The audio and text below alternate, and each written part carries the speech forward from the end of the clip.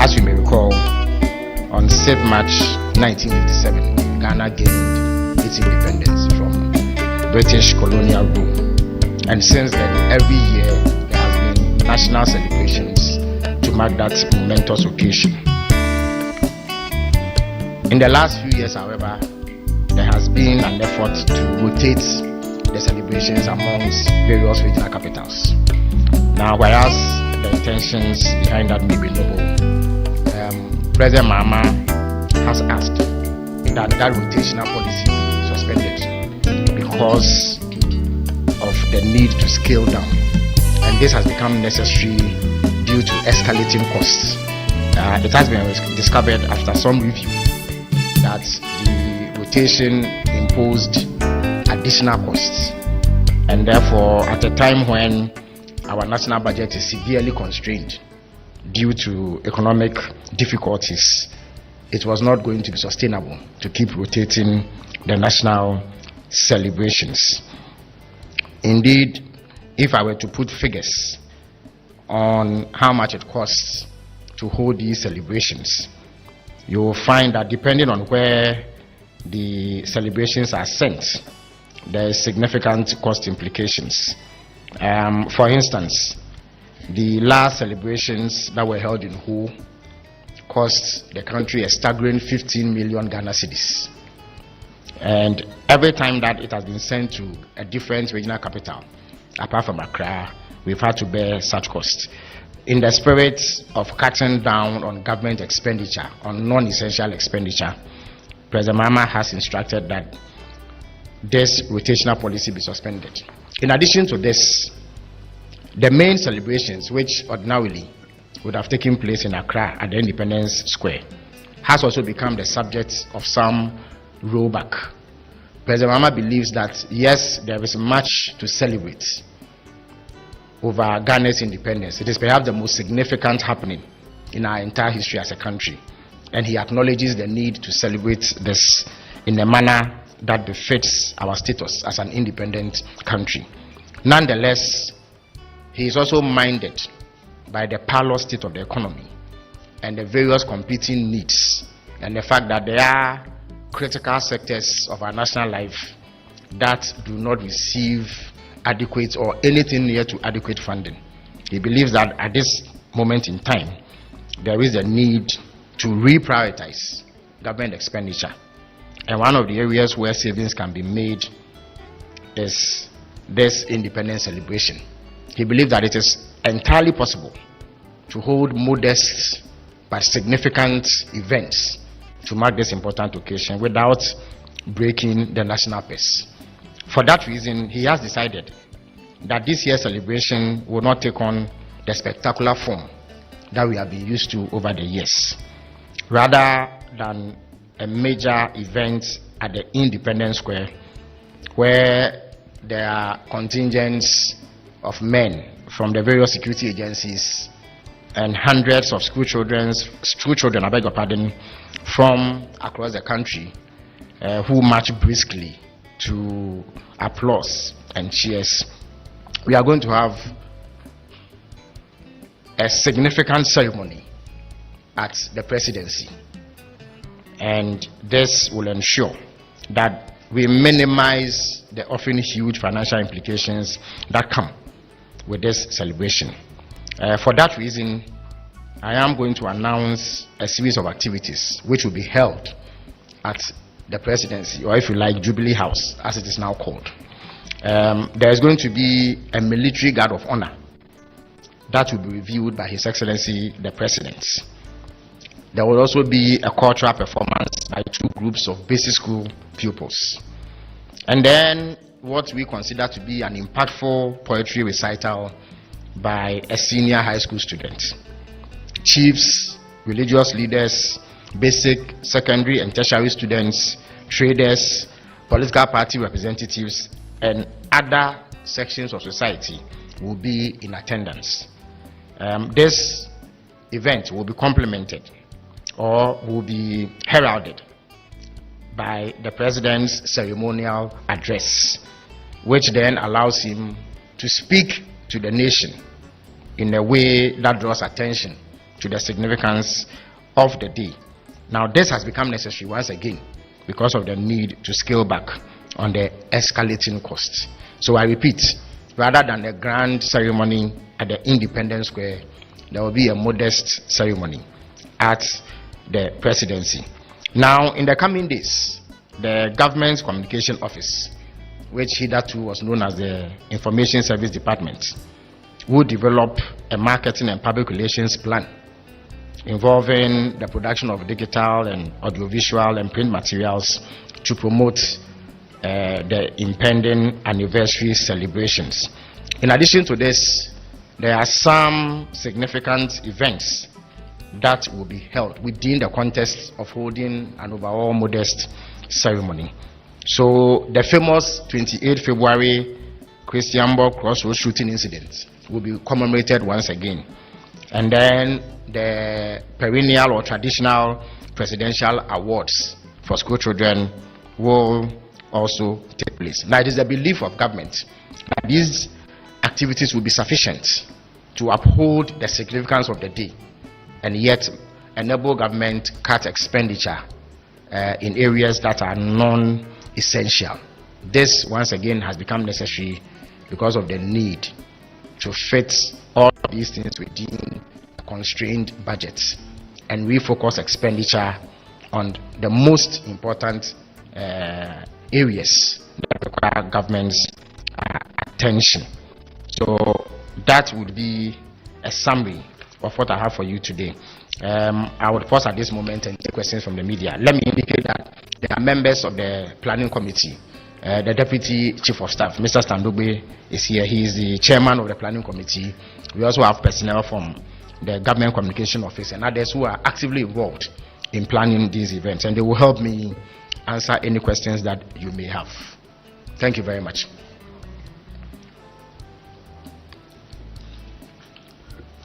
Are there any questions from the media? Yes, Kola. Please go to the microphone and ask your question. Apart from the national celebration, which takes place in Accra, you have metropolitan, municipal, and district celebrations. They also been suspended or will take place as suspended. The celebrations at the ministry levels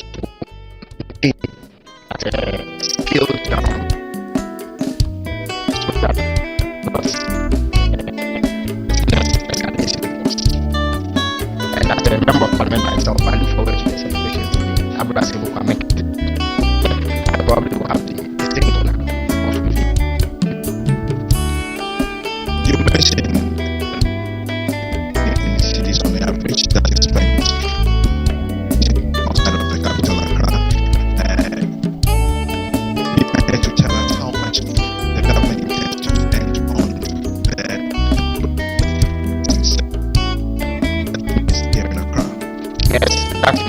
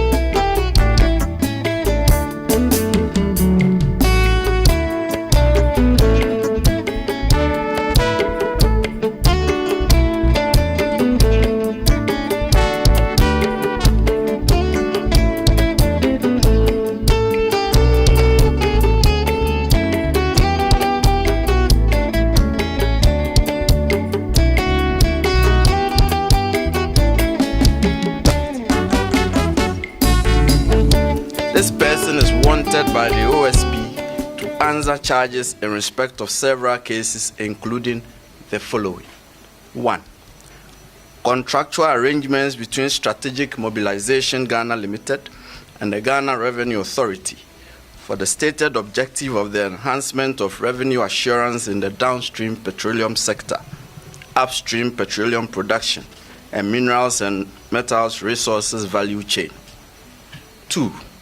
Termination of a distribution loss reduction and associated network improvement project contract between the Electricity Company of Ghana Limited and Beijing Zhaochen Technology BXC. 3. Procurement of contractors and materials and activities and payments in respect of the National Cathedral project. 4. Activities and payments in respect of a contract awarded by the Ministry of Health, initially commenced by the Ministry for Special Development Initiatives to Service Ghana Auto Group Limited for purchases and after-sales service and maintenance of 307 Mercedes-Benz Sprinter 305 CDI ambulances for the National Ambulance Service. And 5. Payments out of and utilization of the tax refund account of Ghana Revenue Authority. Ladies and gentlemen of the media, the fugitive's name is Kenneth Ofori-Atta. Mr. Ofori-Atta is 66 years old. He was the Minister of Finance of the Republic between 2017 and 2024. Mr. Ofori-Atta left the jurisdiction on or around 2 January 2025. On 24 January 2025, the OSP communicated to Mr. Ofori-Atta that the OSP considered him a suspect in respect of 4 of the cases described above. Mr. Ofori-Atta was directed to attend in person the OSP on Monday, 10 February 2025 at 10 GMT for interview.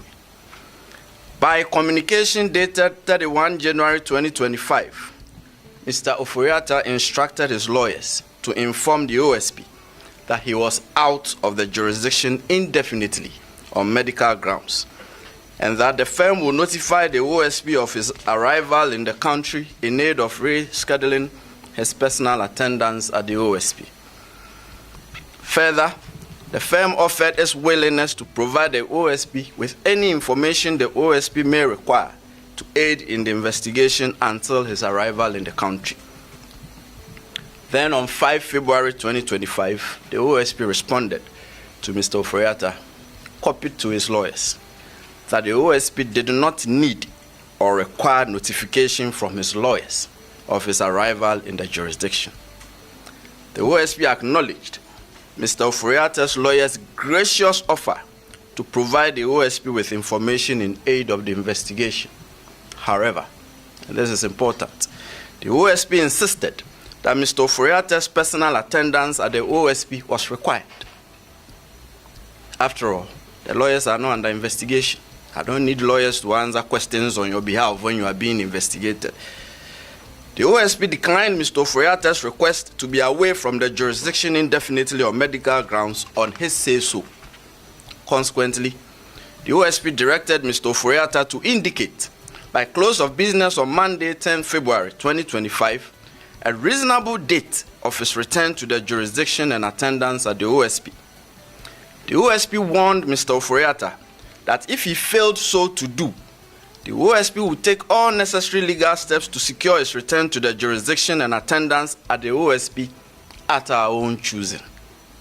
Subsequently, by communication dated 10 February 2025, that is just Monday, Mr. Ofori-Atta's lawyers transmitted to the OSP a generic letter procured by Mr. Ofori-Atta purporting to be from a doctor in a foreign jurisdiction, stating that Mr. Ofori-Atta had been seen and evaluated, and that he was undergoing further testing and management and possible surgical intervention at an indicated future time. And further, that his medical condition necessitates that he will stay and follow up on his appointments. On account of this purported medical letter, Mr. Ofori-Atta's lawyers prayed that the attendance in person of Mr. Ofori-Atta at the OSP should be fixed, taking into account the medical report from his doctors. Then at 4:16 p.m. the very next day, that is yesterday, Tuesday, 11 February 2025, before we could respond to the letter that came on Monday, the OSP received another letter from Mr. Ofori-Atta's lawyers. This time, it was an inquiry. Mr. Ofori-Atta's lawyers wanted to know, and they stated that they were informed by the household of Mr. Ofori-Atta that in the morning of Tuesday, 11 February 2025, that is yesterday, 12 men comprising 1 police officer, 4 military men, and 7 other men in plain clothing visited Mr. Ofori-Atta's house, and that by threat of force, they were able to enter Mr. Ofori-Atta's house, and they undertook an exercise purporting to be a search of every room, office, gym, and other spaces in the house. Mr. Ofori-Atta's lawyers then inquired if the OSP could confirm that the actions of the 12 men were the instance of the OSP, so as to enable them to decide if a complaint to the police would be unnecessary. Mr. Ofori-Atta's lawyers then prayed for a prompt response from the OSP to prevent imposter action. We are now responding promptly, and we have chosen the course of answering Mr. Ofori-Atta's inquiry publicly at this briefing, considering the circumstances surrounding the purported raid at Mr. Ofori-Atta's house, media reportage of the purported raid, and in light of the reckoning that some media houses have stated emphatically that the OSP was behind the purported raid, and in light of the reckoning that the purported raid is being made to appear as if it was some untoward action by the OSP stemming from some contrived vendetta held by the OSP against Mr. Ofori-Atta. So, here we go. And this is our response to Mr. Ofori-Atta directly, but through you, the media. Mr. Ofori-Atta, the OSP did not raid your house on Tuesday, 11 February 2025, or on any other day. Mr. Ofori-Atta, the OSP did not cause any persons, however uniformed or bedecked, to raid your house on Tuesday, 11 February 2025, or on any other day. Mr. Ofori-Atta, that could not have been the OSP, and that is not our style. If the OSP enters your premises, you will not be in doubt as to whether it was the OSP that had come there, and your lawyers will not have cause to do an inquiry ascertaining whether it was the OSP. We have our unique methods of conducting searches, and we have uniquely designed insignia identifying ourselves, and not just by a statement that we are from the OSP. This is one such main insignia. A person cannot just show up and say they are from the OSP. It's cheap, anyone can say that. But when the OSP enters your premises, you will definitely know by our insignia, our methods, and the way we identify ourselves that this is the OSP. Our intelligence. Scotty's. Finally got the name right. Scotty's. I saw a hip.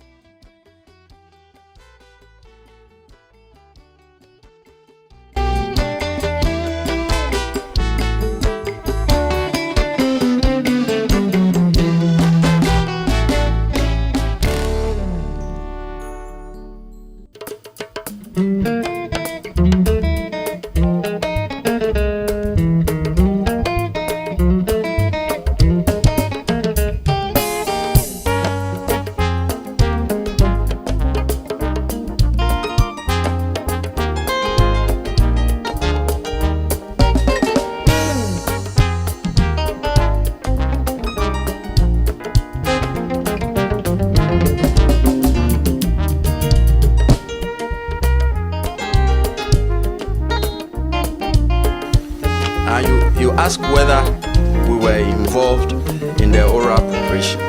The Attorney General.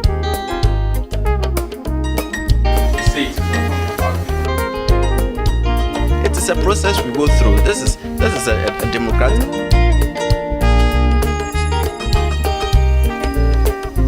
We'll carry the media along when we are ready to disclose to you. After thorough investigation, the OSP is now ready to commence the prosecution of persons suspected to have engaged in such conduct. So earlier today, I directed the Director of Prosecutions at the OSP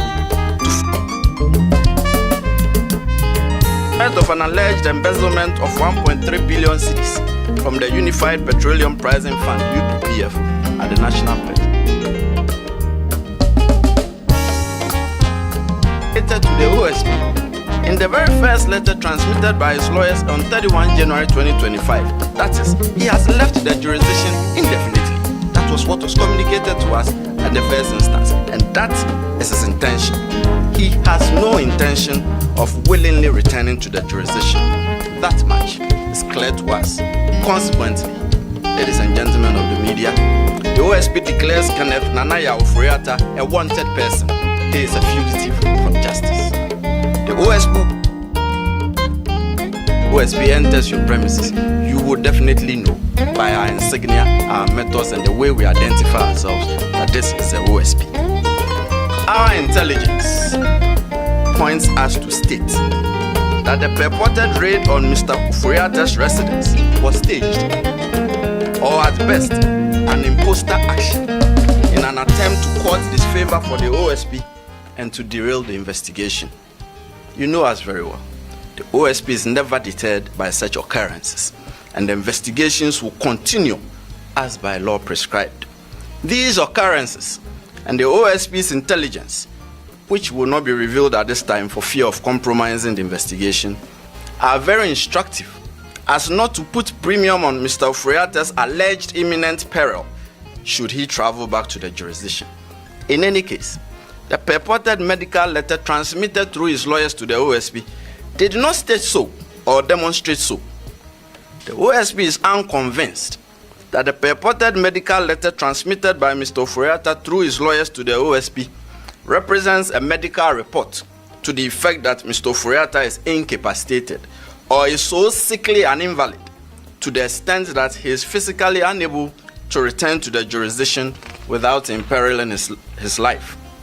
No serious law enforcement agency, and certainly not the OSP, will be convinced that the purported medical letter stops it from demanding the physical appearance of Mr. Ofori-Atta before it in the described circumstances. We are of the firm conviction here that this is only a ruse employed by Mr. Ofori-Atta in aid of his intention to avoid returning to the jurisdiction and to personally answer questions in respect of the investigations. We are convinced that the real intention of Mr. Ofori-Atta is what was communicated to the OSP in the very first letter transmitted by his lawyers on 31 January 2025. That is, he has left the jurisdiction indefinitely. That was what was communicated to us at the first instance, and that is his intention. He has no intention of willingly returning to the jurisdiction. That much is clear to us. Consequently, ladies and gentlemen of the media, the OSP declares Kenneth Ofori-Atta a wanted person. He is a fugitive from justice. The OSP will take all necessary legal steps to secure his return to the jurisdiction and attendance at the OSP. And this is to Mr. Ofori-Atta. You have two choices. You can either return to the jurisdiction voluntarily, or the OSP will enforce your return. Another case update. The OSP has also commenced investigation into suspected corruption and corruption-related offenses in respect of the operations of the Minerals Income Investment Fund, MIF, especially regarding payments made in respect of Ejapa Royalties Limited, Small-Scale Mining Incubation Program, Quarry Value Addition Program, Asante Gold Corporation, Electrochem Ghana Limited, the Lithium Asset, that is Projected Lithium Focused Exploration and Development Corporation, Gold Asset 2, that is Enchi Gold Project, and all other investments by MIF, and funds expended on the chairman of the board of directors, the operational funds of MIF, purchase of parcel of land for intended office building, and all contracts and agreements entered into by MIF, and all publications, especially international publications by MIF. We are withholding the names of those under investigation for now, by targets 2 former officials and 2 serving officials of the fund. Third, the OSP has also commenced investigation into suspected corruption and corruption-related offences in respect of an alleged embezzlement of 1.3 billion cedis from the Unified Petroleum Pricing Fund, UPPF, at the National Petroleum Authority, NPA. The investigation primarily targets the following persons: the coordinator of the UPPF, Mr. Jacob Amwa, NPA staff Frida Tando, NPA staff Wendy Ashon Newman, and the former chief executive of NPA, Mustafa Abdul Hamid. Lastly, it will be recalled that in the last quarter of 2023, the OSP and the Controller and Accountant General's Department jointly commenced corruption risk assessment and investigation into suspected corruption and corruption-related offences in respect of government payroll administration. It is also recalled that the assessment and investigation are especially aimed at isolating and removing the names of non-existent, ineligible, and undeserving persons from government payroll, recovering wrongful payments and unearned salaries, prosecuting persons suspected to be culpable for any offences, and the institution and implementation of internal controls in respect of payroll processing and payment of salaries.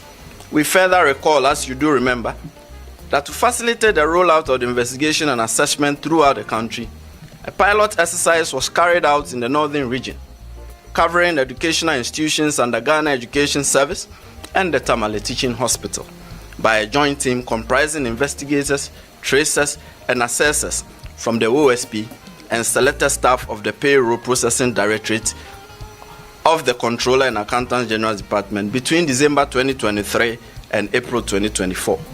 Ladies and gentlemen of the media, I'm glad to announce to you that after thorough investigation, the OSP is now ready to commence the prosecution of persons suspected to have engaged in such conduct. So earlier today, I directed the Director of Prosecutions at the OSP to file criminal charges at the High Court in Tamale against the following 6 persons. 1. Yakubu Tahidu, a former teacher at Balogu MA Junior High School, Yendi, in the northern region. 2.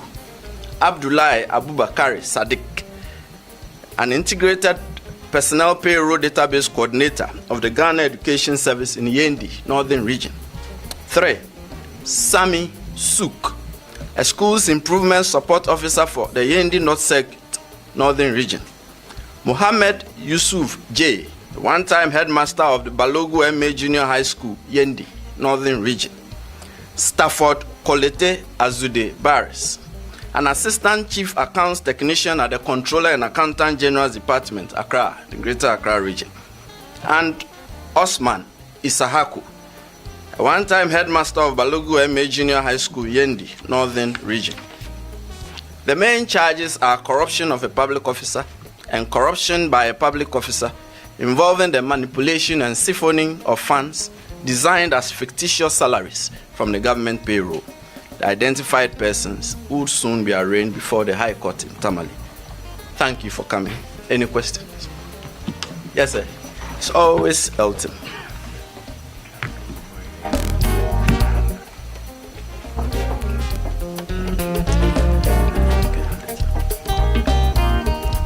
Yes, sir. Sorry.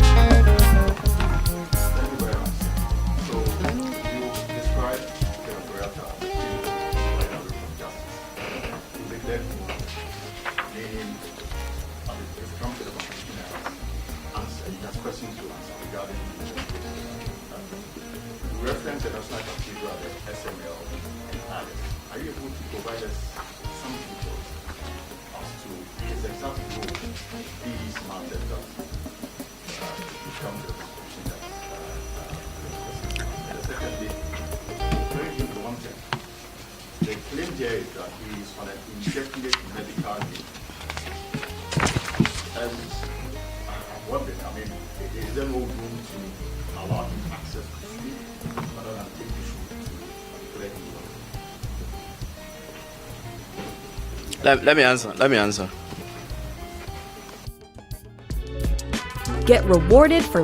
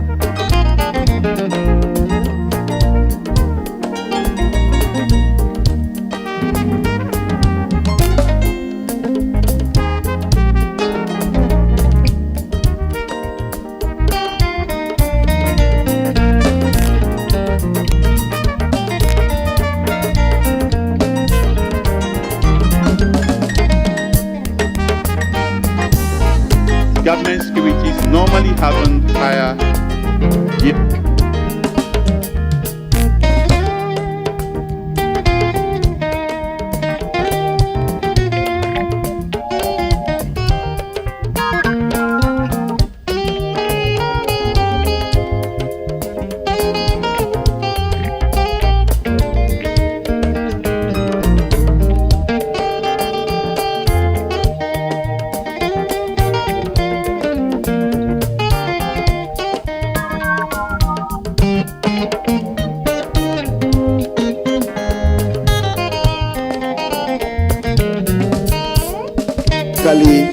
Has a delayed impact. In economics that are well structured, monetary policy takes between 6 to 12 months to have a direct impact on the economy.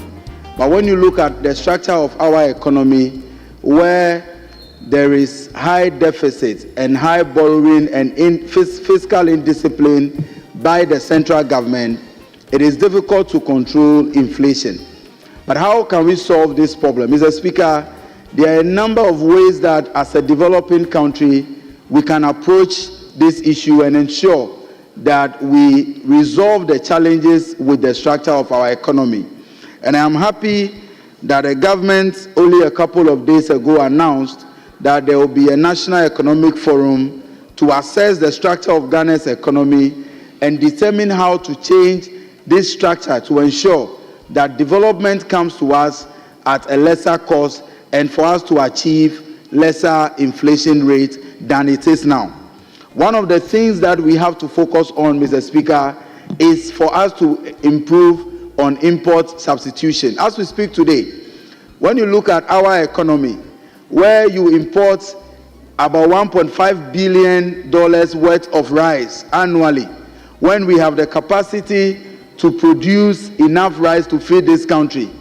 Mr. Speaker, when you import over $850 million of tomatoes from neighboring Burkina Faso, there is no way your monetary policy rate can lead to reducing your inflation. We have to look at local production and how to boost production here in the country to address that challenge. Number two is the issue of cedi depreciation. Mr. Speaker, in the past, we have seen governments issue directives asking government institutions and private sector, encouraging them to ensure that we have cedi denominations in terms of fee payments and all of that. But Mr. Speaker, when you go to a lot of public institutions today, even in our educational sector, prices of goods and services are priced in dollars. And when that happens and many people are demanding for the dollars, cedi depreciation will continue to increase, and that will not help you to achieve the inflation that we are looking for. Mr. Speaker, I am happy that in contributing to this statement, there seems to be a general consensus on both sides of the House that there is a need for us to address the structural challenges that confront our economy. I believe that it must begin with improving with our agricultural production, especially with staple foods and items that we import on daily basis, rice, tomatoes, and all of that. Mr. Speaker, when you come to my constituency, Ketu North, we used to be the highest municipal or district in terms of rice production. But as we speak today, because successive governments have failed to invest in even maintaining the Veta irrigation scheme, we have lost over 200 hectares of rice farmlands to climate change, and also the fact that the canals have not been distilled and farmers have lost their farmlands. Any serious government that is purposed to reduce inflation and address the structural challenges with our economy must be looking at how to boost agricultural production in our country. I respectfully submit that when the committees of Parliament are formed, the Agri Committee should take a critical look at how we can ensure that production is increased, irrigation is improved, and areas where drought has affected the production of agricultural produce over the last couple of years, all these challenges can be addressed. I look forward to a day where we can produce enough to feed this country. I submit, Mr. Speaker. Honorable members, after having listened to all of you, I think the proper thing is to go by the proposal of the maker of the statement and to direct the committees on the economy and development and the committee on budget to engage the Bank of Ghana and the Ministry of Finance on how we can together find a solution to this problem. It's very important for us as a house to equip ourselves with this information so that the proposed economic dialogue could provide an opportunity for us as an institution to make inputs. I realize this house is so well endowed with economists. Listening to all of you, like fresh students that have been unleashed into the country. And even though you are saying the same thing, you're using different words. And it depends on which level you got to in your educational ladder. And so I enjoyed the exchanges, even though you call them comments. It was just like a classroom. So I direct that these committees should engage the Bank of Ghana, and then together we try to find a way out of the quagmire. It's very, very important for our economy. But I also advise members to lead the crusade of trying to stop the import dependency. Well, many of you are living styles that are non-Ghanaian, and therefore you are encouraging the young ones to move in that direction because you are telling them that that is better than our indigenous system, our identity as Ghanaians. Even our dress code, even the language you speak. Some of you try to speak some English that is unknown to Ghana. These are all causes of inflation.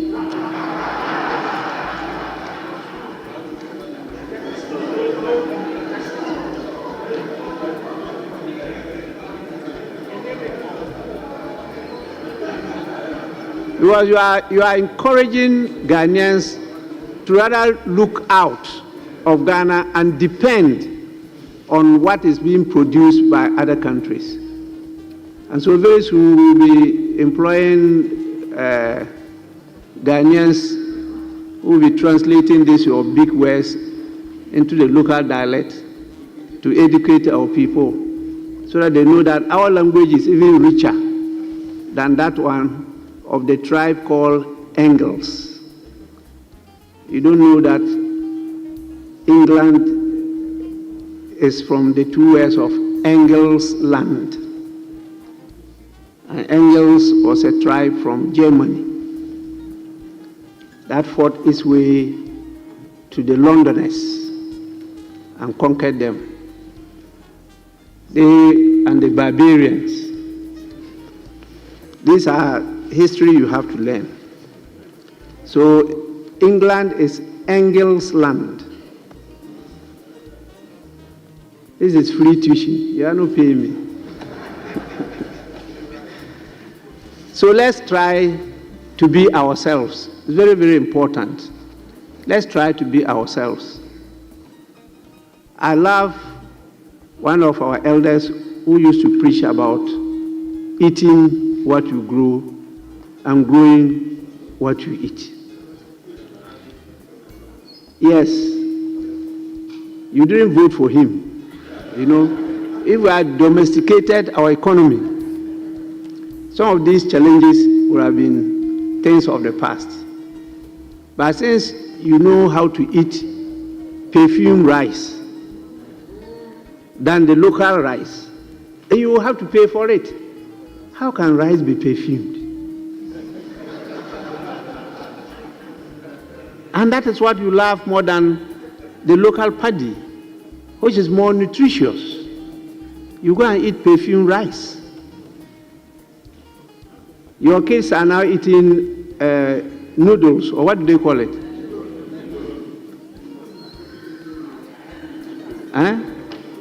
They don't know banku, akple, tozafi, which I eat every evening. I don't eat any other thing apart from tozafi in the evening. And Face the Wall was special food in Lagos. Face the Wall, it was only those who had that could go to the bush canteen to Face the Wall. Those who were the mob rowers will have to go to the canteen to try to learn the corner theory. If not, you won't get food to eat. Now you are eating perfumed rice. We have one more statement, and that stands in the name of Honorable Bright Asamoah Brefo. Are you ready? The MP for Bibiane. Yes. Yeah. Mr. Speaker, I'm most grateful to you for this opportunity. Honorable Member, just a minute. I saw him on his feet, so I wanted to recognize him. Maybe he has some objection or some comment. Yes, Mr. Speaker, thank you very much. Mr. Speaker, I was coming under Order 93.1 to seek the leave of the House and your permission to raise a matter of urgent nature, which the House has to take into action. So, with your leave, if you permit me, I will go ahead and raise the matter. Thank you.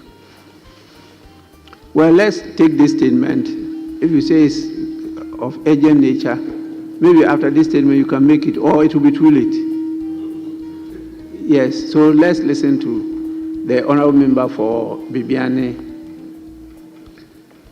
Mr. Speaker, I'm most grateful to you for this opportunity. Mr. Speaker, I rise to stand on Order 67 FF and Order 93.1 to make statement on the delay in releasing WASI results. Mr. Speaker, before I proceed to make my statement, I wish to give a brief background to what occasioned the delay. Mr. Speaker, the West Africa Examination Council, WAEC, as a regional examination body that conducts various exams in 5 English-speaking West African countries, in a press release dated December 9th, 2024, disclosed that delays in the release of funds from the Ministry of Education was affecting the timely completion of post-examination processes for the 2024 West African Senior Secondary Certificate Examination. Honorable Member, just a minute. Yes, what is it, Minority Chief Whip? Speaker, with respect, Order 93.8. Speaker, ordinarily I will not do this. It's a new standing order, and all of us should help in the enforcement of it. Order 93.8, Speaker, with your permit, says the clerk shall make available to members copies of admitted statements.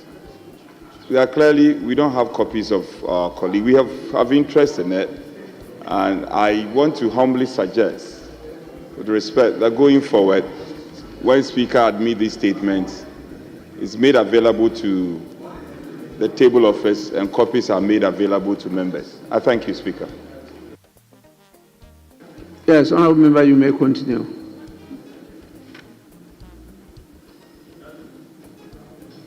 Thank you, Mr. Speaker. Mr. Speaker, The West Africa Examination Council, as a regional examination body that conducts various exams in 5 English-speaking West African countries, in a press release dated December 9th, 2024, disclosed that delays in the release of funds from the Ministry of Education was affecting the timely completion of post-examination processes for the 2024 West African Senior Secondary Certificate Examination. Mr. Speaker, WAEC further revealed that although the marking of essay and practical components were completed on November 20th, 2024, the scanning of objective test cards had been stalled due to the breakdown of scanners. This delay was attributed to the lack of funds needed for repairs and other operational activities. Mr. Speaker, having highlighted on what occasioned the delay in the release of the WASI results, according to WAEC on 30th of December 2024 released the provisional results of the 2024 WASI examination, with some 781 results being withheld as a result of some alleged irregularities and exam malpractices. WAEC confirmed that it was going to release the withheld results by February 28th, after investigation into the alleged malpractices have been finalized. Mr. Speaker, parents and affected students were invited by the West African Examination Council to answer questions on the withheld West African examination results on January 30th, 2025. Mr. Speaker, students from Western North region, of which my constituency happened to be part, who had their results withheld, were asked to go to Secondary, which is different regional capital, with their parents. Mr. Speaker, this decision by WAEC for the students and parents to move from one region to another put so much stress and financial burden on both students and parents, which could have been done in their home regional capital, Sefiyoso, where WAEC has a regional office. Mr. Speaker, on reaching Secondary, affected students were instructed to enter a certain room for questioning and writing of statements without their parents, guardians, or legal representation. Mr. Speaker, this directive did not go down well with many parents and led to an altercation between some parents of the affected students and officials of WAEC in Kumasi. This led to the unfortunate death of Mr. Ajiman, popularly known as Papa Bruno, an official of WAEC. May his soul rest in peace, and my condolences to his family. Mr. Speaker, it is rather not unfair for students to be held responsible for the negligence of WAEC in executing its duty of ensuring examinations are conducted in a fair and transparent manner through its invigilators and examination practices officers on the day of examination. Mr. Speaker, in a country where students are provided with past questions and answers as a guide, as a study guide, will it not be obvious that students will have the same answers or similar answers where similar questions are put before them? Mr. Speaker, in light of the foregoing, it is my candid view that it is unfair for WAEC to flag 319 schools for alleged collusion detected by examiners during script marking. Mr. Speaker, the actions of WAEC led some affected candidates to mount a legal challenge in the High Court, which resulted in a ruling in their favor, and the High Court ordered WAEC to release the withheld results. Mr. Speaker, as I make this statement, I believe universities have closed admissions, and both parents of the affected students are in a state of confusion, with anxiety concerning what the future holds for their children. Mr. Speaker, I'm pleading with the government, Ministry of Education, and WAEC to look into the issue holistically and resolve it as soon as possible to prevent any miscarriage of justice. Thank you, Mr. Speaker.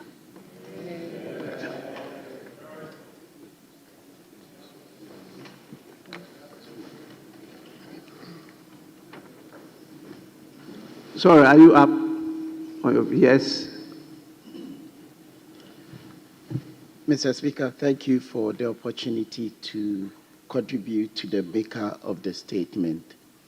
As the just outgone Director General for Commission for TVET, I had the opportunity to supervise the examination of over 46,000 learners in this country for the TVET sector. Mr. Speaker, examination is not a way to punish students, but it's an opportunity to verify students' competence and to encourage learning within the school environment. And many a times, what happens is that either facilitators, or in other words, teachers, are not teaching, or learners are not learning. And as such, within the TV sector, we devise a means of encouraging learning, and I believe it will be continued. That is randomization and serialization. This, we believe, is curbing down examination malpractices. But, Mr. Speaker, nobody likes exams. Even PhD students do not like to take exams.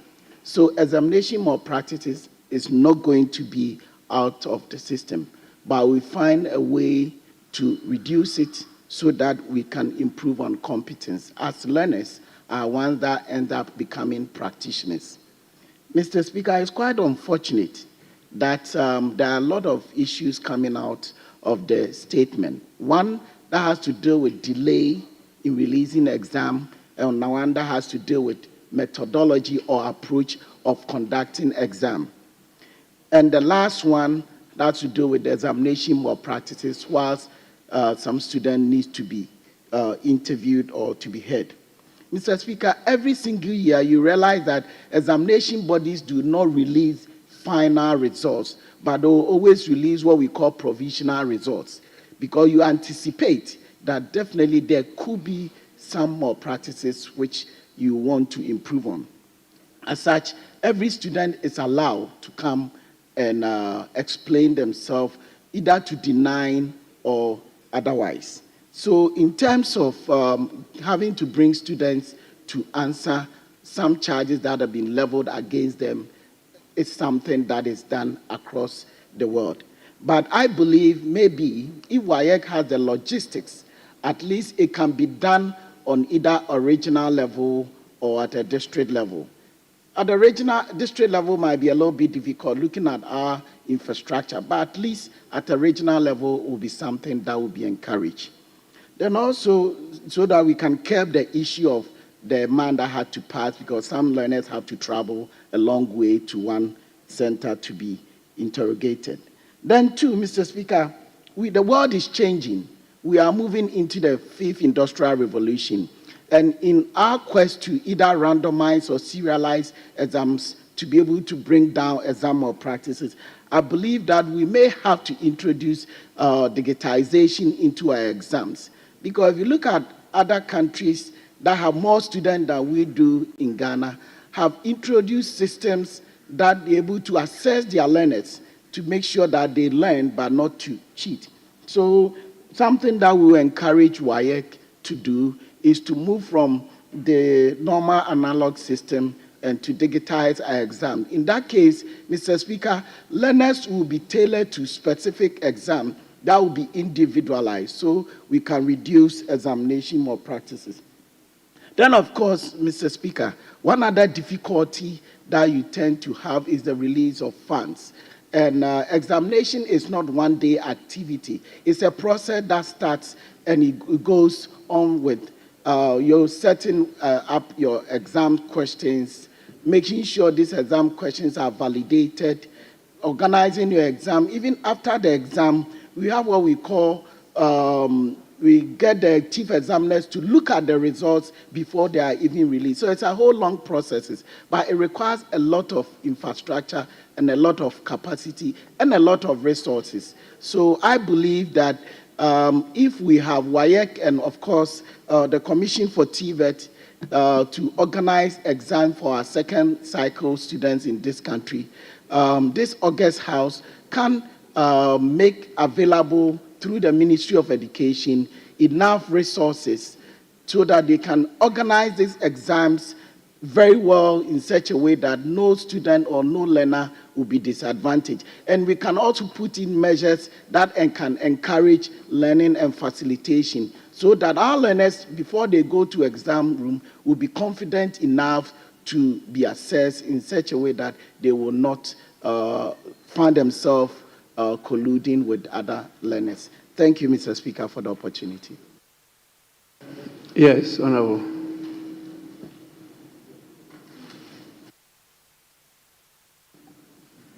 Thank you, Mr. Speaker. Thank you for the opportunity to contribute to the statement made by my colleague. Mr. Speaker, it is true that this year the release of results for the 2024 West African Senior Secondary Certificate Examination delayed because of the delay also in the release of funds to West African Examinations Council to conduct the marking and collation of results in time. That was a big challenge last year. And the minority chief whip, who was then the majority chief whip, how we had to work together to make sure that money was even released for the BEC, and so that it did not delay. We did same for the WASE. So at the time money was released to them, the examination was at hand, and they needed a lot of logistics. Their equipment had broken down, so they were finding it very difficult to meet the target third day of release of results. Mr. Speaker, examination malpractices have been the biggest challenge facing WAEC, apart from funding. If you look at statistics, it has been on the increase. In 2018, the increase was 0.9%.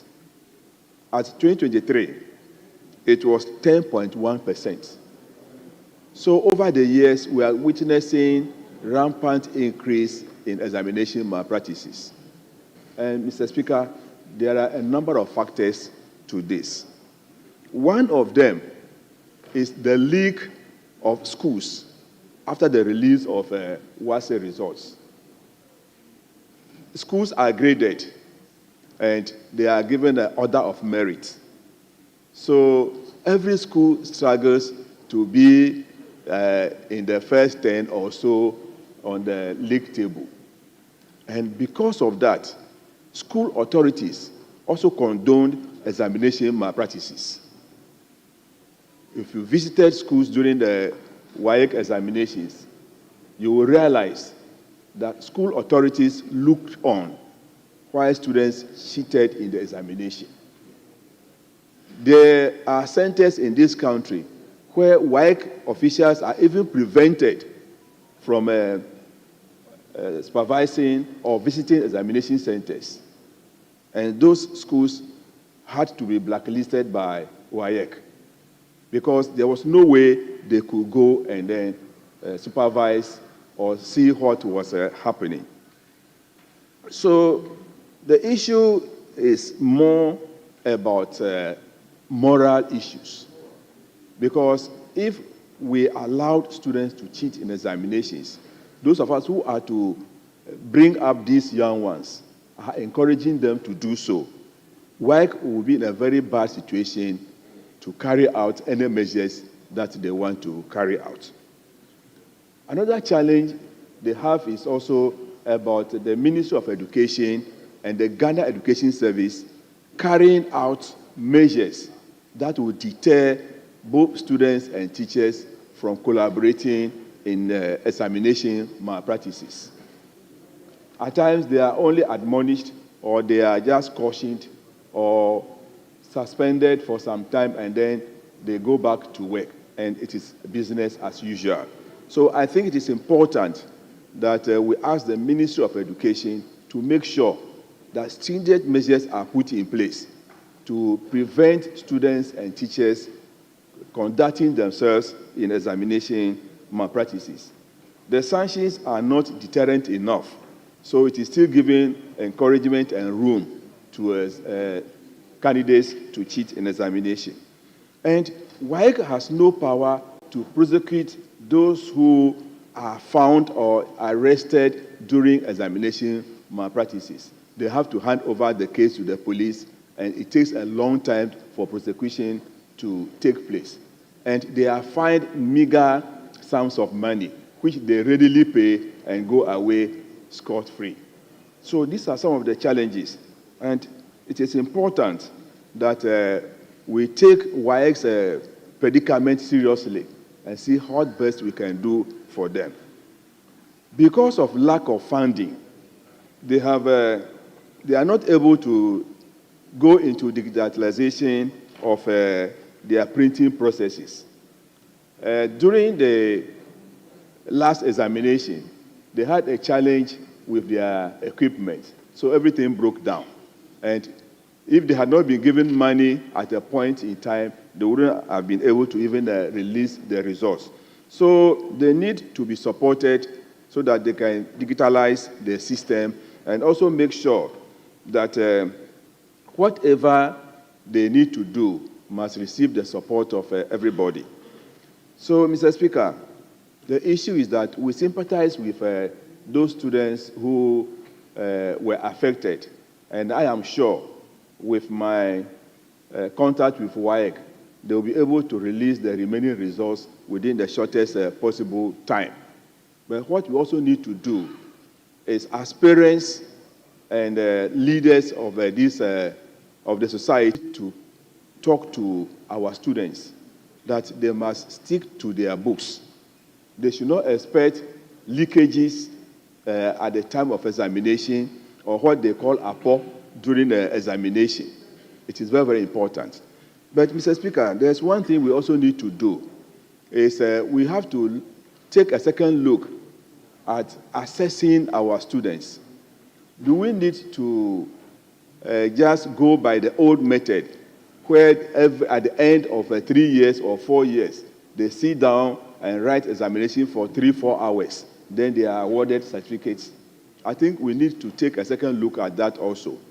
There are different forms of assessment that I think we can adopt, so that if the percentage that will be required as written examination is reduced drastically, I think that desire to cheat in the examination, to make sure that, I get very good marks to make an A or a B, I think we will go away from that.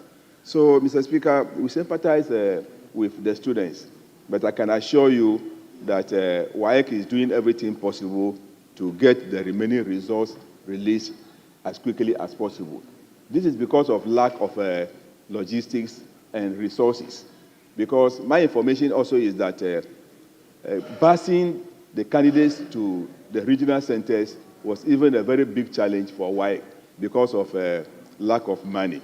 But I can assure you that this year things will change.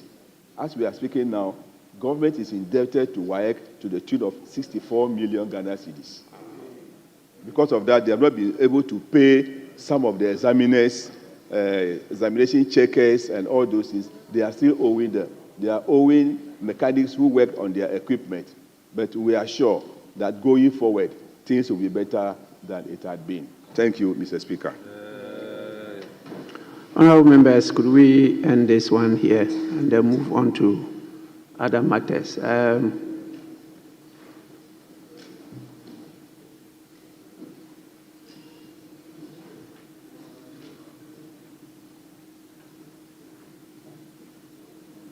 More members still want to contribute.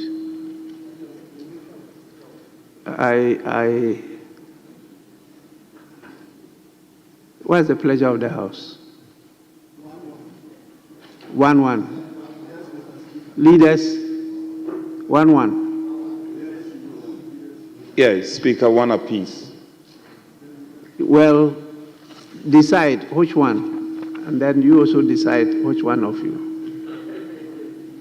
Speaker, on our side, the Honorable Asafo-Adjei will speak. And on the other side, I can suggest to him who should speak on the side. Are you in charge of that one too? Yes. Honorable, you can start. Asafo-Adjei can start. Thank you. Yes, please. Okay. Thank you, Mr. Speaker. I think it is important that we acknowledge the maker of the statement and commend him for bringing such important issue to the floor of Parliament to be discussed. Mr. Speaker, many a times we look at the decisions or measures that have been taken by WAEC, which I agree, it is important. But Mr. Speaker, we cannot deal with this matter without critically looking at the issues that are confronting WAEC, Ghana, students, and all of them. We critically have, and I would suggest that, Mr. Speaker, after this deliberation on this matter, in an era where it is easy for committees to be formed, the President should form a committee to, as matter of fact, look into this matter. Because, Mr. Speaker, it is very pertinent. Mr. Speaker, one of the major issues we are looking at is Mr. Speaker, one of the major issues that we need to look at is a certain foreknowledge that the student, the teachers seem to get ahead of examination. 2, Mr. Speaker, there's a certain attitude where you get to the examination center where not just students are cheating, but supervisors are aiding students to perpetuate that act. Mr. Speaker, it is also important. Sometimes you find proprietors, headmasters, teachers of various institutions trying to make ways and means for their students. Why are these things going on? It is going on because there's a certain social status and social impression about the grades the school will come out with. It is important because they are looking at that as a source of getting students into their schools. Mr. Speaker, we cannot deal with this matter without looking at GES, without looking at WAEC, its internal control mechanisms. There are times, Mr. Speaker, some of these questions are coming from WAEC, internal systems. Yes, we agree. They might have challenges of funding. But, Mr. Speaker, I don't think necessarily challenges of funding must be a way, a means to give us a leeway for students to have their way at the examination centers. Speaker, I am pleading and I'm asking that beyond the statement, beyond the comment, a measure, a committee, a team must be put in place so that every year we'll go to examination, we'll come back, it's either results, provisional results are held, student results have been cancelled every year. Speaker, we need to find a lasting solution to this matter. And we cannot do that without engaging the stakeholders. WAEC precisely, GES, and other stakeholders that matter. Mr. Speaker, one of my honorable members made a comment. that WAEC don't even have the mandate, the powers to even do investigation and prosecution. Mr. Speaker, we need to revisit these issues, whether there should be an act for them, there should be a law that would embolden them, that would strengthen them, so that some of these measures can be worked on. So, Mr. Speaker, I will commend the maker of the statement. But the students are still waiting for their results. Schools have reopened. Others are moving forward. Before you know, the delay of their results would affect their... Thank you, Mr. Speaker, for the opportunity given to me. Myself, I'm a teacher, so sometimes issues of exam malpractice is serious and we need to tackle it from all angles. In the university, you meet students and then you look at their output. The only thing we could do is to find out what actually happens or happened before they got to the university. Checking from the background, I know that although from time immemorial, exam malpractice has been a problem, but I think that lately it's becoming so or too astronomical. And we needed to find out what actually is happening. Mr. Speaker, one of the things that we need to look at is the free SHS program. Because when we decided to ask some of these headmasters from various schools, what we got from them was that no student fails. I don't know if it's because of the free SHS. Every student has been budgeted to complete within 4 years, and so how much to be spent on each student go along with that student up to the 3 years. And so nobody fails any exams and they move through. And that is one of the major problems why, by the end of the day, students who are even not good are at the 3rd year and they need to write exams. At all cost, the parent wants the child or the student to pass, and the student himself or herself wants to pass. And so what happens? They now go to any tangent to be able to pass. So I am of the opinion that if we want to curb this, we need to look at that program very well so that we sit up. And then what we used to do when we were all in school, if you fail in any exam from 1st year, you don't progress to the next point. And if we are able to do that, I think that we'll be able to curb or at least reduce what we are experiencing for now. Other than that, we will be talking, but the actual input that brings that kind of output will not be able to get it. And again, if we look at students have written exams and it is assumed or it is said that they have copied and so their exams are withheld. The point is that were they supervised during the exams? And if there were actually supervision, who were the culprits? Because if they had copied, it means that those who were asked to go and supervise that exams are also culprits. Have we done anything to this? So if we are not able to bring stringent punishment to these people who also have been given monies to supervise these exams, definitely it will continue to go on because nobody would want the child or a ward to fail an exams and they will go any length to do it. Mr. Speaker, thank you very much for your opportunity given me. Yes, honorable members, I just want to say that I don't think that people should fear examination. There was a statement that nobody likes examination. I don't know why people don't like examination. Well, they simply make you better. Why don't you want to be better? If you fear examination, it's just because of the fear of what? Failure. The first thing you do is to eschew fear. Why should you be afraid of doing something? Well, that's the way of learning. to make you better. So why should you be afraid to learn to be better? It's a way we define failure. We make it look bad. But failure just is a failed first attempt in learning. And you continue to learn.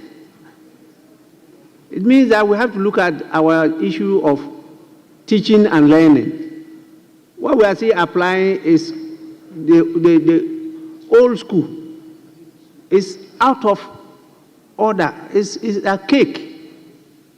We have to change the system. Why do we have to call students together in one classroom and give them questions to answer? Pack them so close to each other and they will not glance and copy. Why do we continue that? Why can't we change? Do we need to continue to write exams the way we do? The man who discovered the electric bulb, what level did he drop out of the formal education? Primary 6.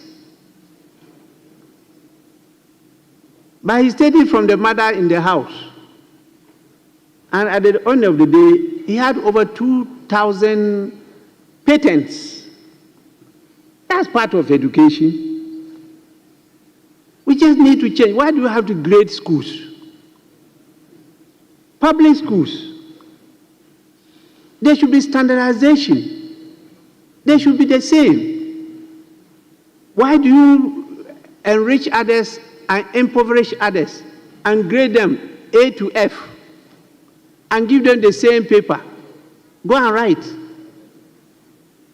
You yourself is a failure. The government, the system. And we have to change it. You've never had enough funds anywhere. You can never in life have enough funds to do everything you want to do. It's prioritization. And so please, we don't need the executive to be setting up committees. It's part of our duty as Parliament. We should go into this issue and try to lead in finding solution to it. The free senior high school was a major policy decision. That has been what the framers of our Constitution hoped for. And that was the vision. And so the former regime had to bite the bullet. The only thing they did wrong was not bringing it up to Parliament, for Parliament to debate and approve, fine-tune it, and let us serialize it for implementation. That was an error. But even when we did the FQ, the Free Compulsory Universal Basic Education, it was brought to Parliament. Parliament debated it and approved it, and it was phased out. This time, I think the bullet blew the jaws. And this is part of the effect of that decision. But it's a decision that we have to continue. You cannot run away from it. You just have to find the money and implement it. It's good. It's not bad. But that is part of the challenges we have to face. But what is life about? It's about challenges. And so we have to support in finding solution to it. I will advise, because we haven't set up the committees yet, that the main players in the education system, when you find yourselves into the committee, let's take up this matter seriously. Because it's not only an organization for Ghana, it's for the whole West Africa. We need to reform WAEC. We need to reform learning, I should say teaching and learning. And we need to make education more attractive. The teacher must be taken care of. Don't use their numbers to say that there are too many. When we were kids, we all wanted to grow up to be teachers because they were the best in the society. Now, you don't want it. It means we have failed the people. So please, let's take up this matter seriously and don't keep on making statements every year, every meeting. There's a statement on education, a statement on WAEC, and yet we are not moving forward. I recall just the last meeting, we had a statement on WAEC, on the same issue. So please, let's move away from just talking to walking the talk. I thank all those who have made statements, and particularly the opportunity for the first-timers to break the ice. I have communication from His Excellency the President. It came whilst I was away, and they had to do with the nomination of ministers and deputy ministers.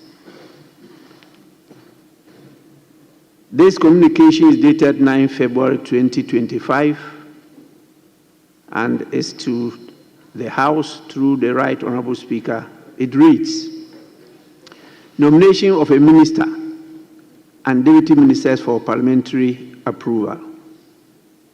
In accordance with Article 78(1) and 79(1) of the Constitution of the Republic of Ghana, 1992, I submit through you to Parliament for your prior approval the names of persons attached hereto. I intend to appoint a minister and deputy ministers after consultation with their relevant ministers of state. The nominees' credentials and records of service demonstrate their competencies to support the government's agenda and serve the people of Ghana effectively. Attached are their curricula vitae and supporting documents for vetting. I trust that Parliament will expedite the approval process in accordance with constitutional requirements. Accept, Mr. Speaker, the assurances of my highest consideration. John Dramani Mahama, signed. The names: Minister, 1, Minister of State, Public Sector Reform, Lydia Lamisi Akamvarba. Deputy Ministers, Ministry, 1, Minister of Finance, Thomas Nyaku Ampem. 2, Ministry of the Interior, Ebenezer Oklete Telabi. 3, Ministry of Defense, Ernest Boja Jemfi. 4, Ministry of Education, Clement Abbas Apak. 5, Ministry of Energy and Green Transition, Richard Jan Mensa. 6, Ministry of Roads and Highways, Al-Hassan Saibu Suhuyini. 7, Minister of Justice and Attorney General, Justice Srim Sai. 8, Minister of Lands and Natural Resources, Yusuf Suleimana. 9, Minister of Local Government, Chieftaincy and Religious Affairs, Ritana Odole Sowa. 10, Minister of Works, Housing and Water Resources, Gisela Tete Agbotui. 11, Minister of Tourism, Culture and Creative Arts, Yusuf Isaka Jaja. 12, Minister of Food and Agriculture, John Kofi Seto Dumelo. 13, Minister of Trade, Agribusiness and Industry, Samson Ahi. Honorable members, This is referred to the Appointments Committee for consideration and report to the House. With this, and with your kind indulgence, I proceed to adjourn the House. But before I do that, there's one other dated 10 February 2025 to the House through me, absence from Ghana. In accordance with Article 59 of the 1992 Constitution of the Republic of Ghana, I write to formally notify you of my intention to travel outside the country on Wednesday, 12 February 2025, to attend the 61st edition of the Munich Security Conference, scheduled to be held from 14 to 16 February 2025 in Munich, Germany. Additionally, I will participate in the 38th Ordinary Session of the Assembly of the Heads of State and Government of the African Union from 16 to 17 February 2025 in Addis Ababa, Ethiopia. I will return to Ghana on Tuesday, 18 February 2025. In my absence, the Vice President, Professor Nana Jane Opoku Ajiman, shall, in accordance with Article 68 of the Constitution, act in my stead. John Dramani Mahama, signed. Yes, Honourable Member. Mr. Speaker, earlier on, I sought your leave to... Yes. So I'm just reminding, I heard you saying that... Honourable members, it's true. Sorry for... It's almost eluding me. I thank you for drawing my attention. He says he has an urgent matter he wanted to draw the attention of the House to. Could we give him a listening ear? Please, you can go on. Okay, thank you, Mr. Speaker. Mr. Speaker, I have in my hands here a press release dated 7 February 2025, which was issued by the Ministry of Roads and Highways. And, Mr. Speaker, the subject is suspension of the implementation of the National Roads Authority Act 2024, Act 1118. Mr. Speaker, this is an act which was passed by this House in July 2024. Mr. Speaker, Article 93(2) makes it clear, and the authority or the legislative powers is vested in the hands of this House. Mr. Speaker, it is an illegal attempt by the ministry to suspend an act which had been passed by Parliament without any recourse of the House.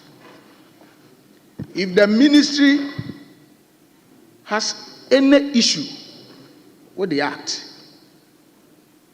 the best remedy or the procedure they have to take is to come to the House and make sure the proper thing is done. But for them to unilaterally issue a press statement to suspend an act of Parliament which members of this House burnt midnight oil to pass this very important act, just for the ministry to turn away. I'm surprised. The Minister for Roads and Highways is here, Honorable Govin Sagoja. He happens to be my ranking member.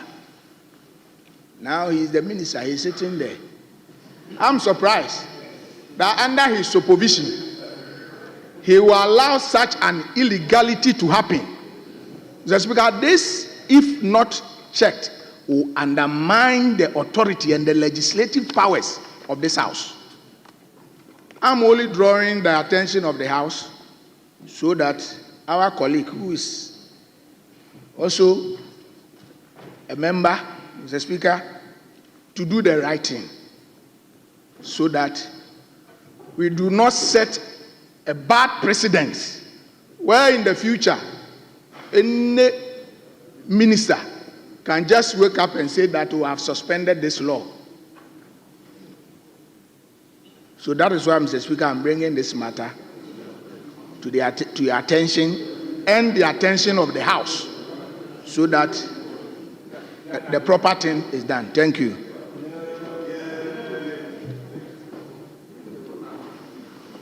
Yes, Minister. Mr. Speaker, I thank you for the opportunity, and I want to thank my good friend, Honorable Kenneth Osei-Nyaku, for bringing this to the attention of the House.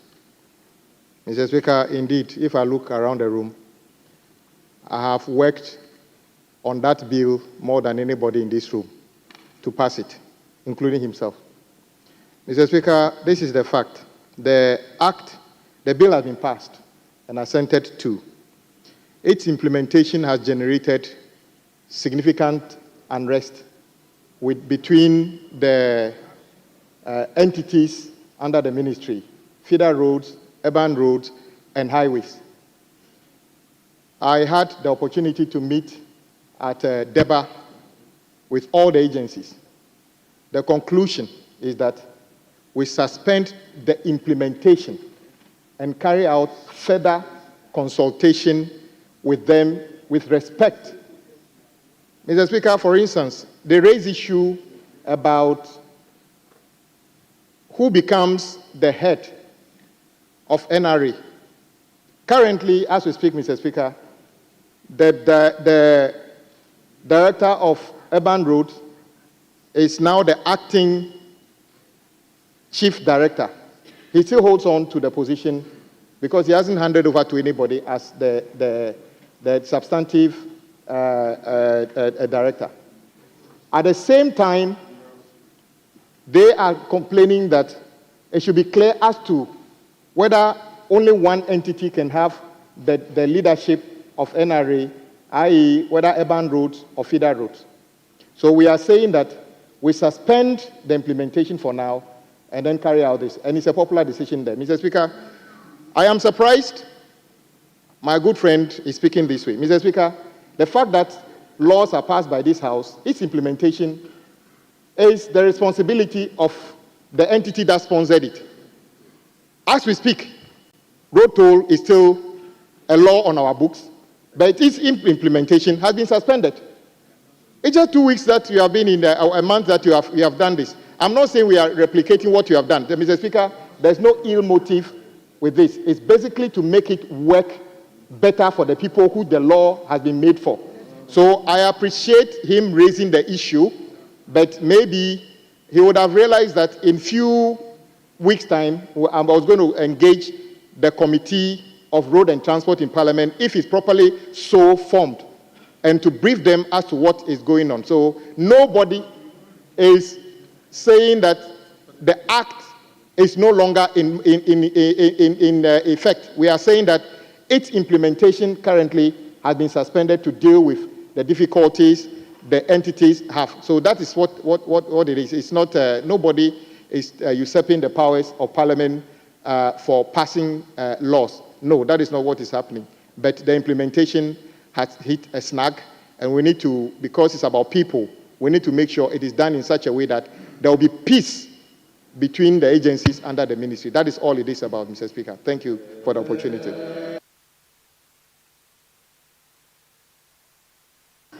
Yes. Speaker,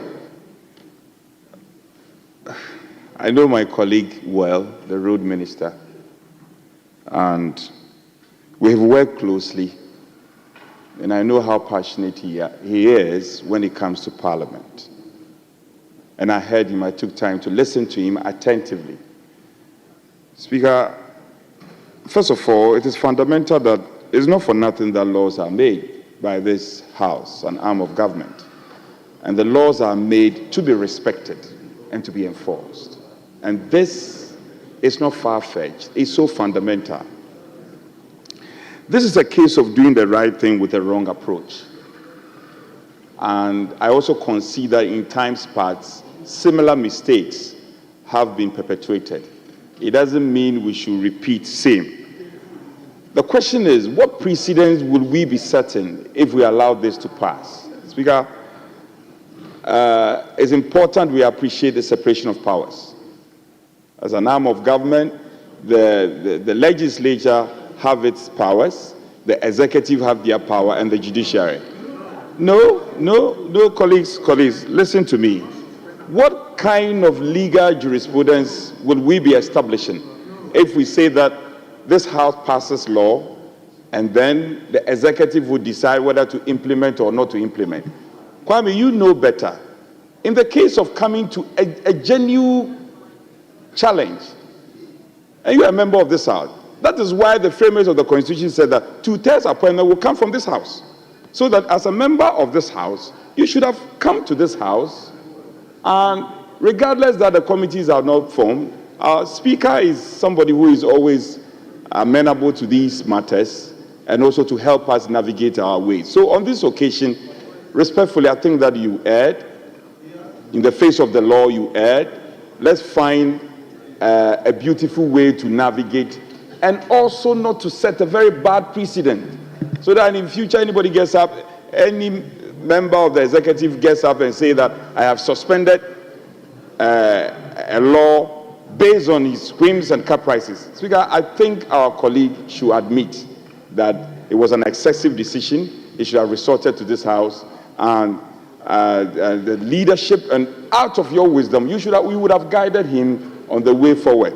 So the challenges he cited are good, they are well placed, but it's a wrong approach, and we cannot take this House for granted. We cannot pass laws and the laws will be at your whims and caprices. That will not be accepted, and that is not acceptable.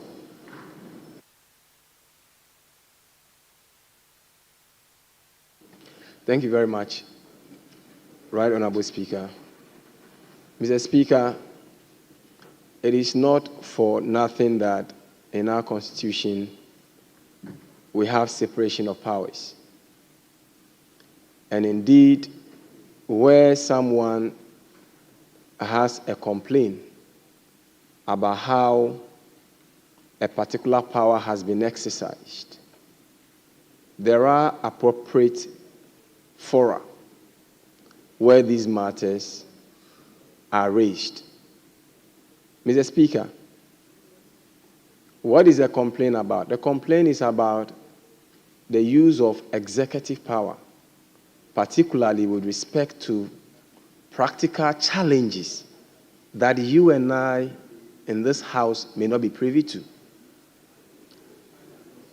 If the Honorable Minister has challenges of dealing or implementing a law, the minister would have to show leadership. The minister will have to show leadership. I mean, when you go to court, there are several laws that, Mr. Speaker, we are passing in this House. For example, begging is a crime in this House. How many people have been arrested on the street because they are begging? So I'm saying that it's one thing, yes, it's one thing having the law, and it's another thing implementing the law. And the minister is the one seized with the jurisdiction of implementation.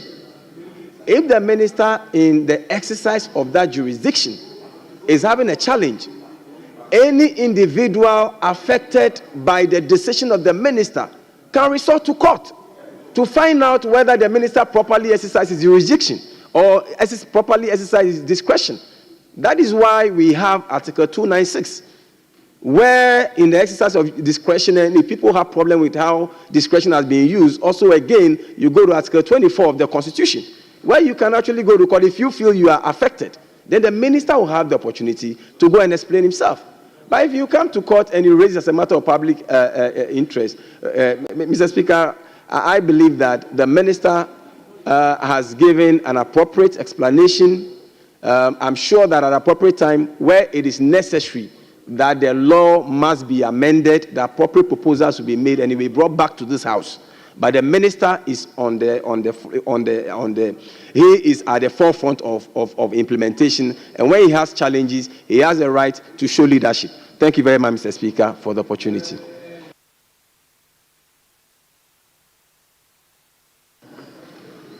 This is a statement.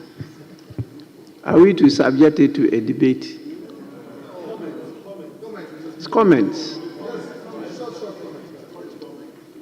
And I'm surprised you are now subjecting this to a debate. It's a very simple matter. Honorable members, because I want to adjourn, I totally agree with the maker of the statement. He has drawn our attention to an urgent matter. The urgent matter is that we pass a law. The ministry is come out with a statement saying it's suspending the implementation of the law. Now, luckily for us, the minister is available. The minister has not challenged that. He is explaining why the ministry is being forced to suspend the implementation of the law. The only thing that the maker of the statement says is that if you have that kind of challenge, come back to Parliament. We had a similar one with the road tolls, as the minister drew our attention to. We called on the then minister, it's the same ministry, and it was ignored. That is a precedent that should not be followed. Because that time, those on my right were to my left, and it was raised by them, and we said the then minister was wrong. Today, those on my left are on my right. The same thing has happened.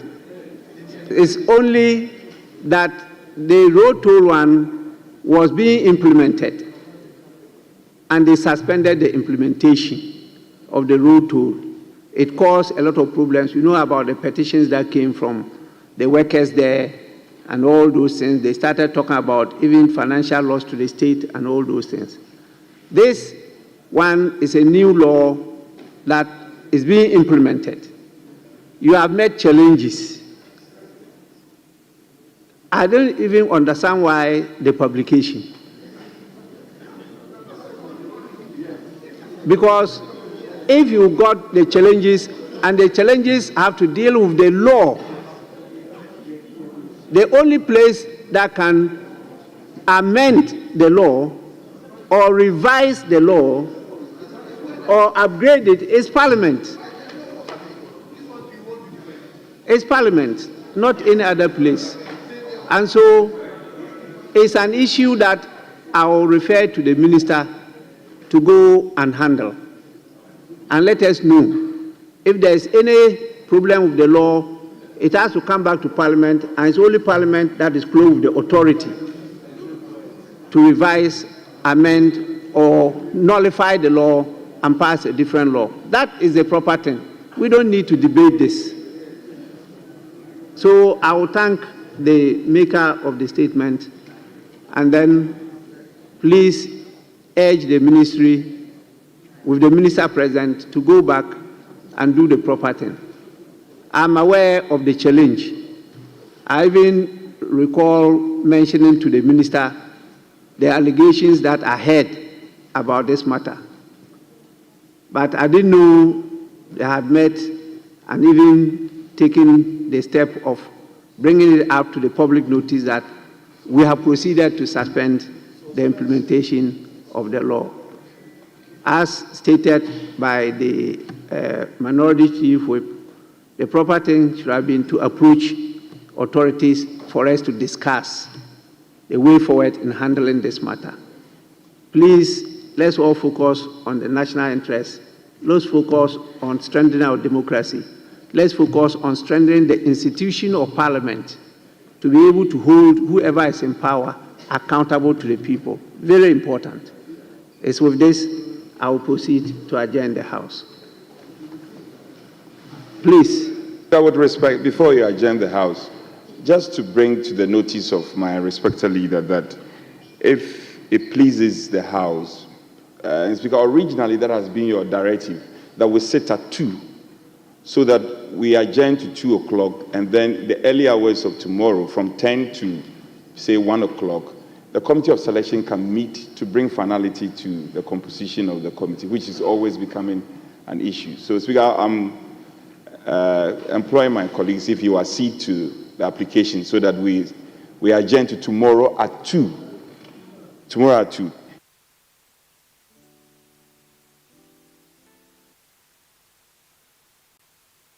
Yes. Yeah, Mr. Speaker, I think my honourable friend is right. We can do that in the morning, and then, if we are in your hands, basically, 2 o'clock will be appropriate. Thank you.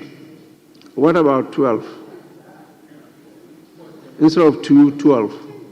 Speaker, it's fine. Once we can have time to have Committee of Selection meeting, it's fine by me. Yes. Apart from that one, we are also looking at the leadership, getting that committee to advise me on who to appoint to the Parliamentary Service Board. We need to inaugurate the board. We also need to activate the friendship associations. Members have to join parliamentary friendship associations. We are having invitations from many parliaments all over the world for our members to visit them or for them to receive members come from those parliaments. Yeah, we don't have those associations in place. Please kindly work on these matters as quickly as possible for them to put this in place.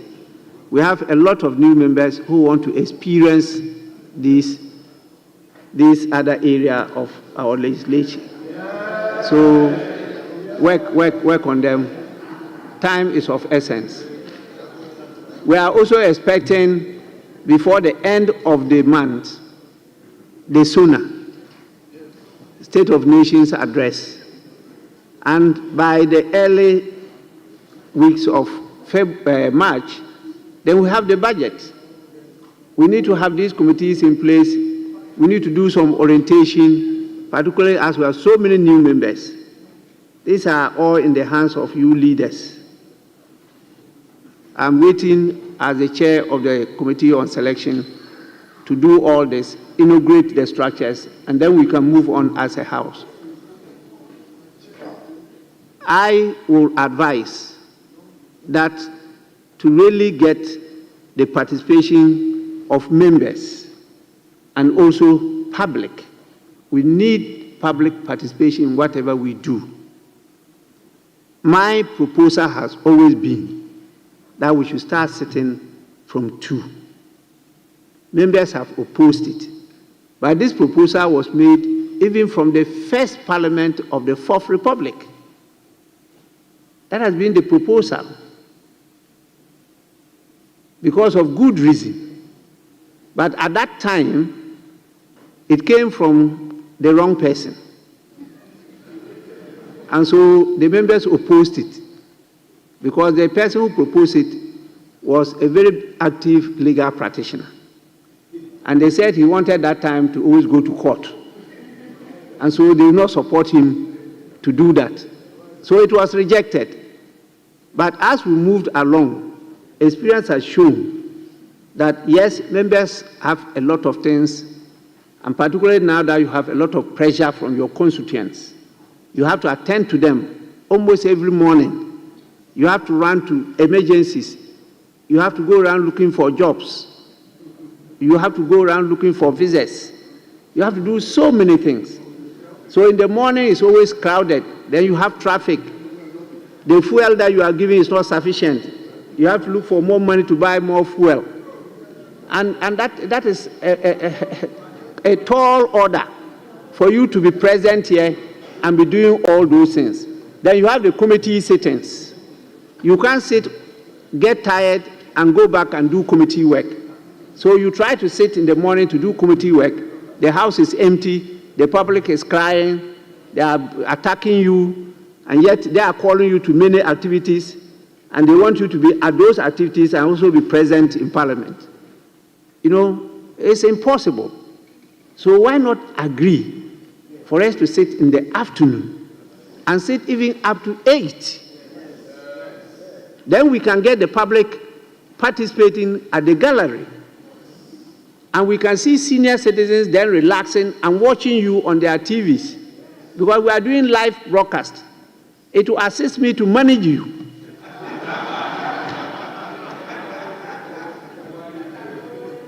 Because your paramount chiefs will be watching you. Your in-laws will be watching you. Your children will be watching you. And when you start misbehaving, you go home, your son will ask you, but daddy, why did you do that on the floor? We need that. We need the feedback. Please, it's not every parliament that says from 10.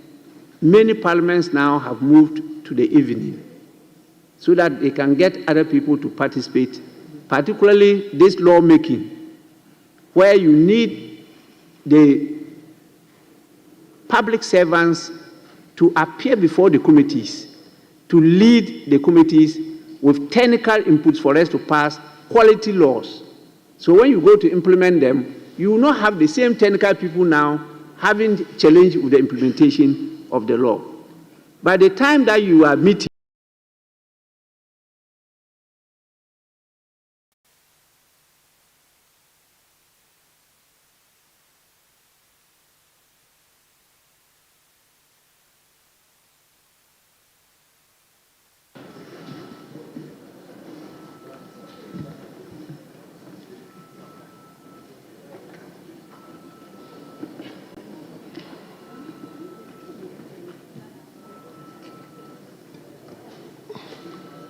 Honorable members' prayers.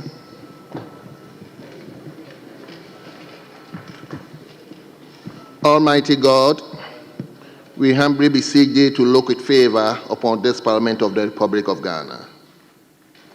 Grant that it may perform its high duty as in thy sight. Give divine guidance to the President of the Republic, endow members of Parliament and ministers of state with discernment and vision, integrity and courage, that through the labors of government this land and people may be well and truly served, and thy good purposes for the common human life be realized in our midst. O God, grant us a vision of our country, fair as it might be, a country of righteousness, where none shall wrong his neighbor, a country of plenty, where evil and poverty shall be done away with, a country of brotherhood, where all success shall be founded on service and honor shall be given to the deserving, a country of peace, where government shall rest on the will of the people and the love for the common good. Bless the efforts of those who struggle to make this vision a living reality. Inspire and strengthen our people that they may give time, thought, and sacrifice to speed the day of the coming beauty of Ghana and Africa. Amen.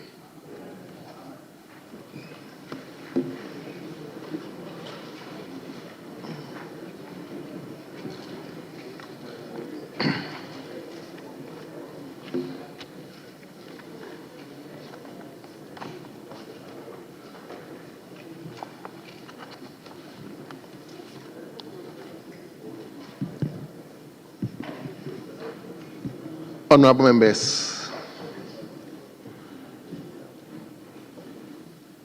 with your indulgence, we will skip item 2.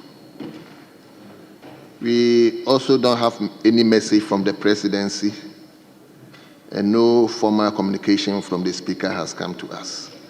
So please, let's turn to item 5.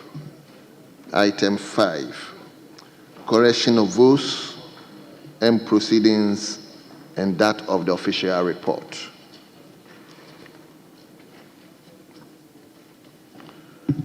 We will begin with votes and proceedings, and we'll start from page 1.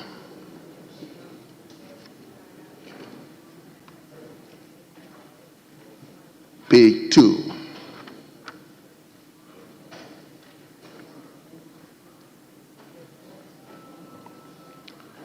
Page 3.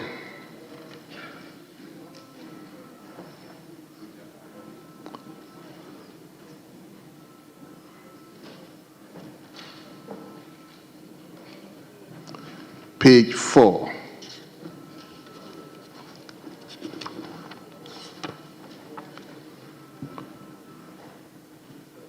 Page 5.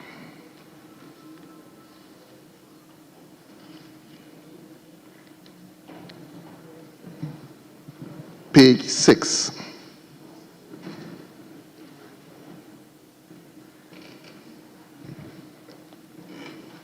Page 7. Yes, member. Right, Honorable Speaker. I was actually present yesterday, but I've been captured as one of the members who were absent. And so if that can be corrected.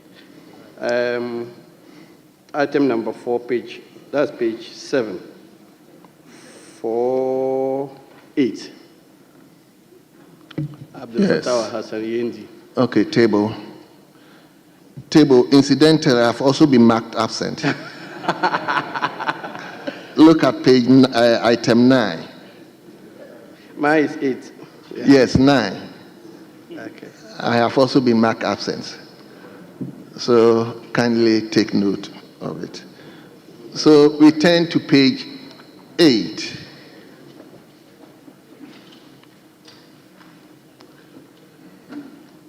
Page 9.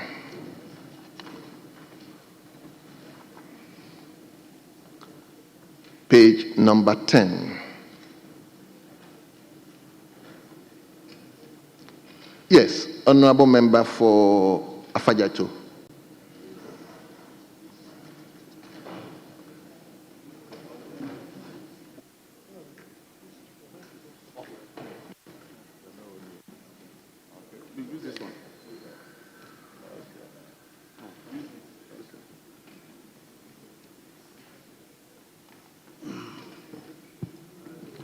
Speaker, let me thank you for the opportunity.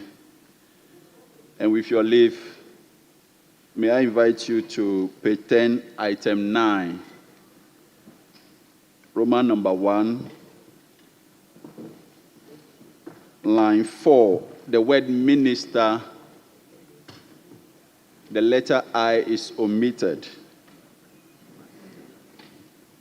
Deputy minister, the word minister. So if you could kindly take note, please. Yes. Table, kindly take note of it. Yes. My leader, minority chief whip. Speaker, on same page 10, item VI. I recall the Honorable Member for Akim Swedlo came under order 93.1. And the Speaker gave directives.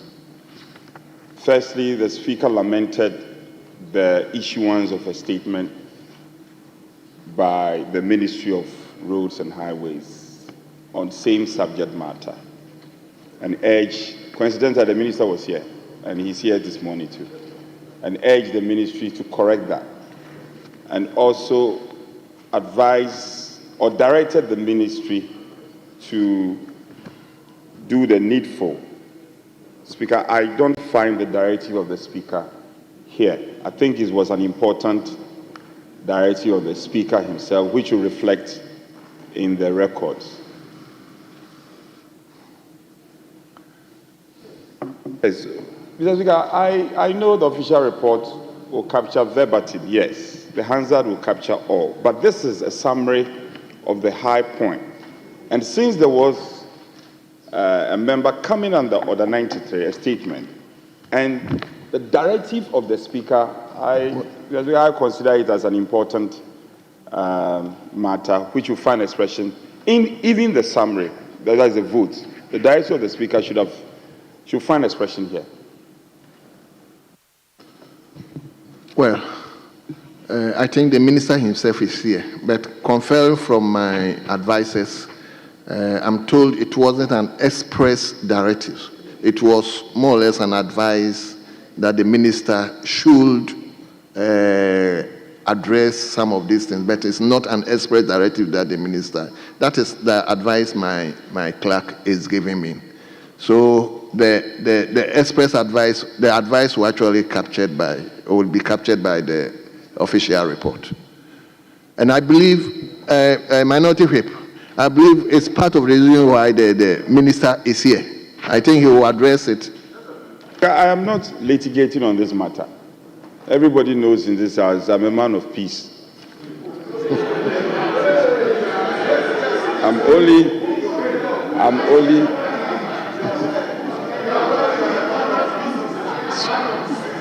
Speaker, I'm only drawing the attention of the House that even if it was an advice, Speaker, I won't push this further. Even if it was an advice, the Speaker's advice should find expression in the votes and proceedings. That is a word from the Speaker. The Speaker's advice should find expression in the votes. If it is the case that the House wants it to be discounted, that's fine. But the Speaker's advice, the Speaker's advice. Yeah, let me hear your colleague, Minority Whip. Mr. Speaker, thank you very much. Mr. Speaker, the Chief Whip is right for raising the issue. But if you read the last line, let me quote Mr. Speaker. He called on the ministry to reconsider the decision in order not to undermine the authority of Parliament. So it's in a form of an advice. Mr. Speaker is not directing the ministry to do A, B, C, D, but he brought it to his attention that to reconsider the area decision taken by the ministry. So at least the issue has been mentioned here, and the verbatim of what Mr. Speaker said will be captured in the official report for the Hansard. So I think everything is captured here. I don't think we should belabor this point. Hey. Speaker. Almost Deputy Minister. Speaker. My friend from Sisara, please, don't begin anything that will degenerate the House into. Yes. Speaker, what my colleague said, you see, that concluding statement is not in reference to the Speaker. It is in reference to the member who moved the motion. So I'm not litigating, but I'm just saying that what is the practice? The Speaker's counsel will be ignored by the votes. You are saying that it wasn't an expressive directive, but it was the Speaker's counsel. I think it should find expression. Very well. So, Table, just take note of it. Yes, Honorable Minister for Roads and Highways. Mr. Speaker, thank you for the opportunity. As of how members of this House and the public view my good friend, the Minority Chief Whip, whether a man of peace or a man of other things, I'll leave that one to the public. But Mr. Speaker, yesterday, when my good friend, the member who raised the issue, got up, and Mr. Speaker gave him the opportunity to explain the thing, the first thing I did was to commend him and say that, yes, the point he's raised was legitimate. However, Mr. Speaker, there was a reason for the suspension at this stage.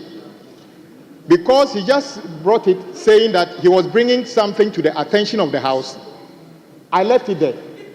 It was the Minority Chief Whip who thought there was more meat on this and started adding all other angles. Mr. Speaker, what he did yesterday was actually misleading. In fact, you misled Mr. Speaker. And when I tried to say that what we are doing at the ministry is to resolve an internal issue within the law, you disagreed. Honorable Minister, I wish we can revisit this issue after going through the votes and proceedings. So let's finish the votes and proceedings. Okay. I'll give you the Mr. time. Speaker, I wouldn't even come back. I just to conclude that what the ministry did was actually in compliance with a directive from the Labour Commission when the staff of the ministry took the matter for arbitration.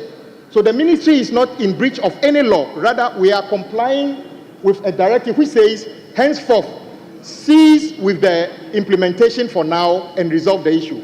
So there's nothing more for me to report to the House until we actually complete the process of arbitration with the agency. So I will urge him, stop bringing this matter up. There's nothing in it for you to gain. There's nothing in it for you to gain. I have the ruling of the Labour Commission here, but I decided not to make an official statement. Honourable Minister, about it. is this House that passed the law? And sitting here, I could recount the contribution you yourself made to that particular bill. So if the bill has been passed into law and a private entity just went to court with a view that probably the implementation is coming across. So I don't think the House will be obliged just to take directive from a private entity. Oh yes, it's an entity so far as the House is concerned. So I think let's resolve this issue without. I would have wished we don't bring in this matter. Yesterday, the Speaker said, let's look at it. I mean, let's consider in that way than to say that it's based on the Labour Commission directives. I don't think it will sit well with the House that the Labour Commission is actually directing us that don't implement that particular.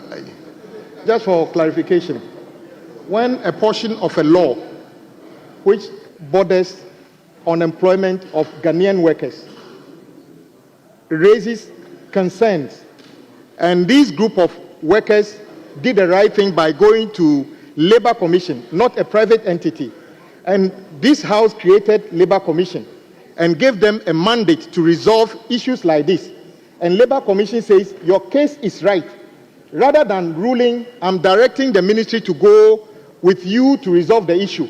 How can that be interpreted as Labour Commission trying to usurp the powers of this House? Mr. Speaker, I beg to differ. I think Labour Commission is within their right to try as a way of resolving the issue peacefully, direct that the ministry sit down with the aggrieved parties to resolve the issue. Mr. Speaker, I can assure you that is exactly what we are going to do and report back to the House. Well. I'll come back. Mr. Speaker, I think that we must understand the architecture of governance. If this House passes a bill which becomes an act of Parliament, very often we will have transitional provisions. So first we have to look at the transitional provisions and find out what does the transitional provisions say. Because we are seeking to merge institutions, create an authority. So I expect that in the transitional provisions, we would have provided a roadmap towards the implementation of the legislation. Secondly, if an institution of state has issues with the implementation of the Act and takes some measure, it is not for this House to resolve that conflict. This House is not in a position to resolve conflicts. A member of Parliament can ask a question, and the minister can come and answer the question. You can make a statement, and the minister will comment on the statement, this House will comment on the statement. Once it is a law, then it is left to individuals to go to court to seek mandatory orders for the implementation of the provisions of the law. So we cannot turn this institution or this Parliament into an institution that seeks to enforce the law by itself. We cannot do that. So if you ask a question, the minister will come and answer the question. If you individually feel there's an issue, you go to court and you try and enforce the provisions of the law because it is now a law. If the transitional provision provide a roadmap, we can question the minister as to whether or not the roadmap is being properly followed. I think that is how it should be. We shouldn't turn it into a banter in this chamber. Well, yes.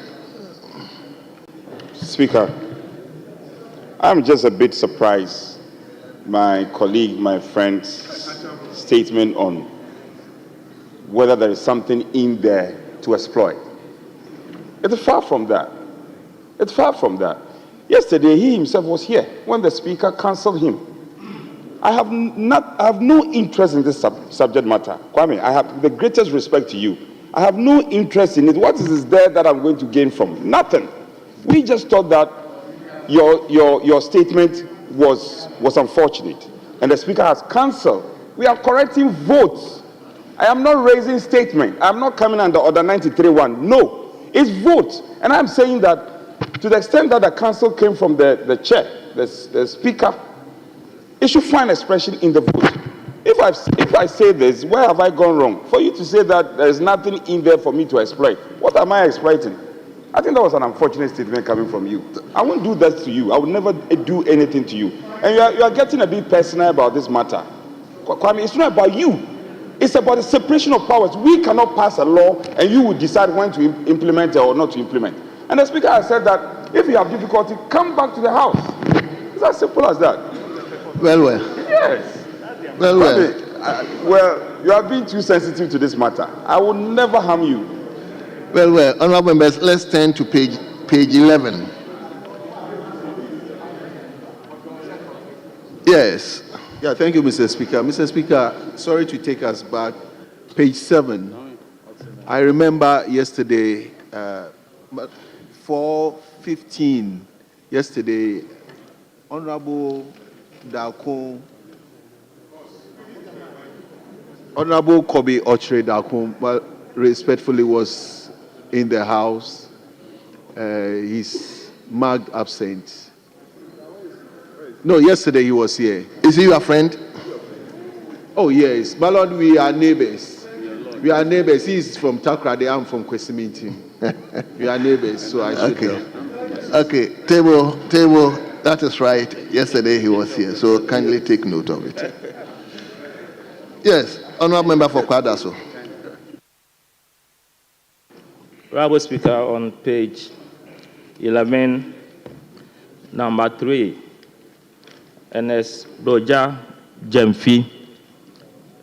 He's a very good friend. His Jemfi is Genfi.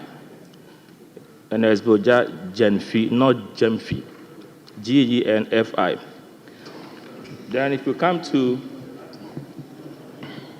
Roman numeral II, the Right Honourable Speaker read a communication from His Excellency, the President, dated Sunday, 10 February 2025. If you go to the preceding page, under item 9, communication from the President, Sunday is captured as 9 February. So, and I think that Sunday was 9. So the table of page should take note of page 11, Roman numeral II, it should be Sunday, 9 February. Not the same. Yes, thank you. Thank you very much, Honourable Member for Kwadaso. Yes, Afajetu. Thank you, Mr. Speaker, yet again. Still page 11. I'm a bit surprised Prof hasn't seen this anyway. Number 2, the list of deputy ministerial or deputy ministers designate. The name of Honorable Ebenezer Telabi, the Ebenezer has been wrongly spelled. Please take note. Thank you. Thank you very much. Table, can they take note of it? Let's turn to page 12. Yes, member for Offensive North. Honorable Speaker, thank you. Page 12, item number 10, the time of adjournment. And at 20 minutes after 12 noon, I believe we started after 12 noon, so we couldn't have adjourned yesterday's proceedings at 12 noon, so if it can be corrected. It was after 5 p.m. Can you come again? I think... At page 12, item number 10. And at 20 minutes after 12 noon, the House was adjourned till Wednesday, 12 February 2025 at midday. So it's not 12 noon. It should be after 5. 6, yeah, thank you. Okay. I think the table have already taken note of that. Speaker is right. Yeah. He's right. Thank you very much. Yes. Is it the same issue? It's the same issue. Very well. Yes, Honorable Member for Kwadaso. Honorable Speaker, on same page 12, the second paragraph, fourth line, governments of the African Union from 16th to 17th February. But if you go to page 9, the statement that was made by Honorable Zuwera, the same duration for the 38th ordinary session of African heads of state and government is captured 15th to 16th of February.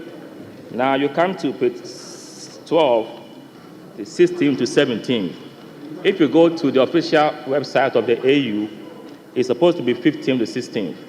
So I suggest that we amend the 16th to 17th as captured on page number 12. Thank you.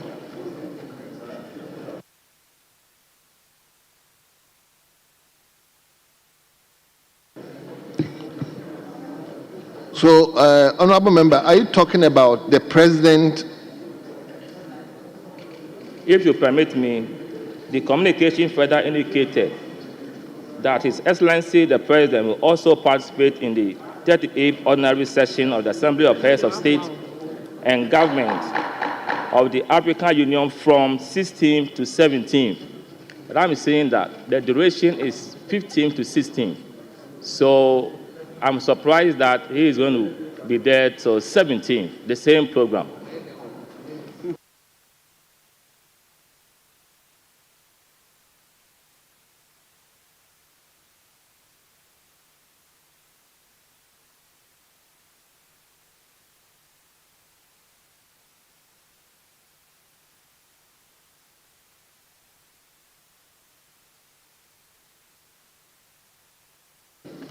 Yes. Honorable Member, I am told that the President is actually going there on the 16th. Probably the session will actually start on the 15th, but the President will be there on the 16th and return on the 17th. So we are capturing what the President message. Yeah, then we need to get the right rendition. If he's going there on the 16th and coming back on the 17th, it must be clearly stated. Because I'm saying that if you go to the website, if you go to the website of AU for this particular program, it is 15th to 16th. So if he's staying a day beyond, we need to be clear on that. Thank you. Honorable, what I'm saying, fine. The website might capture 16th to 17th.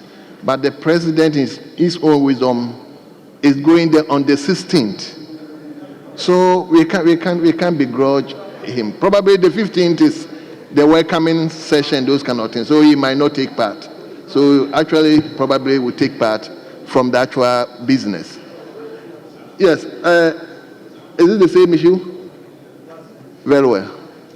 So, Honorable Member, let's take the last page. 14. Page 14. Yes. Honorable Kwadaso, a member for Kwadaso. Page 13, rather. Is it 13? Yes, please. Okay. Item 1, opening. The committee met on Friday, 7 February 2025 at 10:25 a.m. And if you go to page 14, the meeting closed at 11:09 p.m. This is strange. So we need to check the time of the meeting, when it started and when it ended. I'm suspecting that the meeting ended at 11:09 a.m., not p.m. Otherwise, they spend the whole 12 hours there. Thank you.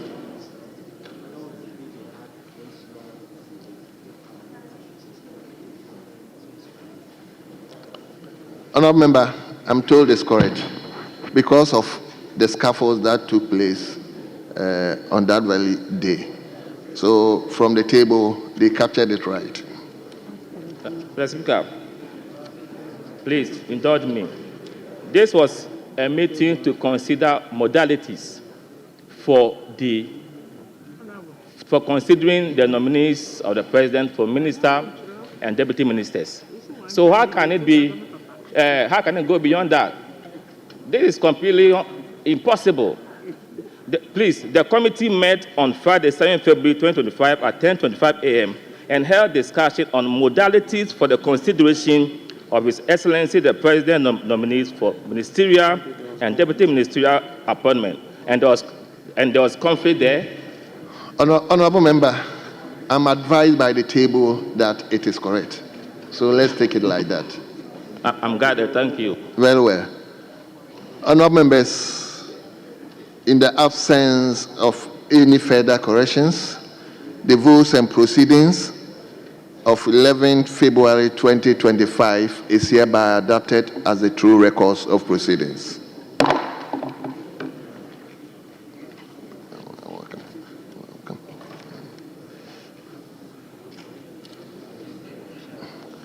Honorable members, we have 3 official reports to consider, and please check on your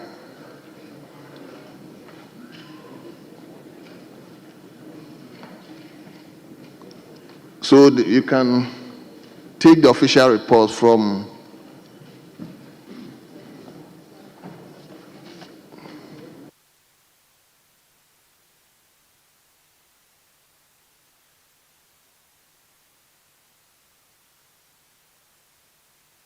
So, honorable members, I'm told the first one, which is 21st January 2025, is loaded in the system.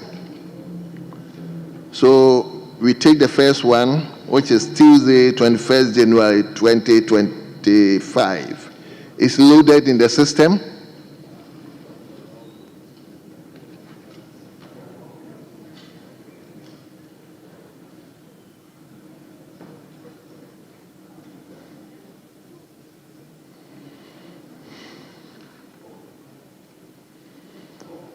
So, honorable members, in the absence of any corrections, the official report of 21st January 2025 is hereby adopted as the true records of proceedings.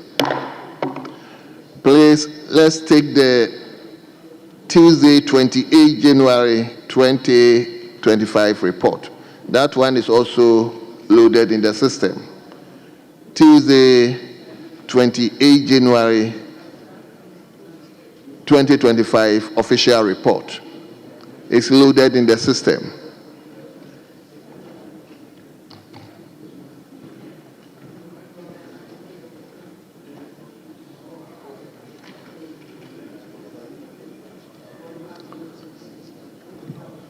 Very well. So in the absence of any corrections, the official report of Tuesday, 28 January 2025 is hereby adopted as a true record of proceedings. The last one is 29th January 2025. 29th January, that is Wednesday, 29th January 2025, official report. That one is also loaded in the system.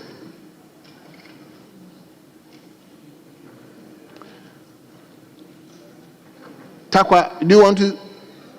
Okay. Very well. In the absence of any corrections, the official report of Wednesday, the 29th January 2025 is hereby adopted as the true records of proceedings.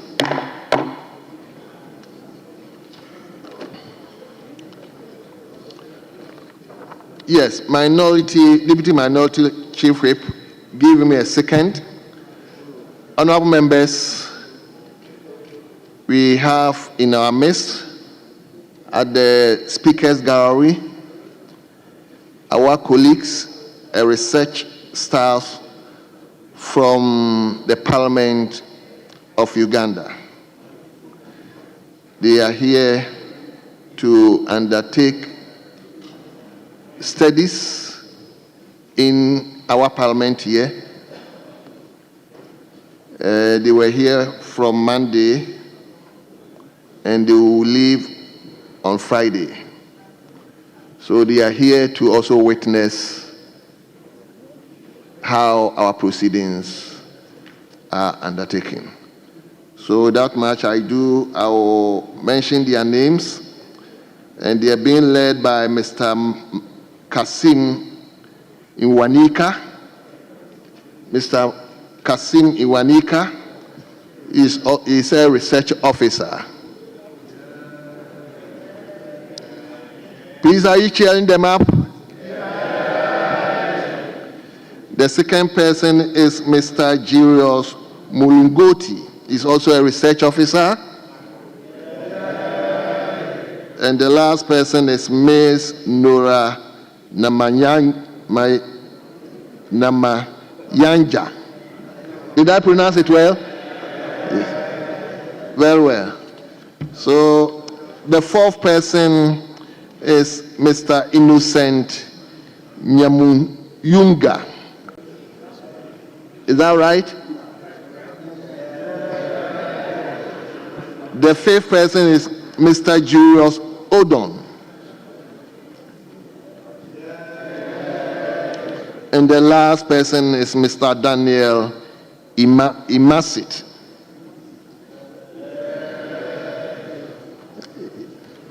Yes, ladies and gentlemen, you are welcome.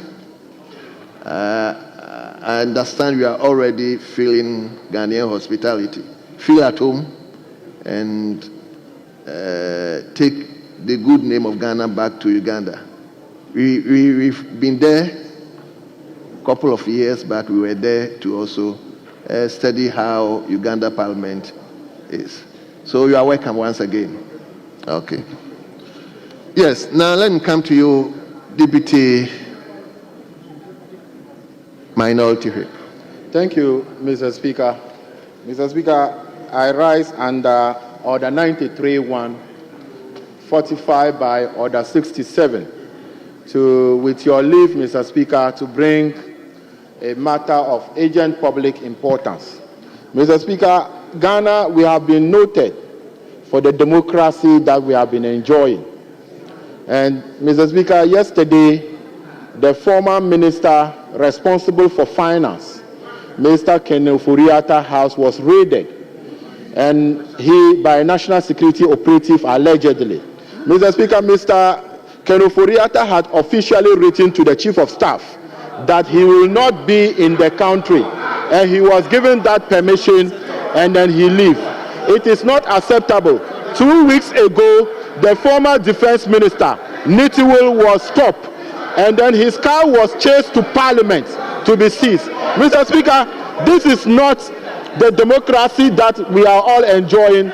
And for former ministers' houses to be raided, I think the national security minister needs to come around to be able to explain. Government must stop the raiding of the houses of the former appointees. Mr. Speaker, this your voice will not stop me from making my point. It will not stop me, Mr. Speaker. It is completely unnecessary.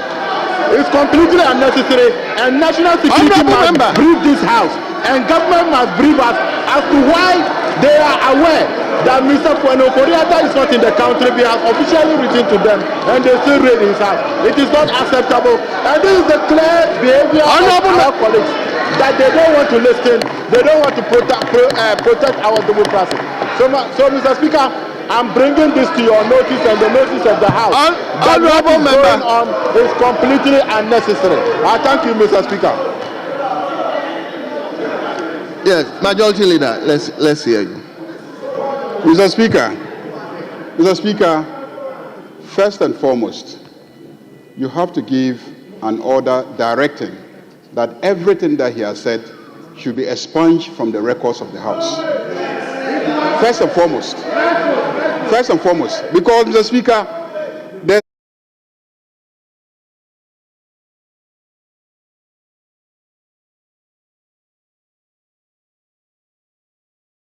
standing order under which he comes says, and I read, by the indulgence of the House and leave of the Speaker. Mr. Speaker, who has indulged him to say all the things that he has said? Mr. Speaker, you haven't even granted leave. When did the Speaker grant leave? When did the Speaker didn't grant? We're all sitting here. The Speaker has not granted leave. The House has not indulged you. Then you go on such a mission. Mr. Speaker, let's respect the rules of this House. We are not in a jungle. This is a parliament. This is a parliament. Mr. Speaker, there is a limit to what we should tolerate in this House. We must be decent when it comes to our rules. The rules allow you to make such a statement, but the rules gives you conditions. It says the indulgence of the House or the leave of the Speaker. You haven't sought the indulgence of the House, you haven't obtained the leave of the Speaker, and then you just go on a mission of saying what you want to say. And you are a senior member of the House. So, Mr. Speaker, I insist that everything that he has said should be expunged from the records. And until he has obtained your leave and the indulgence of the House, I don't think that it should stand as part of the records of this House. The matter that he wants to discuss, I have no personal issue whatsoever. I am a human rights activist. If any human being's rights have been violated in this country, I'll be one of the first to stand up for that person. But there are rules. Let's respect the rules. Thank you, Mr. Speaker. We have to expunge the statement from the records. Yes, let me hear you.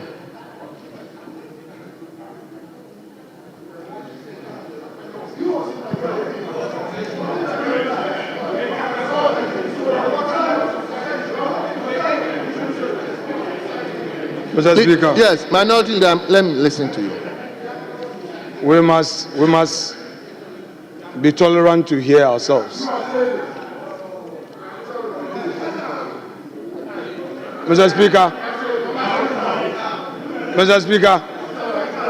the Majority Leader was heard in silence, and he's raised an important issue. And that important issue he has raised, it is important that we all comment on so that the chair can be guided. Mr. Speaker, to enable you grant leave, you must know the matter to be raised. To enable you grant leave, you must know the matter in issue. What the member has just done, honorable respected colleague Kwame Agboja, you know you and I come a long way. So, we come a long way. Just, Mr. Speaker, I am happy to learn from the Majority Leader. And the jurisprudence of this House would always guide me. And I will not allow my ego to stand in my way when I have to even say sorry. This is a learning chamber. Mr. Speaker, it is my contention that the prayer of the respected Majority Leader is not well grounded in law and even in our procedure. The applicants need your leave, and rightly so. But to seek your leave, he must lay a foundation. You, as the chair, must know the grounds upon which he mounts his application. What he simply said was that a respected member of the political class of this country, of which you and I are members of that class, had his house raided by agents of the state. And, Mr. Speaker, all he is seeking to do is to draw your attention that... Leader, let me finish. Leader, I listen to you quiet. Just tolerate me. I'll come back to you. Leader. I'm still on. He have not been called. Leader, you've not been called. I mean, leader, you've not been called. You are a leader, he's also a leader. Let him finish. I'll give you the opportunity.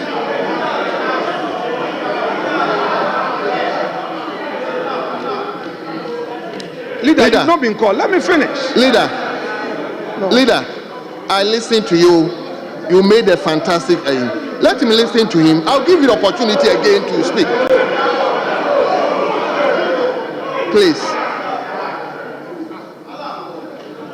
So, Mr. Speaker, I'll give you the opportunity to speak. The application was to seek your leave. And in seeking your leave, he needs to make known to you the exact matter. I'll come to you. You allow. Yes. Mr. Speaker, I will yield. Yes. I will yield. I will yield. Mr. Speaker, some of us have been in this chamber for close to 2 decades. Yes. Mr. Speaker, you should not use subtle means to have recorded what you want to say that we are objecting to. And that is exactly what he's doing, that I want to caution him. You can argue the legal points, but keep the facts out of the matter. If there's a ruling on the legal issues, then you can introduce the facts on the floor. Well.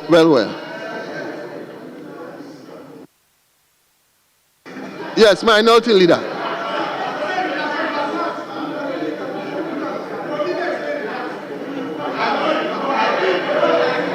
Mr. Speaker,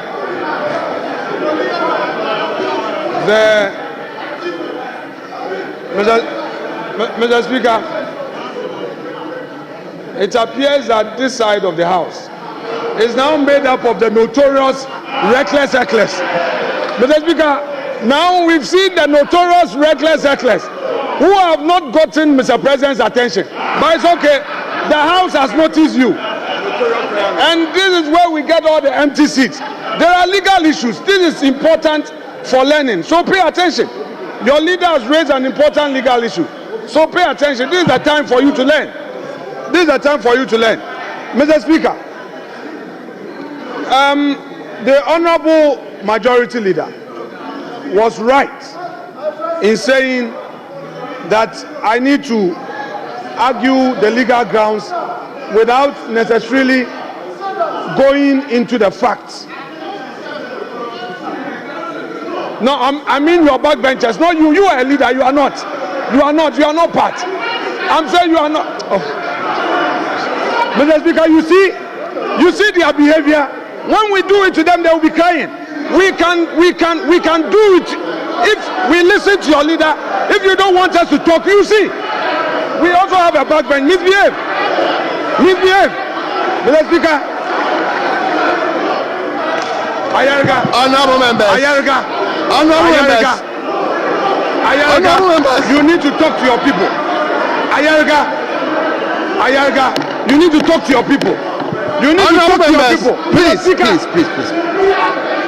We will not allow them to do this.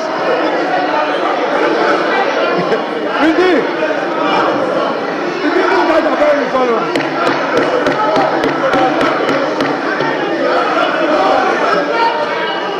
You are not serious.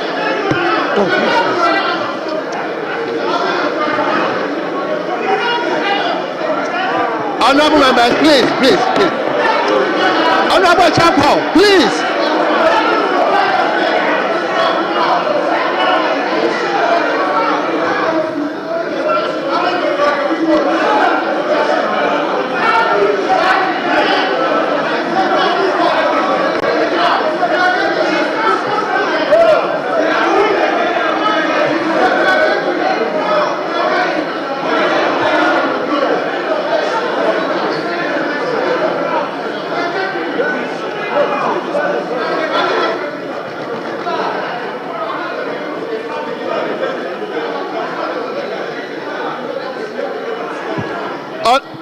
Honorable members, please, if even you have an issue, please allow the chair to call you.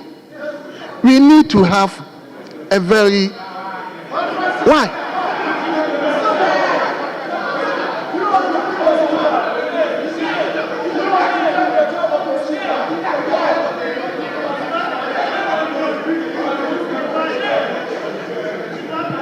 Honorable members, Dr. Sandari, sit down, please. Sit down. Doc, sit down.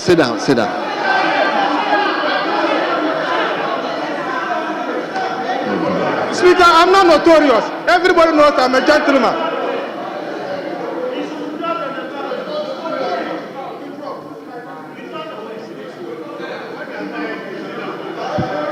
Honorable members, please, let us be tolerant a bit. Please. Doc, I haven't called you. Sit down. Please, let's allow the minority leader have his bite. I'll give you the opportunity to speak. Please. Yes, minority leader, let's hear you. Mr. Speaker, it is the case of the applicant in the matter before us, Honorable Habib Idrisu, MP for Tolon, and the First Deputy Minority Whip. His application seeking your leave is on a matter of national importance. Mr. Speaker, to enable him mount the application, he laid a foundation by giving you the background to the matter upon which he seeks your leave. Mr. Speaker, the rule is that you cannot place something on nothing. There is no way you'll be well disposed to grant him leave unless at least you know the facts upon which he mounts his application. Mr. Speaker, and what is his application? His application is to the effect that grant him leave to raise this issue that occurred yesterday. And what is the issue? The issue is that state security operatives have raided the residence of Mr. Ken Ofori-Atta, a former envoy and a former finance minister who is out of the jurisdiction, and he actually sought the leave of the chief of staff. Mr. Speaker, this country's democracy has well advanced. We cannot do this to ourselves as a political class. We cannot target each other only after elections. Mr. Speaker, so all he is trying to say is that grant him leave to proceed to raise this matter. Mr. Speaker, I'm happy that my respected colleague makes the point that he's a human rights activist and he would not in any way be against this matter being raised on the floor. So, Mr. Speaker, if it is his contention that the leave must be sought by at least giving you the headline, then after that he raises the matter properly, I agree, Mr. Speaker, and that's, I always see him with the standing orders. I've read the rule, statement by a member, by the indulgence of the House and the leave of Speaker, a member may explain a matter of personal nature or make a statement on a matter of urgent public importance. So, Mr. Speaker, he is right.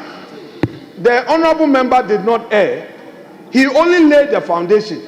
He is now bringing the matter to the fore for all of us to have a bite. Mr. Speaker, we cannot allow a change in political power to lead to violence in the country.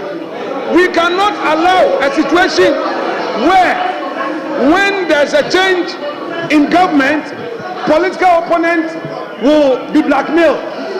Mr. Speaker, that is all his point. So grant him the leave for him to proceed. At least sufficient foundation has been laid. And minority leader, I think we need to help the House with regards to standing orders 93(1). Is it the case that if a member would like to raise an issue, the member may consider it as urgent? Does he has to seek, when you say by the leave of the Speaker, does it mean the person should have already discussed with the Speaker? I want us to, because it is something that is actually emerging, and we have to actually lay this fairly to the understanding of all of us, so that going forward we will know how to work. Yes, leader. Mr. Speaker, Order 93.1 cannot be read in isolation. Mr. Speaker, go to Order 93.2. 93.2. Mr. Speaker, Order 93, Order 93.1, Order 93.1, Mr. Speaker, Order 93.1 says, by the indulgence of the House and leave of the Speaker, a member may explain a matter of personal nature or make a statement on a matter of urgent public importance at the time appointed for statements under Order 67. Mr. Speaker, this is the first time a statement is mentioned in that order. That's the first time a statement is mentioned in that order. Then Order 93.2 says that the proposed statement shall be admitted by the Speaker with or without modifications. The proposed statement. So, what does the proposed statement refer to? Where else is a mention made of a statement? It is a statement in Order 93.1. Because that's the first time there is mention of a statement. So that statement, Mr. Speaker, I have been in this House, and each time that you have a matter of urgent public importance that you intend to make a statement of, you go and see the Speaker and intimate to the Speaker that there's this matter of urgent public importance and you intend to make a statement on that matter. I have done it several times. And each time the Speaker will then say, go ahead, I will admit it. Then you rise up and pursuant to that order, you make the statement. Ideally, the statement should be in writing. But sometimes the matter is so urgent, you haven't written it down, but you go and confer with the Speaker. And then when the Speaker sees the urgency of the matter, the Speaker is convinced that it's a matter of urgent public importance, then he will give you leave. When you rise up, he will say, I gave this person leave. I gave this person leave to make a statement of urgent public importance or a matter that is personal to that person. That is how we have handled it in the past. So please, you can't just ambush the Speaker while he's sitting in the chair and then start narrating any wild story and say that you are laying the foundation. Meanwhile, that matter has become records of this House. That's why I insist, Mr. Speaker, that you must order that whatever they have said in relation to the subject matter is expunged from the records. Because they have no leave to make those statements. They have no leave to allow those matters to be captured in the records of the House. If you grant it, they can make the statement. If they make the statement, we'll all comment. We'll all comment on it. I am ready to comment on that statement. Well. So, let me... Thank you, Mr. Speaker. Mr. Speaker, honourable members, please, I'm allowing this because we are all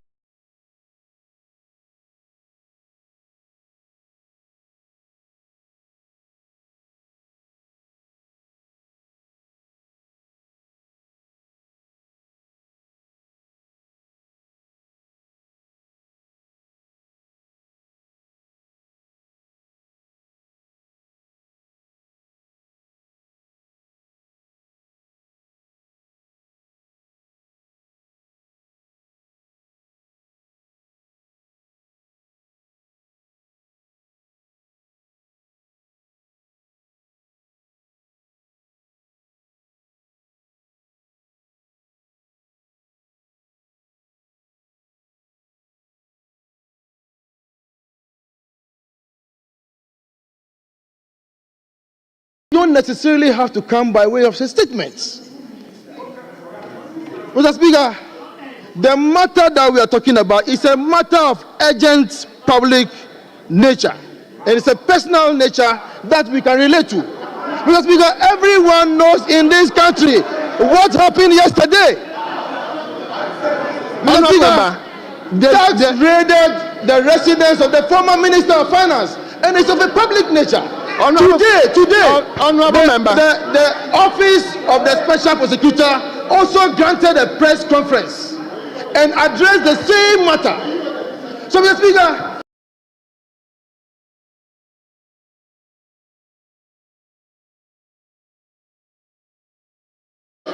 we have to discuss this matter. In any event, Mr. Speaker, Honorable Member, Mr. Speaker, in any event, the leave of the Speaker, the leave can be expressed or implied. And I take it that by the fact that you have granted the member for Tolong and Deputy Majority Chief Whip the opportunity to proceed, that means that you have impliedly granted him leave. No, that is. Mr. Speaker, I don't think that. Mr. Speaker, that is the issue. So by implication, you have granted him leave. So the matter before this house is why the former Minister for Finance's home was raided. Any of us can be a victim to this situation. And we need to discuss it and put it on record. Thank you very much. There's no doubt about that event. But me, I want the House to be clear with Ordinance 31. That is my position. Mr. Speaker, that is my position. That's where I want us to discuss. That's why I'm giving this discussion. I made the application, and let me clarify. Mr. Speaker, to clarify this application, even yesterday, similar application was made when the Speaker was presiding. It was yesterday. Under the same, he made the application. Honorable Nyaku made the application when the Speaker was presiding on the road toll matter under Order 93-1. The Speaker, you were here, the road minister was here yesterday, and then the Speaker granted that leave. Mr. Speaker, I seek your leave in my introduction. Honorable Member, with your leave, and which leave, Parliament, we are governed by the Constitution, let's move slowly. And our practices. And yesterday, the same Standing Order 93-1 was raised, and the Speaker granted it. And he raised the matter about the road toll that we were correcting on the vote and proceedings. So, Mr. Speaker, I am completely in place. I am not out of order. The majority leader ought to understand how I came by my application, to the effect that it's a matter of urgent public importance. And, Mr. Speaker, if I don't lay the how will you know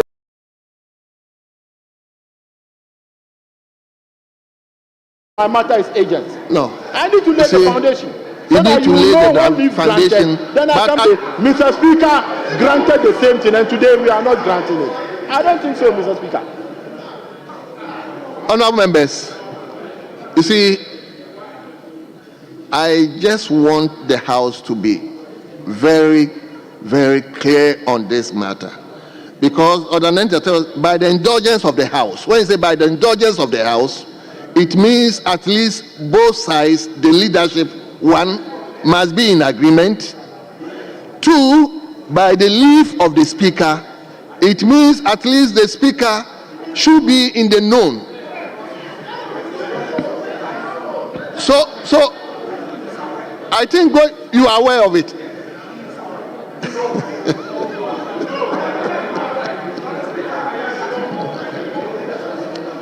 You see, honourable members, the exercise you are doing is good for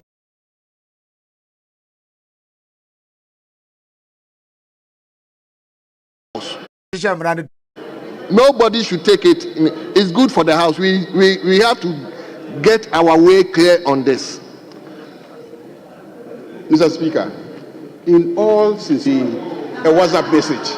No, in all sincerity. No, I'm coming. We relate at that level. He signaled me that I should check my phone, and then when I checked, there was a message from him that he intends to raise the issue of the matter that they want to raise the issue of. And I said I didn't know anything about it. I told him that I didn't know anything about it. Then he sent me photographs and video. And whilst I was looking at the photographs and the video, Then the deputy chief whip was already on his feet making the statement. Mr. Speaker, I am aware that he wants to raise the statement, but I haven't given indication whether I accept or I haven't accepted.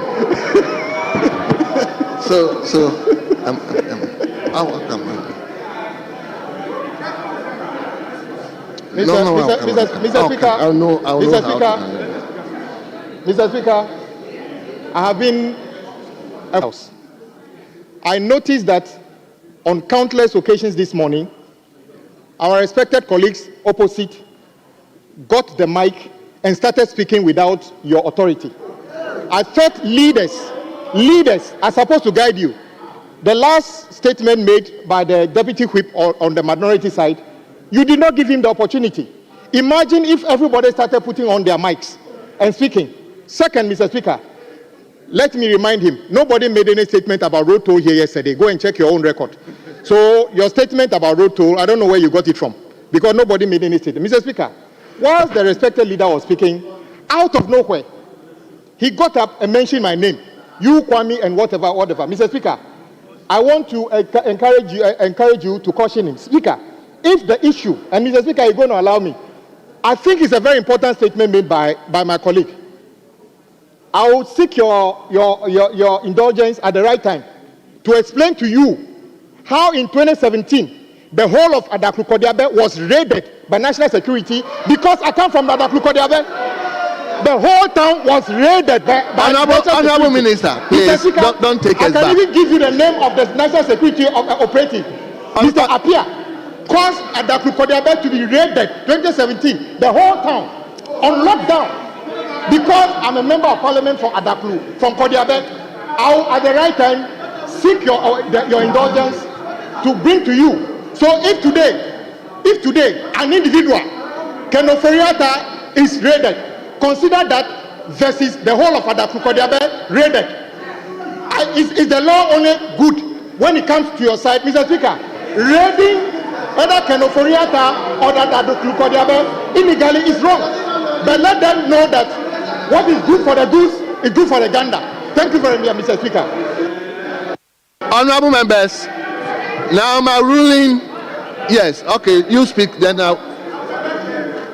Hold on. Yes, Nana, my ears out. Mr. Speaker, thanks for this opportunity. Mr. Speaker, sit down. Mr. Speaker, we appreciate the fact that the interpretation of the standing orders lies in your bosom. We accordingly are grateful for the opportunity to contribute. Sit down. To contribute. Sit down. You can't be standing like that. We are accordingly. You are already up. We are accordingly grateful. We are accordingly grateful that we are accordingly grateful. Honorable Andrew, please take your seat. You take your seat. Honorable Andrew, please take your seat. We are accordingly grateful. We are accordingly grateful that Mr. Speaker is indulging our opinion before you give a ruling on this matter. Mr. Speaker, very respectfully, with the standing orders, there is one fact to it, which is that where timing is of essence, it says so. And therefore, Mr. Speaker, there are times when the standing orders require that prior notice is given. And where prior notice is not required, it's also stated. Mr. Speaker, in the specific matter of Order 93-1, Mr. Speaker would realize that it's an exceptional circumstance. It's an exceptional circumstance because, Mr. Speaker, it talks about the procedure for dealing with statements in the House. But when it comes to 93, it is a matter of notwithstanding 91 and 92. So, Mr. Speaker, 91 expressly states the procedure for adopting or dealing with statements in this House by the Speaker. 92 deals with ceremonial speeches. And then when you come to 93, it talks about by the indulgence of the House and the leader of the Speaker. In other words, with leave of the Speaker. In other words, notwithstanding the provisions of 91 and 92, Mr. Speaker, by the indulgence of the House and the leave of the Speaker, Mr. Speaker, a member may explain a matter of personal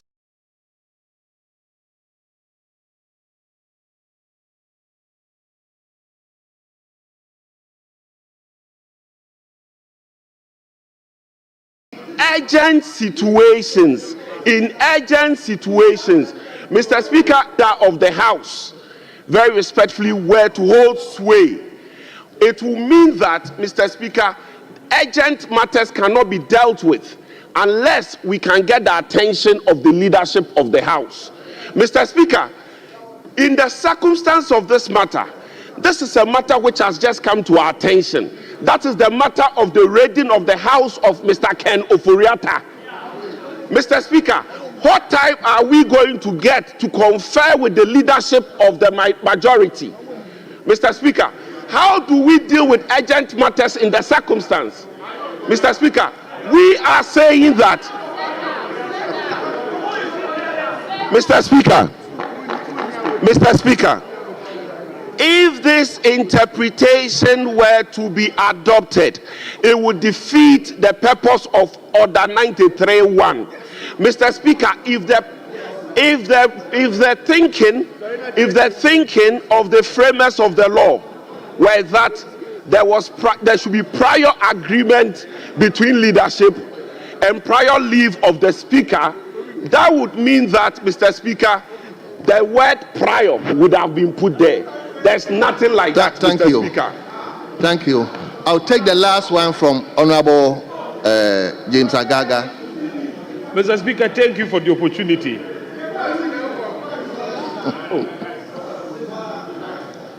Thank you for the opportunity, Mr. Speaker.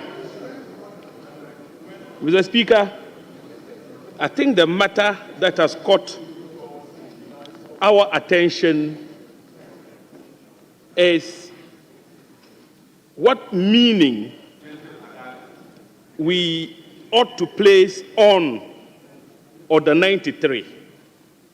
To do that, Mr. Speaker, I want to make it clear that we must read Article 93 as a whole to be able to construe its import. Now, the majority leader started off by making it very clear that the practice of the House in relation to statements of this nature that the Deputy Minority Whip attempted to make is that you'd engage with leadership and hold some prior consultation with Mr. Speaker. And when Mr. Speaker grants you leave, at that point, you can rise, and when Mr. Speaker allows you to make your statement, you proceed to make it. Now, Mr. Speaker, what is of particular importance is that my understanding of Order 93 as a whole, when read, is that the statement, no matter how urgent it is, must even be scripted. It must be scripted. And let me demonstrate that in a moment. Let me demonstrate that in a moment, Mr. Speaker. Let me read. 93 says, one says, by the indulgence. Mr. Speaker, do I have the floor? By the indulgence of the House and leave of the Speaker, a member may explain a matter of personal nature, and here the matter the Minority Whip attempted to make is not of a personal nature, or make a statement on a matter of urgent public importance. I think the matter is settled. It is of public urgent importance. Then 2 says, reads as follows.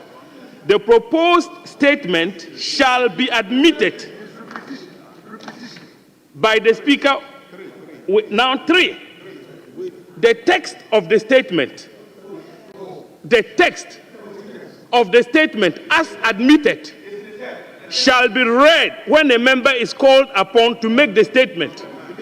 Mr. Speaker, the point I'm making is that please. Mr. Speaker, wait for him. Mr. Speaker, 3 talks about text. Wait. Well, let me read the 4. 4 says what? A statement other than a personal statement may be commented upon by other members for a limited duration of time, not exceeding 1 hour. This is about commentary. But Mr. Speaker, the 3 says the text, it talks about text, which means the statement must even be scripted. When the minority deputy whip stood up to make that statement, he was not reading from a script. So it is the script which is admitted by Mr. Speaker, which can only be read and commented upon. So let us not misconstrue the meaning of urgent public importance to mean that anybody can get up and take the House by surprise, ambush the House with a statement. Well, honorable members, this is my ruling. This is my ruling. And I think the ruling should guide the House going forward for the good of all of us. Henceforth, I'm coming. You please allow me. Henceforth, any matter relating to Article Stand Orders 93, please, if you are a member, please discuss it with your leadership so that the leadership will also share with the other side. I don't think it's anything that is difficult. Then you should also share whatever you want to do with the presiding officer or the speaker, so that it will go with the standing order 93. So with this, hello, honorable members, with this, now I've taken judicial notice of the leave the member is trying to seek from the chair. The leave is granted now. But meanwhile, what he has already said, I will order that one to be expunged from the records, and now grant him the official platform to raise the issue. Please, are you listening to me? What I'm saying is what he has already said. I will order that is expunged from the official records, and now grant him the official floor to raise the issue. Now I've taken delivery of the notice. So that is my order. But henceforth, this is how we are going to go. If you are coming with any statement which is a statement you consider it to be urgent, please discuss with your leadership and share with the speaker, so that, yes. So let's go by that so that we avoid this. So now I grant you the floor to do that. Thank you, Mr. Speaker, for leader. That is my.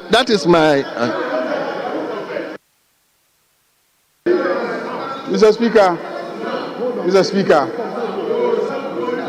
Speaker, let me say that, so far as I'm concerned, this side is not indulging them. This side is not indulging in this matter. So there's the issue of the requirement of indulgence of the House.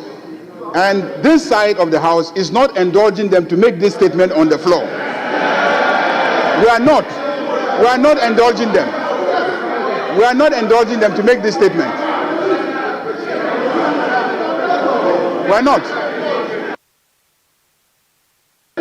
Thank you, Mr. Speaker, for Mr. Speaker, thank you for granting. Mr. Speaker, thank you for granting my leave to make this.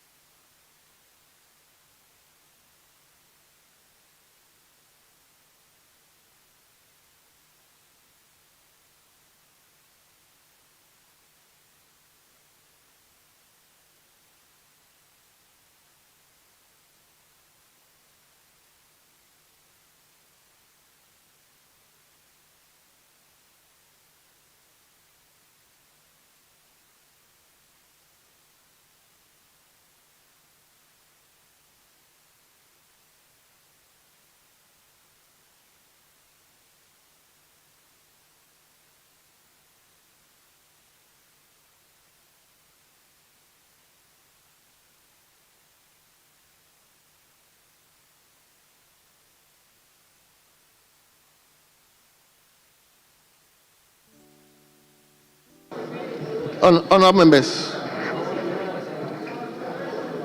Yes. Mr. Speaker, this is a house of records. I have paid attention to what is happening here this afternoon. Let it not favor somebody today to set a certain precedence in this house. Mr. Speaker, I have followed all the submissions of my respected leader. First, he raises an issue of procedure. You made a ruling. We know that when Mr. Speaker makes a ruling, the only way to challenge that ruling is to make a formal application. Mr. Speaker, he cannot on his feet pray for a variation of your order. If he says he wants to go strictly by the rules, we would indulge him. But let's be careful the kind of precedents we are setting, where some people will use some shouting and all that to sway the chair. Mr. Speaker, the precedents of this house, I remember in the matter of the vacant seats, Ato Forsen, minority leader as he then was, raised the matter. There was nothing scripted. He raised it because it was to him it was a matter of national importance. Mr. Speaker, indulged him. We debated. He, the majority leader himself, then contributed to the matter and did say that in fact the matter was of urgent national importance. Mr. Speaker, if today they want us to go into a certain arena of jurisprudence, I don't have a problem. Mr. Speaker, bullying is part of the game, but they should know that when it gets to them, they will also take it, because they are smiling. I see them, they think that they are trying to sway you. Mr. Speaker, let us be careful the path we want to chart. I don't have a problem. In this game, you lose some, you gain some. I don't have a problem, but they should know that if today you now say that with the leave of speaker, when Mr. Speaker grants him leave, the man is about to read his statement, then you get up again challenging Mr. Speaker, and then you want to arrest Mr. Speaker's ruling, then you now argue that with the indulgence. What is the meaning of indulgence? Does that mean that prior approval of members? What is indulgence?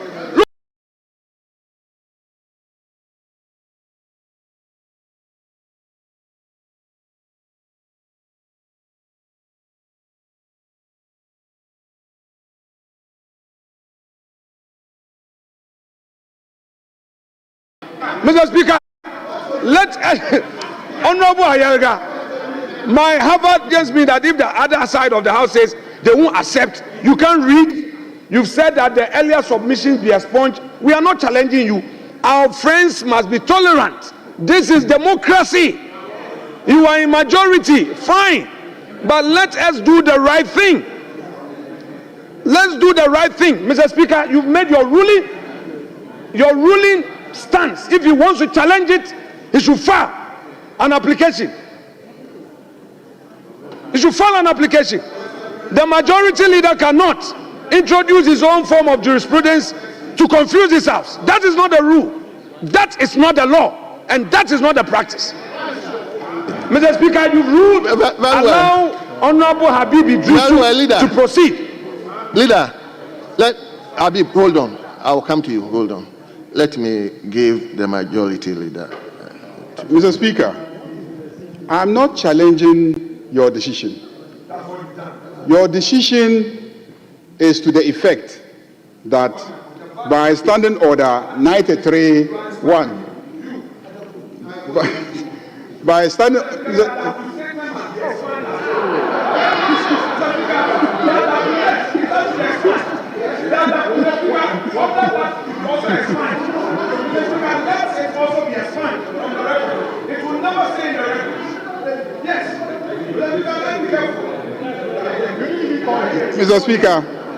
Mr. Speaker, I am not challenging your ruling. Your ruling is to the effect that for a statement of urgent public importance to be made, there is a need for both sides of the House to have conferred and agreed. You said that. And then you also indicated that in future they should submit a copy or at least make known to the Speaker or the person presiding the content of the statement. So I'm simply pursuing your ruling to say that we have not yet indulged him. Because you are saying that there should be indulgence by both sides. I'm saying that we have not indulged him. Mr. Speaker, let me say that. You see, let's go back to the interpretation section. Let's go back to the interpretation section of the Standing Order. Order 6, which deals with the question of leave of the House. Page 5, leave of the House. Okay? Mr. Speaker, leave of the House. Listen to what it says. Leave of the House or any expression of similar import. Leave of the House or any expression of similar import. Leave of the House or any expression of similar import means permission or consent given by the House. So to say that the word indulgence of the House, leave of the House are of similar import. And so what our Standing Order says is that such matters must be with the consent of the House. But, Mr. Speaker, ordinarily when it comes to statements, we always vest the discretion in the Speaker. We have never come to this House to say that we must grant leave before the Speaker admits a statement to be made. And I'm not about to begin that tradition. But Mr. Speaker, I have a problem with matters that are ordinarily the subject of press conferences to be made the business of this House. There are some matters that are press conference matters that you should deal with outside with the press as a press conference, not to make it the subject of debate in this House. Mr. Speaker, if they make a mistake and make a statement on Ken Ofori-Atta in this chamber, You have no idea the commentary that will be run on Ken Ofori-Atta in this chamber. Can you control the commentary that on this side of the house will run on Ken Ofori-Atta? You would have exposed him to that. Because even today, when the Office of Special Prosecutor organized a press conference, they made some statements. They admitted that there were charges in relation to the man, that the man was under investigation. So, Mr. Speaker, I'm saying exactly what I said. Exactly what I said. Exactly what I said, Mr. Speaker. That don't expose the man. Don't expose the man. Don't make a statement on him, because the standing order says that. The standing order says that. Honorable Majority Leader, Honorable, I could confer from what you are saying that now the indulgence of the House is now granted. No, Mr. Speaker, I'm saying that we have always granted discretion to speakers. Okay. To admit statements. Okay. And authorize statements to be made. We've always granted the discretion. Very well. We are not about to stop it. But I'm warning that it's a very slippery ground, because the same standing order says that if it's a matter of urgent public importance, we have a right to comment on it. We have a right to comment on it. Do you want us to run a commentary on the man? That's the question. Leader, I think there's a caution. If you are ready. Mr. Speaker, the man himself is not here. The man himself, Ken Ofori-Atta, is not here. They cannot grant consent to commentary being run on the man in the chamber. Ken Ofori-Atta is not in this chamber. So you cannot make a statement on Ken Ofori-Atta and expose him to commentary when he is not there. Unless Ken Ofori-Atta is here to give a consent. He has to give consent. You cannot give consent that there should be commentary run on the man when he is not present to respond. He is not present to respond, and there are matters, Mr. Speaker, today I'm saying that the Office of Special Prosecutor said they are investigating the man. Do you want us to interfere with the investigation by running commentary on the man? Is that what you want us to do? Well. Yes, Honorable Habib, if you are minded to raise your statement, you can go ahead. Thank you, Mr. Speaker. Mr. Speaker, thank you for granting me the leave. Mr. Speaker, I rise to express my profound concern to formally condemn the recent action taken by the Office of the Special Prosecutor in declaring Mr. Ken Ofori-Atta a wanted fugitive. The basis for this declaration rests solely on the assertion that Mr. Ken Ofori-Atta has not responded to requests to appear before the OSP in person. However, evidence provided by his legal team representative equivocally demonstrate that Mr. Ken Ofori-Atta is currently outside the country on a schedule and medical grounds. Mr. Speaker, the principle of natural justice and due process demand that Mr. Speaker, the principle of natural justice and due process demand that before any declaration of a fugitive status is made, a full and thorough verification of the circumstances must be conducted. In this instance, the OSP failure to acknowledge the valid and documented explanation provided by Mr.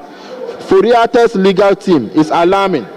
Mr. Speaker, the omission not only undermines the right of an individual who has rendered distinguished service to our nation, but also calls into question the procedure with which our justice system is being administered. When the machinery of justice is allowed to operate without strict adherence to the established protocol, the risk of arbitrary and politically motivated occasion become all too real. Mr. Speaker, in both the adherence and the unjust, that such well-documented evidence has been disregarded. Mr. Speaker, The situation emphasized the importance of clear communication and coordination among the state institutions. Prior notification of his medical departure was not only a legal requirement but also an act of transparency expected from the public figure. His adherence to the protocol should have been acknowledged and factored into any subsequent decision regarding his status. Instead, the OSP declared his generated unnecessary controversy and distraction at a time when the nation cannot afford such division. The misapplication of power in this instance serves a stark reminder of the danger adherence with exclusive agencies acts without sufficient oversight and accountability. Mr. Speaker, the implication of this incident extend beyond the individual involved. They strike at the very heart of our nation's commitment to justice, accountability, and the rule of law. When institutions like the OSP deviate from their mandate and operate in a matter that appears arbitrarily, they jeopardize our collective effort to build a society based on fairness and respect for the rights of all citizens. It is imperative that we, as members of our Parliament, hold these agencies to the highest standard and ensure that every action taken in the name of justice is both transparent and justified. Mr. Speaker, in the case of the Republic versus Director of Prisons, the Court of Appeal of Ghana reaffirmed that the principle that no person should be subjected to unlawful detention or unjust treatment at the hands of the state. The court held that the exercise of the state authority must be guided by fairness, legally and due process. Any deviation from the principle amounts to an abuse of power and violation of the rights of the individual. Mr. Speaker, the House must use this opportunity to reinstate our collective responsibility to ensure no public official, whether current or former, is unfairly targeted or subjected to actions that undermine the legal right. Let us be clear. The pursuit of justice must always be balanced with respect for the process, and any deviation from the principle can have far-fetching consequences on our democracy. Mr. Speaker, we must stand united in our resolve to protect the integrity of our legal institution and to ensure that every individual is treated fairly under the law. In conclusion, Mr. Speaker, I reinstate my call for accountability and transparency. The actions taken by the OSP in this matter are deeply troubling, and the actions also taken by governments have been addressed with the utmost. Mr. Speaker, in conclusion, I reinstate my call for accountability and transparency. The action taken by government are deeply troubling, and they must be addressed with utmost agency. We owe it to our citizens and to the legacy of our nation's commitment to justice to ensure that such abuses of power are not repeated. Mr. Speaker, I urge my fellow members of Parliament to join me in condemning the actions of government and the state authorities, and no current or formal appointee of any government should go through such an ordeal. I thank you, Mr. Speaker. Honorable members, this is a statement on our own member who used to be a former Minister of State. So I think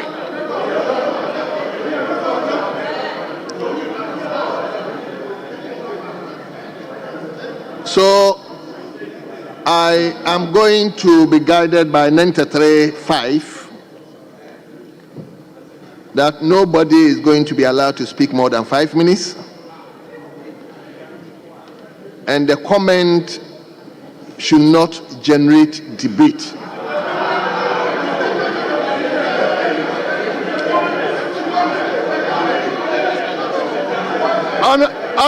Honorable members, I'm going by our own standing orders. I am going by our own standing orders, and I'm going to take 3 from each side. 3 from each side. Then I'll give the leadership 1, 2, 3 leadership, 3 leadership.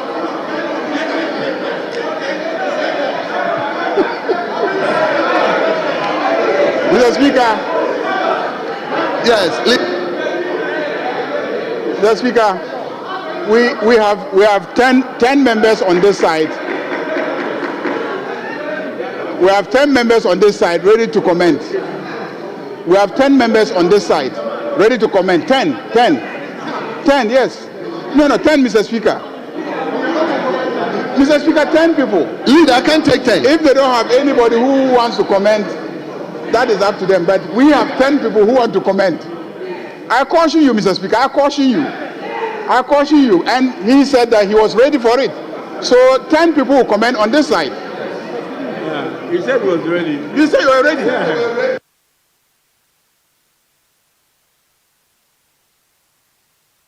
Yeah. I will vary my orders. I'll give 5 each, including leadership. 5 including leadership.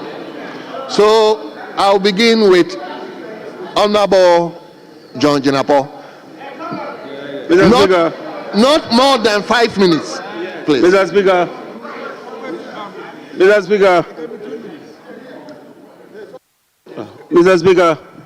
let me thank you for this opportunity. Mr. Speaker, let me start with a Ghana Web report. And it is dated, Mr. Speaker, 2017, Friday, 28th July 2017. AK-47 wielding corps raid John Jinapo's home. Mr. Speaker, 5 police officers believed to be from the National Security on Friday raided the home of former Deputy Power Minister, Mr. John Jinapo, in search of documents related to the controversial $550 Ameri deal. Mr. Speaker, this very house, this very house, approved the Ameri deal.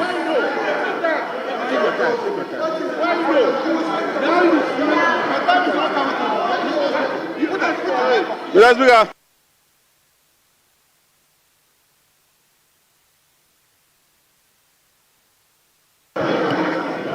what is it?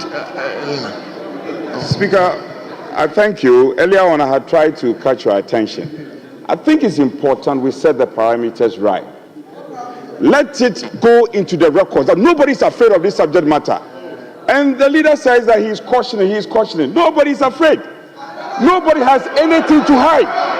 Now, the point I want to make is that, Speaker, yes, when we are debating, we make reference to other sources of information.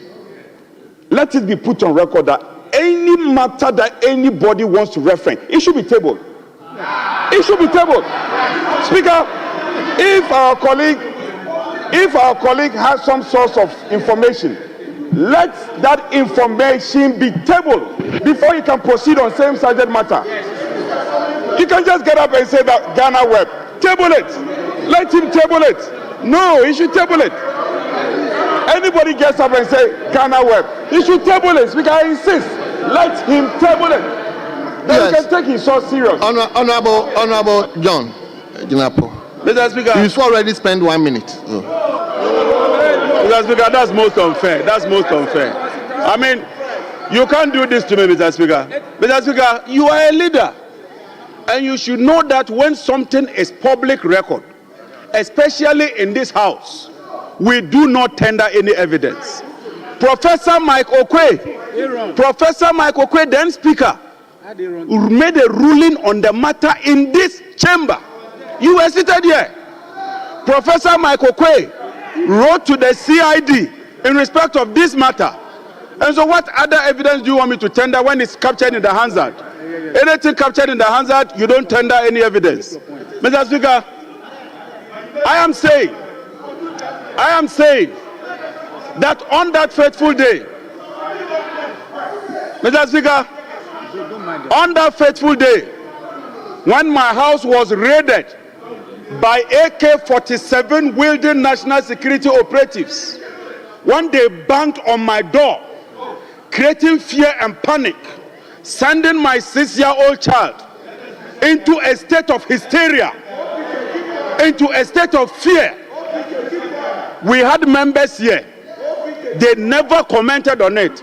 And I commend Professor Mike Okwe on that day when he stood up and ruled that what they were doing was wrong. Mr. Speaker, they took my phone, they took my laptops, and took it to the United Kingdom to investigate me. Today, a very simple matter. You are scared of it. Mr. Speaker, let me explain something. The OSP has declared Mr. Kenneth Ofori-Atta as a fugitive.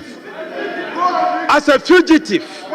Mr. Speaker, in our local language, fugitive, in our local language, it means that wadenuwa kangura. Or, to put it simply, wajibam. Or in the Hausa language, otelo. Or to put it in a more simpler way, ya gudu. It's as simple as that, Mr. Speaker. But, Mr. Speaker, we should not be afraid of accountability. As public officials, when they took my laptop, it got to a point they couldn't even open the iPhone. I told them I was willing to come and use my fingerprint. It was then and there that they told me that the phones had been taken to the United Kingdom. I had to give them the password. Eventually, the very America that I was accused of, a minister was dismissed because it came here padded by almost $800 million. Mr. Speaker, on this auspicious day, on this day of reckoning, on this day of accountability, the only thing I can say is that we wish the man in white, 5 minutes. The best of luck. Is up. 5 minutes is up. The finance minister should come here and settle the scores as far as 5 minutes is up. Thank you very much, Right Honorable Speaker.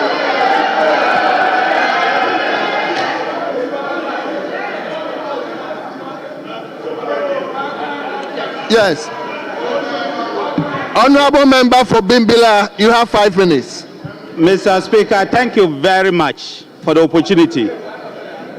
Mr. Speaker, we are building a democracy.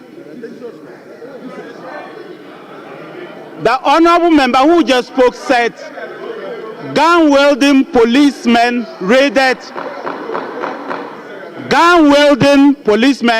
his home. That is what a democracy is. Police people. My brother, you don't use soldiers to raid somebody's home in a democracy. Yes.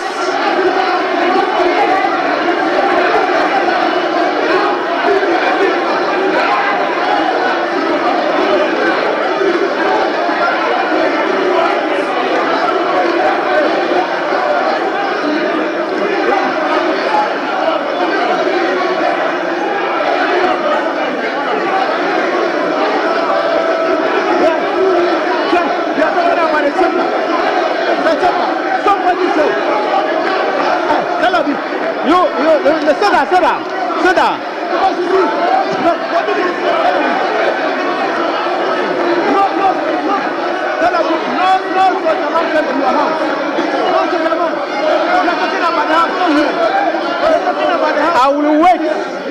I will wait.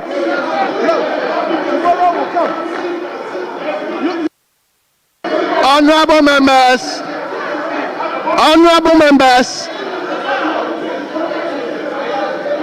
Honorable members, I am not giving the floor to anybody on point of order. Please. Mr. Speaker. Please, let's tolerate each other, please. Mr. Yes. Speaker. Mr. Speaker, let them be informed. Let them who stand up be informed that by 4 a.m. on the 7th of this, January, there was no defense minister in Ghana. Let them be informed. Let them be informed.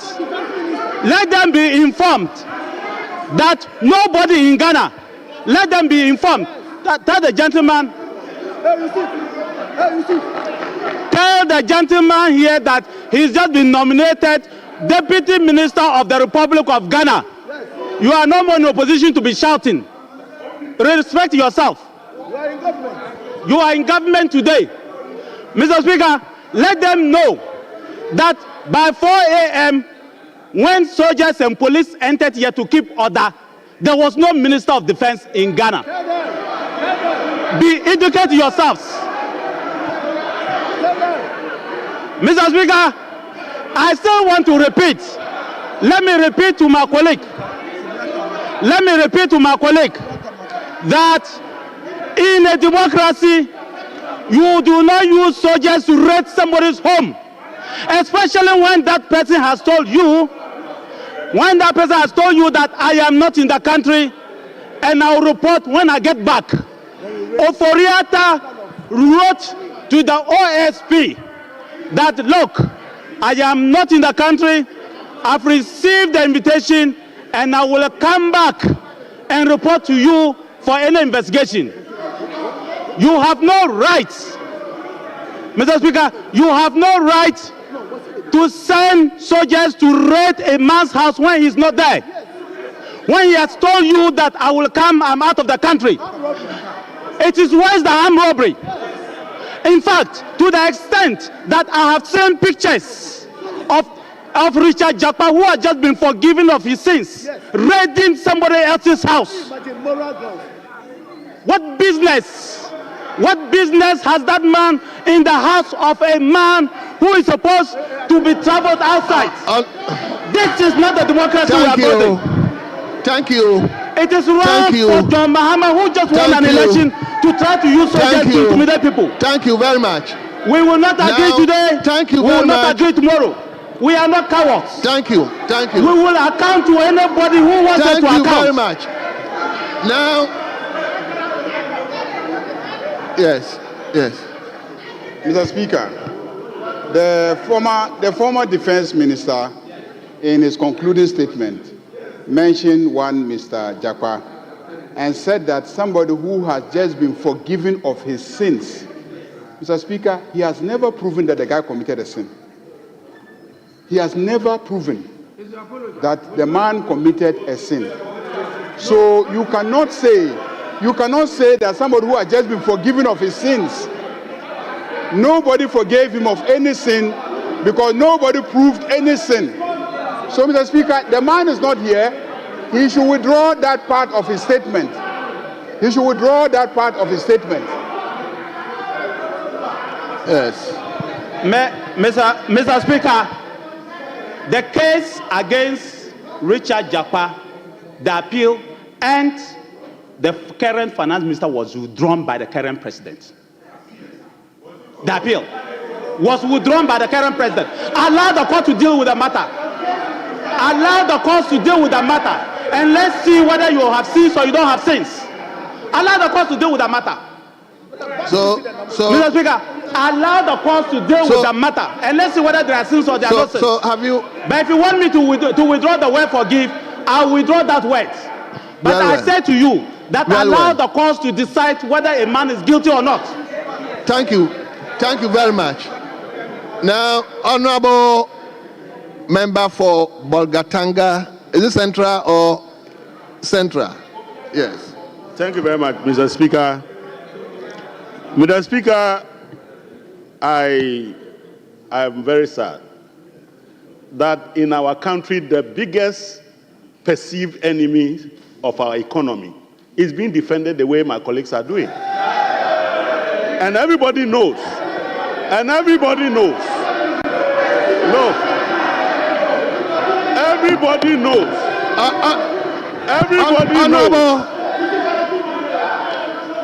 Honorable Adongo.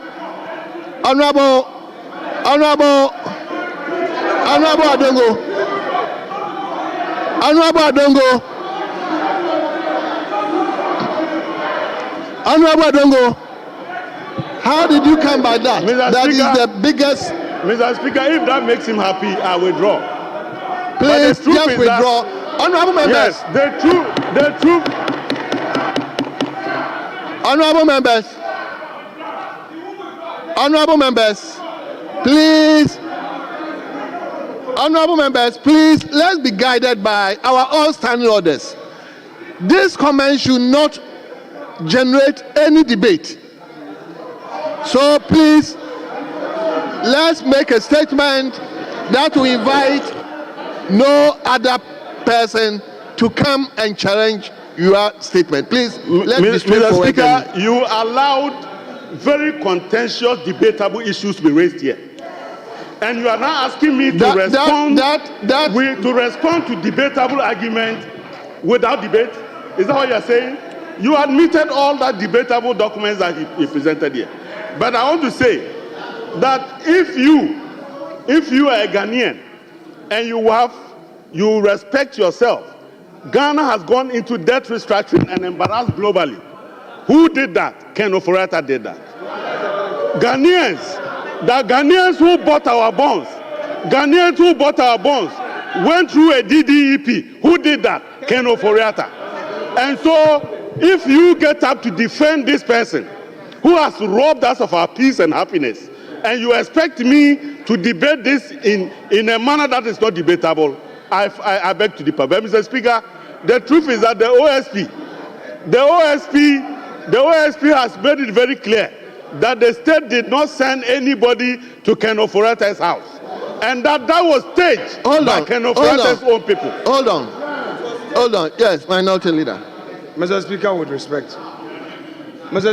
respect, let the records reflect that this side of the House brought this matter up, questioning the mode of the action taken by state security operatives. Mr. Speaker, Mr. Speaker, the argument being made by my colleague is to the effect that the man has committed some crimes and we are defending. Mr. Speaker, let it be known by him. Let it be known by him that as he is now in this chamber, he's aspiring into public office. He's seriously lobbying to be made a deputy minister. Mr. Speaker, he has not even been recognized. It is some of these unguarded statements. That is why he has not been recognized. Mr. Speaker, we are talking about the mode of the raid, the arrest. We are not saying that if the state has evidence against Ken Ofori-Atta, you shouldn't try him. Very well. Mr. Speaker, if indeed there is an issue against him, the state can try him. Then he can have access to his lawyers. Leader. But you cannot accuse him that the man is guilty. Leader, I'll come to you. Because you have your time so that you can address all these things, please. Mr. Speaker, he has to withdraw that part of the submission.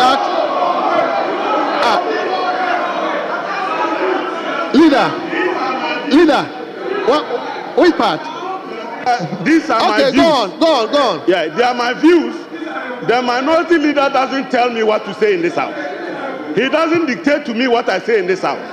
And I'm saying that when, as a government, you decided to violate the Public Financial Management Act with impunity, this day was coming, and it has arrived. The Public Financial Management Act is very clear. The Public Financial Management Act is very clear that you cannot commit this state to a multi-year contract without the Minister for Finance, himself issuing a commencement certificate. And yet, after he issued a commencement certificate, he was still drawing on contingency fund as if he didn't know about the project. And he thought that you could do that as long as you want. The OSP has spelled out the reasons why he's looking for him. And I'm discussing what the OSP is calling him for. That when he decided to engage in multi-year transactions and refused the approval of Parliament, knowing very well the implications in the Public Financial Management Act, he knew that he would answer for it one day. And that you are now asking us to do what? Not to discuss a fugitive. We shouldn't discuss a fugitive. Is that what you're asking? Or I should clean him up even though he's a fugitive? So when you came here, you knew that the product you were selling, you could not sell it. And we warned you. We warned you and you did. You can warn me as long as you want. But the important thing is that the OSP has stated. Thank you. The OSP has stated that he didn't send anybody to Kenneth. Why are you running away? Why are you running away? Honorable Osenyako. Thank you, Mr. Thank you, Mr. Speaker. Mr. Speaker.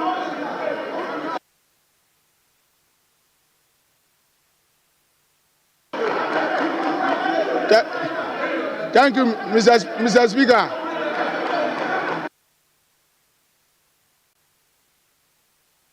Thank you, Mr. Speaker. Mr. Speaker, Mr. Speaker, I have come in peace. I have come in peace. You've come in peace. Mr. Speaker, you said you've come in peace. Yes. Very well. Let's listen to you. God willing, Ghana will be 68 years this year. Mr. Speaker, we have seen government change all the time. Mr. Speaker, the wrong yesterday is not right today. If we are building a society, if we are building a country, if we are building a nation, Mr. Speaker, we cannot and we should not allow some of these ills to go on in our society. All of us sitting here, we are politicians. All of us. Tomorrow, it could be you. Today, you think it is Mr. Ken Ofori-Atta, so it is okay. I will speak against it if it was meted to you. The fact that similar issue or same thing was done in 2017 doesn't mean that we should repeat same this time. You should listen to me. Mr. Speaker, I am sad. I am sad for Mother Ghana. I am sad for we as a politician because tomorrow it will be your turn. And I cannot sit because I'm in the opposite side. So I will sit down and watch you be treated this way. Mr. Speaker, if you want to build a nation, if you want to build a democracy, let us use the laid down procedures. I am not speaking to shield anybody. The laws are clear that if anybody is found guilty of committing any crime, there are laid down procedures to deal with such matters. You don't use a Rambo style action to go to somebody's house. I have just a caution. I have a message for the president. President Mahama should listen to me.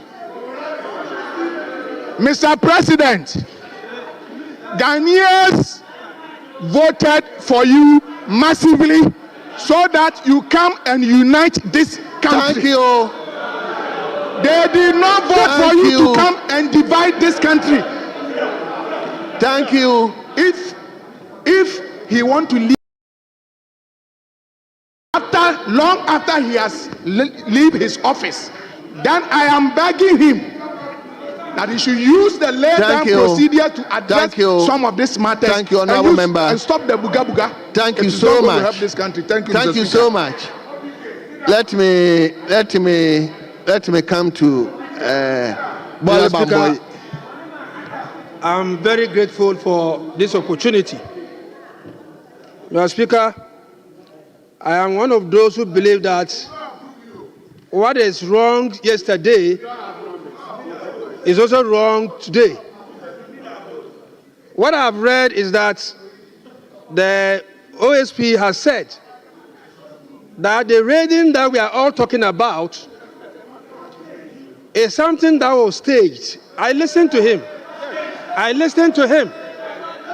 And so for me, for us to use this precious time discussing something that has been staged, then I think that we need to have a second look at what we are doing. Mr. Speaker, I listened to my senior brother, the former Minister for Defense, and I was a bit sad. I followed you and the former Minister for Interior, and my good friend and brother, the former Minister for Lands and Natural Resources, and also Honorable Kandapa. The four of you, I follow you from outside here on that fateful day, and I dove my cap for Honorable Kandapa when he shouted, "Don't let them enter, don't let them enter, don't let them enter." You shouted, "Let them enter, let them enter, let them enter." And they entered. Mr. Speaker, he's now telling.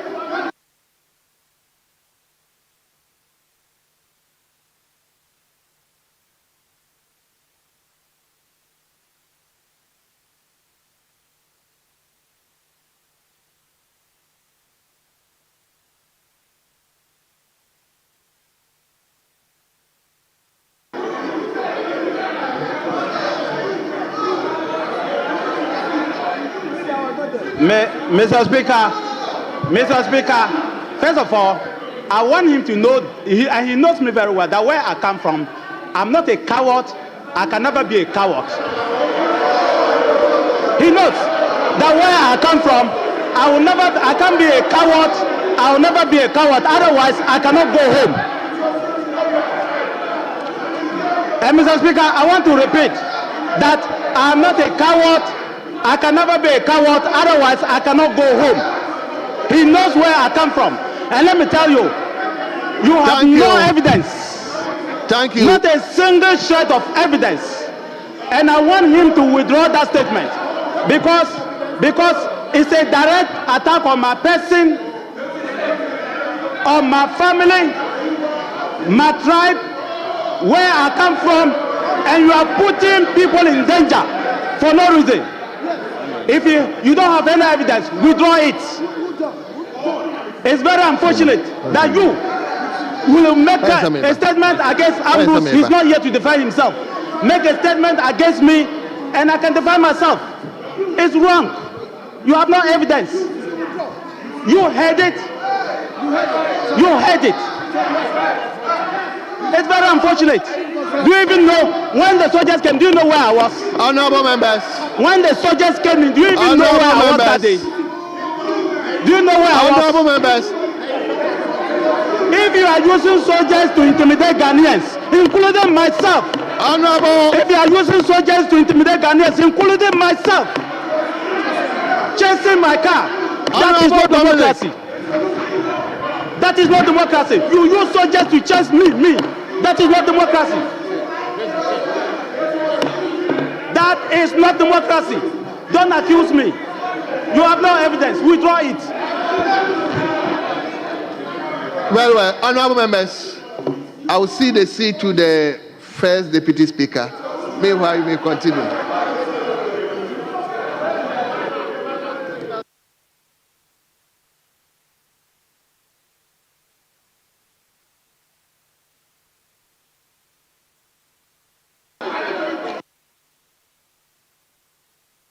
Honorable member, you may go on. Honorable Yusuf, you may go on. Mr. Speaker, I started by saying that the defense minister is my brother. And indeed, I know where he's coming from. Where he's coming from, that is where I'm coming from. We are brothers. We are the same people. And so I was shocked that day when he was the one ushering in the military men to come and kill his own brothers. Mr. Speaker, he's saying that there was no democracy at that time, and that there was no government in place, and that he wasn't the minister at that time. And so whatever happened, he wasn't bothered. This is what he just said. Mr. Speaker, the very people who did that are still in the system. I want to call on you. On this day, we have their pictures to order an investigation so that we will get to the bottom of this issue. But I am a Muslim and a serious and pious Muslim. And the last thing I will do is to tell lies on my own brother. I have said what we call the kalima. I believe in Allah. I believe in his prophets. And the next thing to believe in is to ensure that I don't tell lies on respected people like my brother. I'm only putting it on record that on that day, I followed you. My brother, Honorable Abu Jinapo, Honorable Ambrosderi, and Honorable Kandapa, from the start here, down up to this point, when Honorable Kandapa insisted, don't let them enter, don't let them enter, don't let them enter, and you said they should enter. Indeed, they entered. You followed them. Mr. Speaker, what I want you to do is to call for the video. Call for the video. He wants me to come with evidence.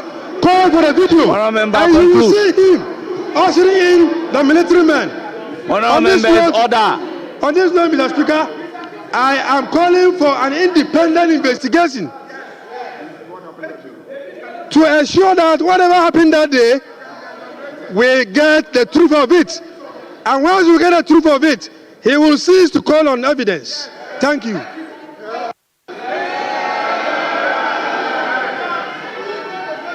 But Mr. Speaker, somebody has accused me. Yes, honorable member. Somebody has accused me that I brought Honorable soldiers to come and you kill. don't have the floor. Resume your seat. Please resume your seat. Honorable Nitiwul, resume your seat. Honorable member, you have the floor. Thank you very much, Mr. Speaker. Mr. Speaker. Honorable member, hold it. Mr. Speaker. Honorable members, let's remind ourselves about Order 129 and conduct business in an orderly manner. I will not hesitate to apply the rules. Honorable member, you have the floor. Thank you very much, Mr. Speaker. Mr. Speaker, I mean, members in this House who have followed my proceedings or my actions in the media will certainly know that I was one of the few MPs who stood up and said that Kenneth Ofori-Atta must go. And so I'm not here to defend Kenneth Ofori-Atta. But, Mr. Speaker, we need to ensure that as a country, the rule of law always reigns supreme.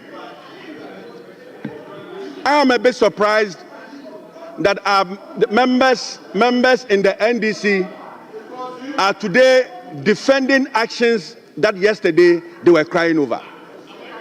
In fact, I heard my good friend John Jinapo, I also heard Kwame Agoja make claims that in 2017 their houses were raided at that clue and all of that.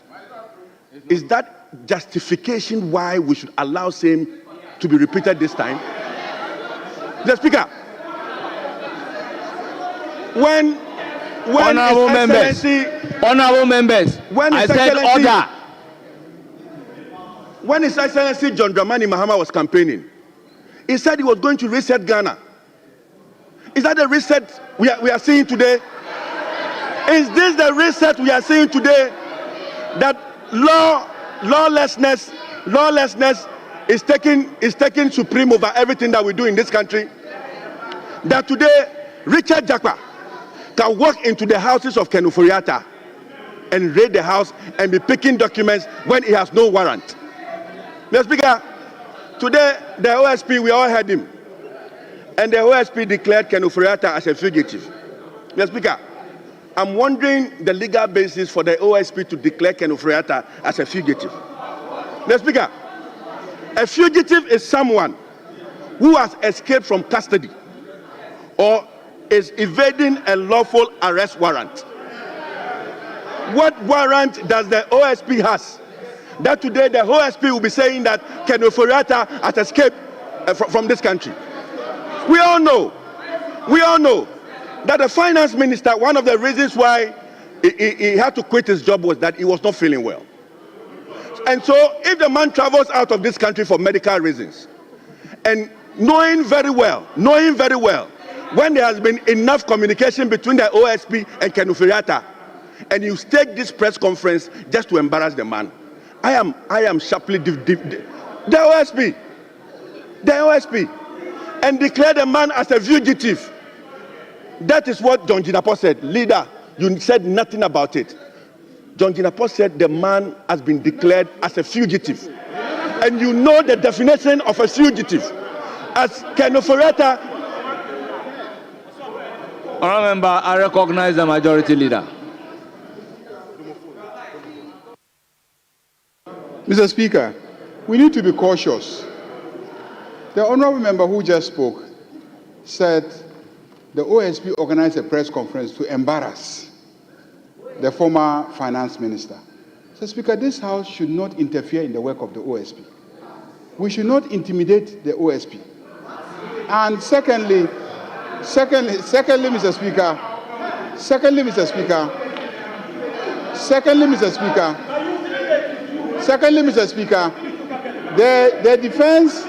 the former defense minister said soldiers were sent to the residence of the former finance minister. Mr. Speaker, nobody has tendered evidence in this chamber that soldiers were sent. Mr. Speaker, they are talking about one Mr. Jakpa. The man is not a soldier. The man is retired. He left the army. And he is an officer, I believe, of national security of the state. So please, let's not sit here and say things that would dent the image of the men and officers of the Ghana Armed Forces in uniform. So let's be careful. Let's be careful when we say that soldiers were sent, because no soldier was sent to the residence of the defense minister. Mr. Speaker, please, let's be cautious. Honourable Minority Leader, I recognize Honourable Majority Leader on a point of order. Are you also on a point of order against the point of order? Mr. Speaker, with the greatest respect, take it easy. He didn't say he was up on a point of order. Mr. Speaker, he didn't say so. He didn't say so. And please, he made an intervention for the good of us. I am back on the same level, please. Mr. Speaker, I agree with the Honourable Leader of the House that we should tread cautiously. Rightly so. But, Mr. Speaker, we have heard a colleague make a statement for Hansard that the respected senior member sent soldiers here to kill us. Those were the words. Mr. Speaker, in the same spirit, we need to be careful. Two, I have publicly acknowledged the diplomacy of the majority leader, and I have no reason to doubt him. But I always act in good faith. I shared with him, although private, but I will tender it since it has been raised. Videos of soldiers in uniform raiding the residence of Mr. Kenneth Ofori-Atta. Mr. Speaker, indeed, he is right in saying that the man being spoken about as the one leading the team is now a civilian. That is true. Mr. Richard Jakpa, who works with national security, and indeed the one who led the soldiers, is a state security operative. But Mr. Speaker, the point is very clear.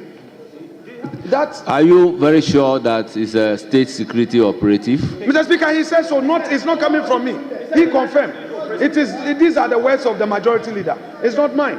This is Japan. That is what, So, Mr. Speaker, yes, he has confirmed. He says he is a state security operative. It's not coming from me. Mr. Speaker, I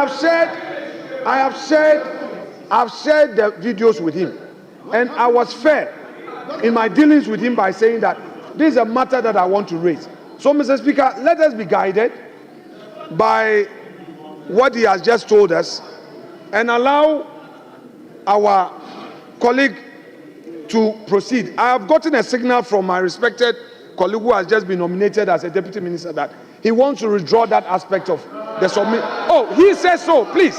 It's not, Mr. Speaker, I will not impose anything on him. He signaled that in view of the caution from the leader, he wants to withdraw. If he wants to, that is his matter. I am only telling Mr. Speaker, that's the signal he's giving me. Mr. Speaker, let's be fair with each other. This democracy that you are celebrating today. Honorable Minority Leader, conclude. Mr. Speaker, I'm concluding. Mr. Speaker, once upon a time, we had 169 seats in this house. You have made it, enjoy it, but let us be mindful. Let us be mindful that we are a family. I told us once some weeks ago that let us learn from the Jinapo brothers. I rest my case. Thank you, Honorable Member, Honorable Sule. Oh, I'll give you the floor. I'll give you the floor. Honorable Nyindam, resume your seat. Honorable Sule, you have the floor. Mr. Speaker, I'm grateful for this opportunity to withdraw the words he brought in military to kill his brothers. My understanding of the role of the military is that they are trained to kill. That's where I was coming Honorable from. Suleiman. So I withdraw. Honorable Suleiman, are you withdrawing? So I'm withdrawing. Are you withdrawing? Or what are you doing? Unreservedly. He's my brother, and I will not do anything to hurt him. So I withdraw them. Thank you, Mr. Speaker. Honourable members, statement accordingly withdrawn. Order. Honourable member, conclude. You have 2 more minutes. Thank you very much, Mr. Speaker. Mr. Speaker. Honourable Chiwete, can we have some order? Mr. Speaker, see how pleasant it is that as brothers we are able to understand each other. That should be the spirit that we carry on in the administration of government. Mr. Speaker, we all have a right, and Chapter 5 of the Constitution guarantees our right as citizens. In fact, Mr. Speaker, if you look at Article 14 of our Constitution, it is very clear. It is very clear that no person shall be deprived of their liberty except in accordance with the rule of law. Mr. Speaker, the rate and the style, the Rambo style at which they invaded Kenneth Ofori-Atta's house. This morning, my little daughter came to me, and she was asking me, "Daddy, is Ghana at war?" Then I asked them, why? Mommy, why? Why? What is happening? Then she was like, Daddy, get on social media. Honorable member, look at how military I am not men. supposed to be interrupting you. You quoted a constitutional provision that we need to act in accordance with the law. Are we going to be able to establish whether they have acted in accordance with law or not? Is this House going to establish whether they have acted in accordance with law or not, having regard to the fact that justice emanates from the people of Ghana and it is exercised on their behalf by the judiciary? Mr. Speaker, it is very clear. It is very clear that from all the statements we have read from the OSP, there's no warrant. People invaded the houses of Kenneth Ofori-Atta. Today, even the OSP that we all thought that led that attack is even running away from the fact that he led those attacks to Kenneth Ofori-Atta's house. Mr. Speaker, today we have a former military person who has been caught on video, clear video, invading the house of Kenneth Ofori-Atta. Mr. Speaker, that should not happen. I'm saying that. Honorable member, did I hear you say he's running away from the facts? He made a categorical statement that the people are imposters. Who made that statement? And he didn't authorize them. Well, and you said he's running away from that particular fact, as if he authorized them and now running away from them. Mr. Speaker, Mr. Speaker, I appreciate your guidance. I appreciate your guidance. But, Mr. Speaker, we are all in the media space. We know what is happening. We know what people are saying. I am saying that this morning, newspapers carried that the OSP, in fact, the Herald newspaper, carried that the OSP is the one that undertook this exercise. In his press conference, it denies that fact. It denies that fact. All I'm telling my colleagues is that we live in a country where a president has been given over 56% of votes. He promised, now I'm coming, sit down, Kwame, sit down. It doesn't matter. Give him 100%.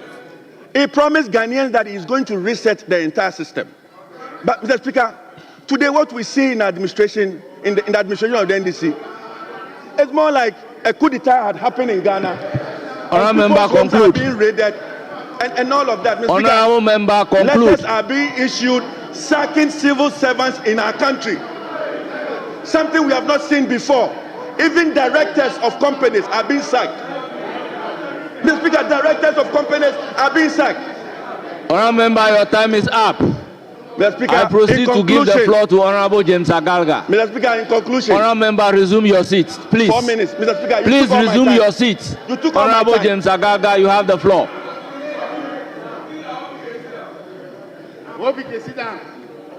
Mr. Speaker, the statement made by the deputy minority whip was made in the realm of the purported violation of the rights of the former finance minister. If my understanding of that statement serves me right, Mr. Speaker, then of course we have reason to ask ourselves which of the human rights provisions enshrined in Chapter 5 of the 1992 Constitution has been violated. That is the question. The maker of the statement cited a judicial decision in support of the statement. Now, that particular judicial decision, I didn't hear him well, but he mentioned Director of Prisons. That particular judicial decision relates to fair trial principles. But, Mr. Speaker, in the case of the Minister for Finance, he is not on trial. And so the principles enshrined in Article 19 of the Constitution will not apply to him for now. The closest we can come to, Mr. Speaker, in terms of the human rights provisions in our Constitution, would be Article 15 of our Constitution. And Mr. Speaker, I will take you through Article 15. And I expect, with the greatest of respect, the minority leader to respect the fact that I am truly a human rights advocate, and he can bear testament to that fact. So let him not interrupt me when I am advancing my arguments. Honourable Member, you are not interrupted in any manner. Address the chair. Article 15 of our Constitution talks about the respect for human dignity. And this is what it says. The dignity of all persons shall be inviolable. 2, no person shall, whether or not he is arrested, restricted, or detained, be subjected to A, torture, or other cruel, inhuman, or degrading treatment or punishment. B, any other condition that detracts or is likely to detract from his dignity and worth as a human being. It goes on and on and on, but those are the relevant provisions I want to relate to. Mr. Speaker, the question is, Honorable Kenneth Ofori-Atta has not been arrested. He's not in the custody of the police. So how do we start talking about a violation of his right to human dignity? The steps that have so far been taken by the special prosecutor. Honorable Stephen Amwa, let's listen to him in silence. Mr. Speaker, the steps that have so far been taken by the special prosecutor is in accordance with law as prescribed under Article 18 of our Constitution. That same Article 18, Mr. Speaker, talks about the right to property and the fact that it shouldn't be interfered with, your property rights, your home, etc., etc. But Article 18 comes with an exception, where the state security apparatus decides to act in prevention of crime or in detection and punishment for crime, an exception is created under Article 18. So the question we should be asking ourselves is, even granted, assuming without admitting, that security agents stormed the house of Kenneth Ofori-Atta, we should be asking ourselves, did they obtain a warrant from court? Did they obtain a warrant from court? I think our colleagues on the other side should file an agent question and determine for themselves whether they acted with a warrant or without a warrant before they draw certain conclusions. Now, Mr. Speaker, the special prosecutor has spoken. He says he extended an invitation to Kenneth Ofori-Atta, and his lawyers offered to present themselves for questioning. And he said, no, lawyers are not the subject of the investigation. So he wants to talk to Kenneth Ofori-Atta himself. Could this be the reason why agents of our state security apparatus stormed his home? Mr. Speaker, let me remark that when Honorable John Jinnapo's home was stormed, there was no prior invitation extended to him by any state security agency mandated to investigate any matter. Likewise, the home of Dominic Ayene, the current Attorney General, was stormed, equally stormed. What was his crime? His crime was that he only wrote a legal opinion. A legal opinion warranted the storming of his home without a prior invitation from the police. These are the facts we should compare and contrast. And so, having said that, I did indicate that I, as a lawyer, a human rights advocate, Member, conclude, who was struggling to establish for myself which of the provisions of our Constitution have been violated, I found none. Kenneth Ofori-Atta can submit himself to the law for purposes of investigation, and when there are violations, I'll be the first to speak for and on his behalf. Not until then. He should be law-abiding, come back home, and engage with the special prosecutor Member, so that the thank you very allegations much. Your that have time been is up. leveled against him can be dealt with. Thank you for the opportunity, Mr. Speaker. Thank you very much. Your time is up.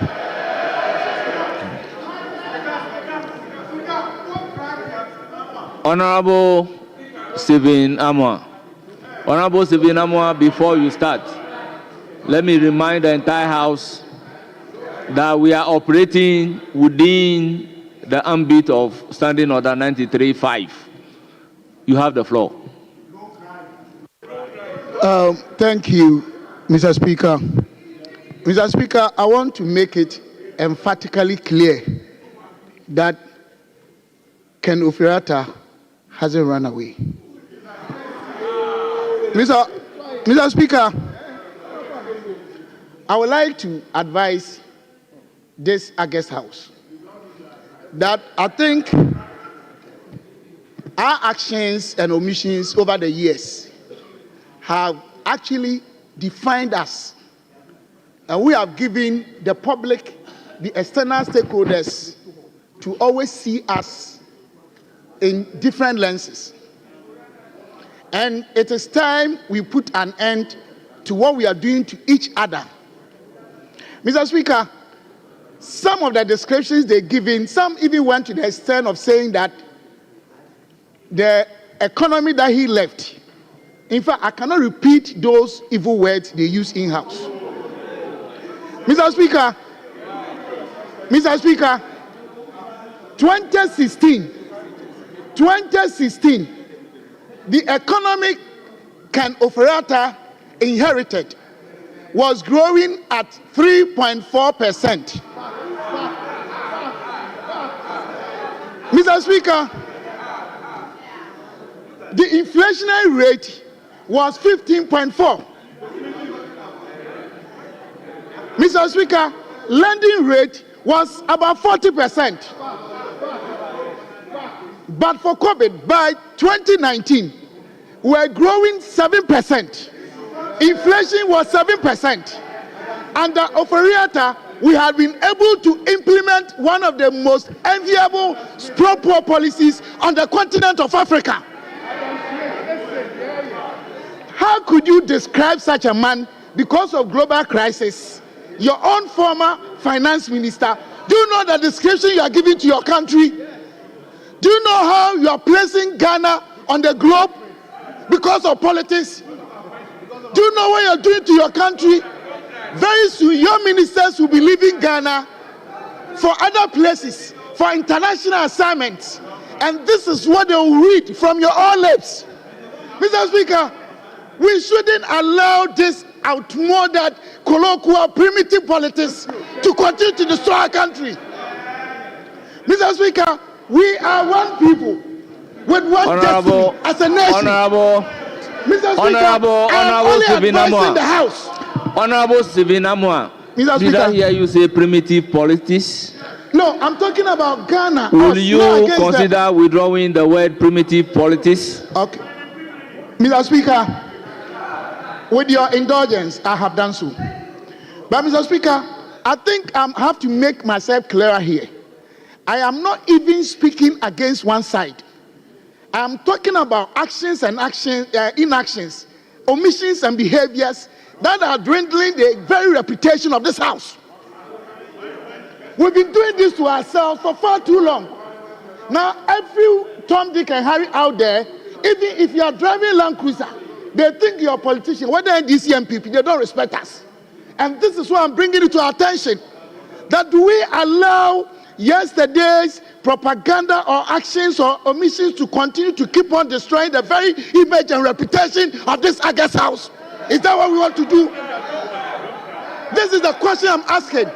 Mr. Speaker, are we teaching the younger generation what we are doing today? Mr. Speaker, what does the Constitution say? Article 18, Clause 2. With your permission. A. No one shall be subjected to the interference of his private home and properties. Has that happened or not? The very Constitution that we are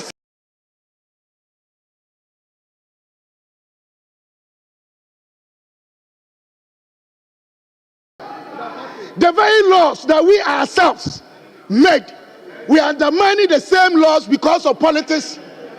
We should not sit here and because of politics, Kenneth made your family members have free school.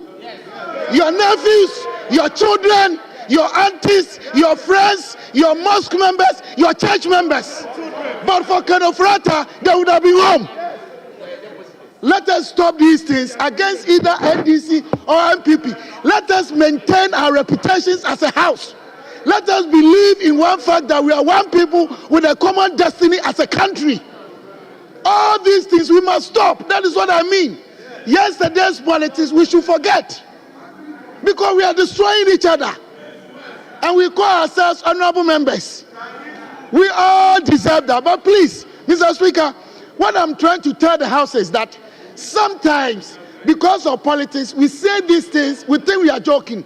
But those out there, they believe in what we say and they disrespect all of us. Let us protect each other. Let us keep the dignity of this House intact and portray to the people out there that, yes, we have changed. Mr. Speaker, I am ending by telling each and everyone, especially my brothers and sisters from the other side, to repent. To repent. These behaviors must be stopped. We don't do that to ourselves. Look at the leader, we are all respectable members. But because of politics, as you call you thief, you are this, you are that, and when you go out there, you want people to respect us. I think this should be the last time for all of us. Let us show love and constructive discussions. Constructive conflict. Conflict C-type, not A-type. All member conclude. Mr. Speaker, in conclusion, I would like to re-emphasize the point that Ken Ofori-Atta, until proven guilty by court of competent jurisdiction, cannot be described and defined as somebody who is criminal. Thank you very much.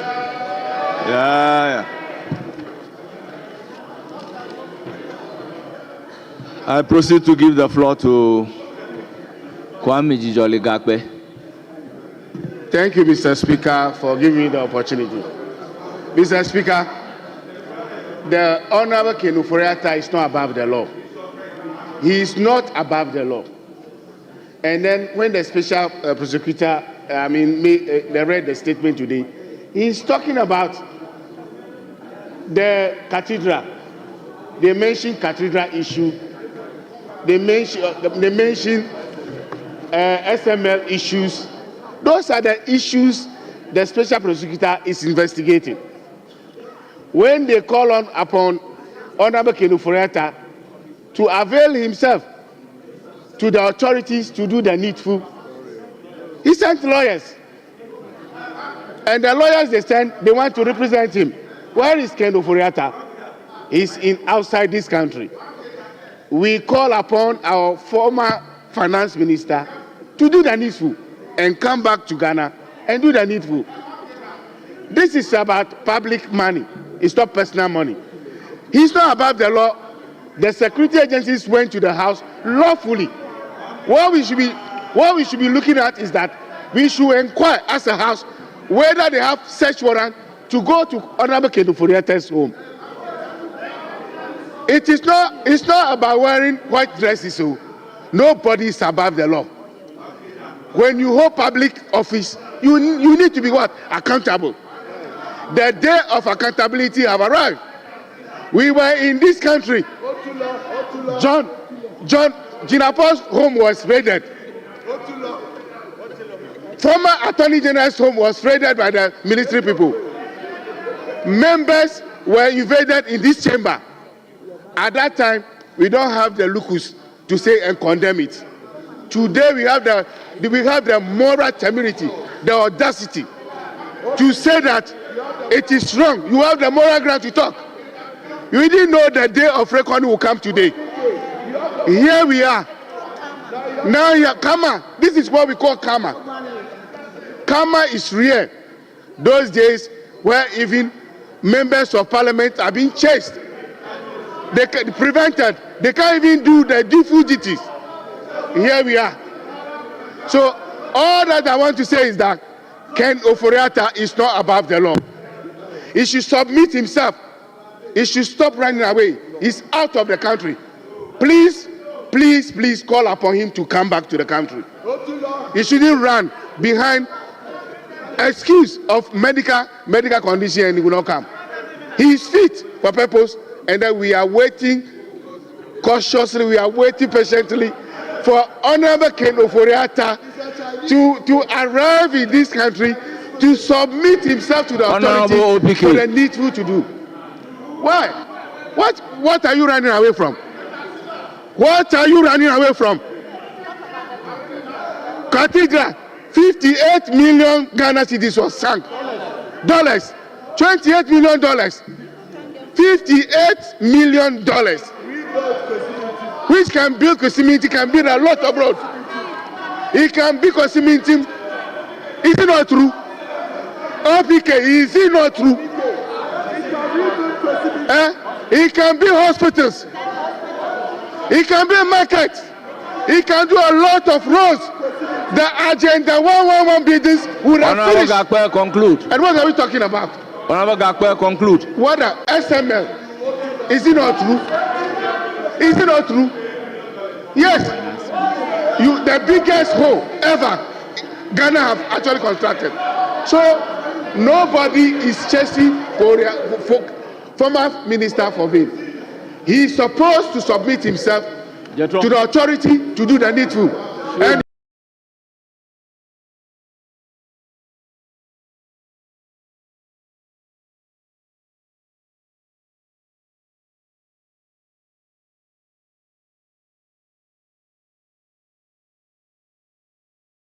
not about the law, Mr. Speaker, to protect the public purse. And now the day of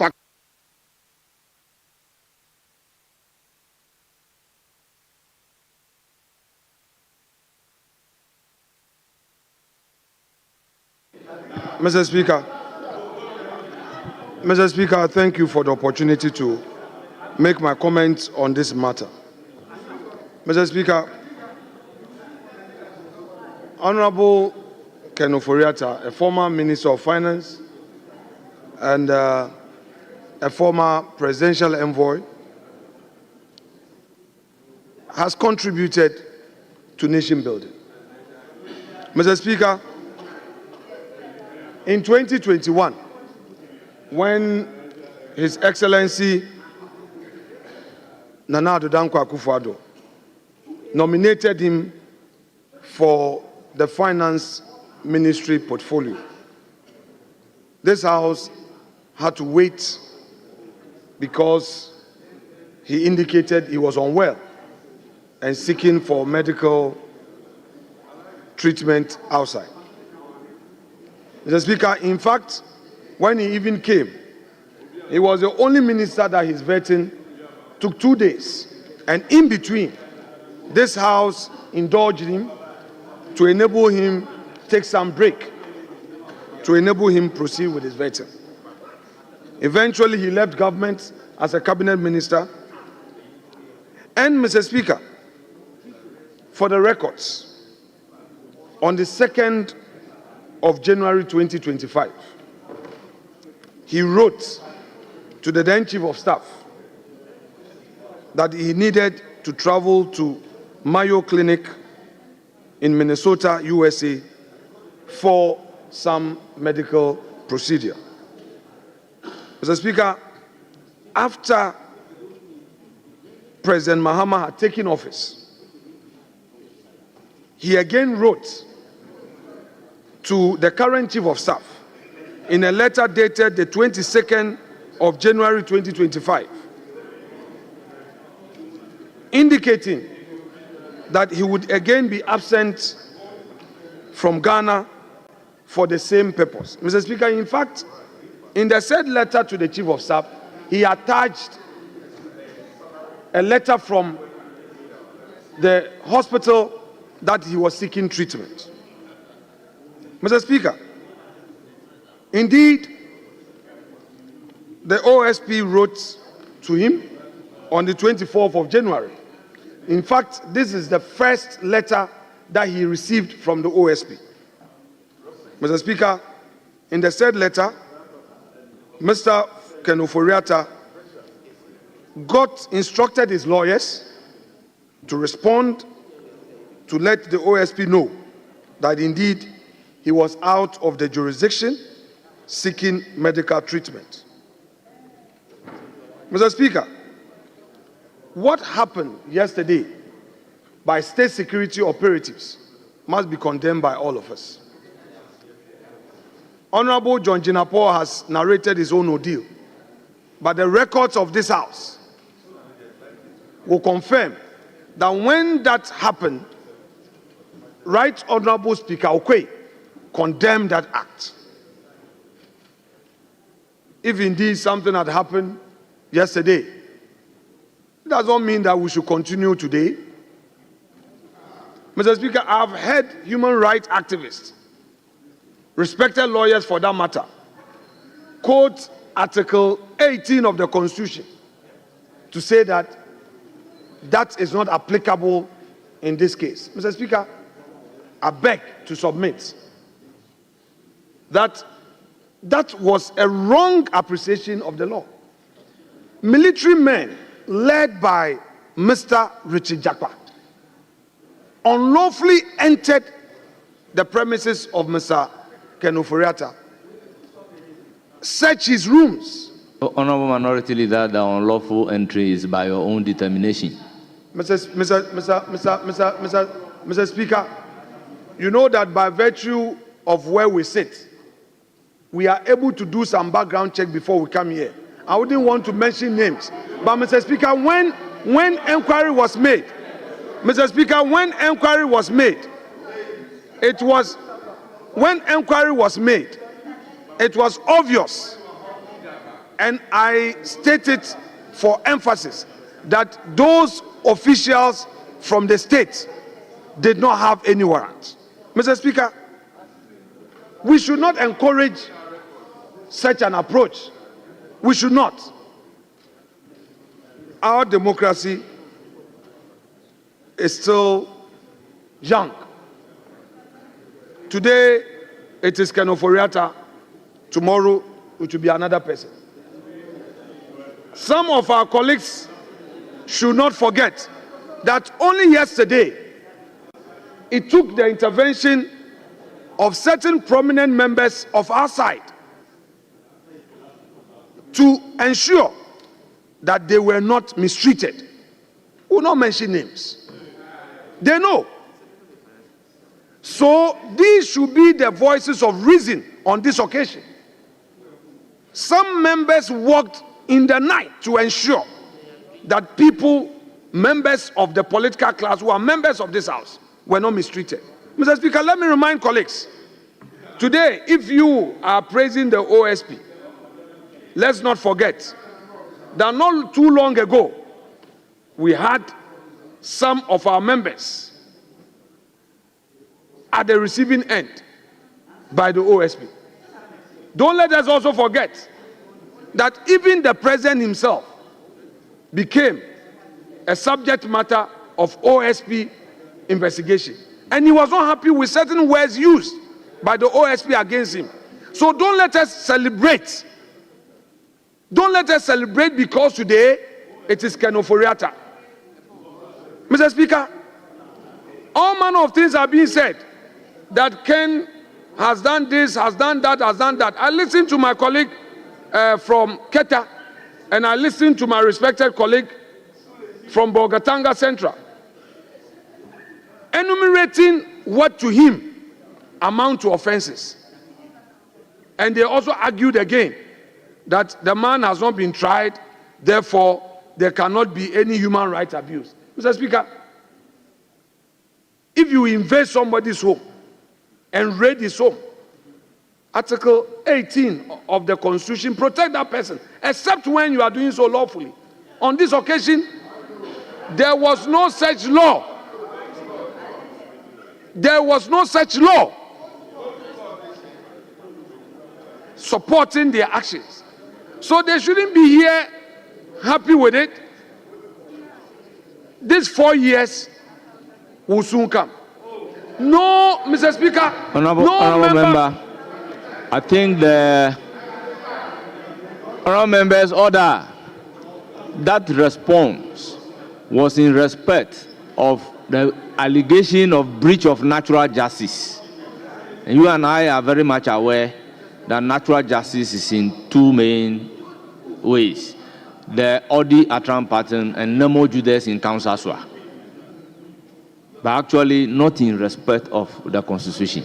The statement states there was a breach of natural justice. Mr. Speaker, the contention here is that the man's home was raided by state security operatives, rather unlawfully. And I dare contend that that conduct was unconstitutional. That is my respectful submission, Mr. Speaker. Mr. Speaker, I have done a lot of follow-ups on this matter, and I regret to say that we are not sending the right signal to our electorate. Mr. Speaker, the man has put the state on notice of his absence from the jurisdiction. He has made available his medical records coming from a respected medical facility.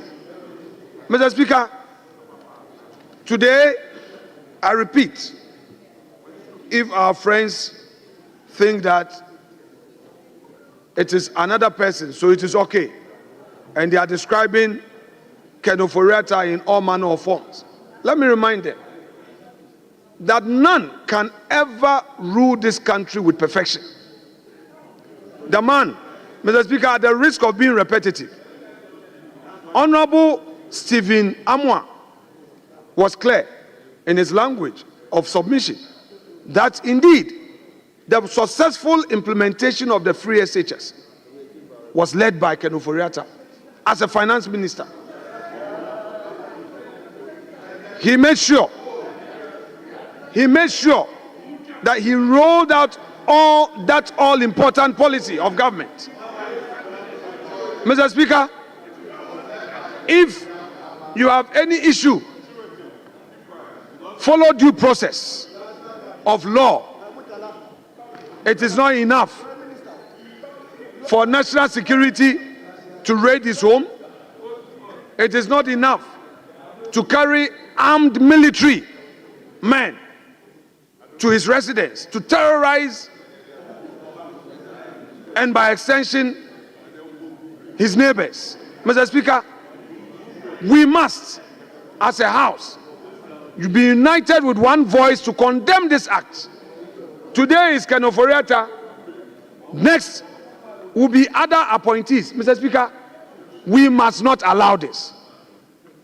Mr. Speaker, only yesterday, we saw the Attorney General applying to the court with an application we call nolli prosequi in law, simply saying that he's discontinuing certain cases. That is within his right as an Attorney General. Mr. Speaker, what signal are we sending to the nation that, oh, if it is NDC and NDC is in power, it is right. If it is MPP and if it's MPP in power, it is right. Mr. Speaker, the political class of this country must rise above this. The political class of this country must rise above this. And I would conclude by saying that if indeed... Hold it. Honorable member, will you... No, I mean you are looking back. It is you I'm talking to. You are looking back. It is you I'm talking to. Will you listen to the leader in silence? Why?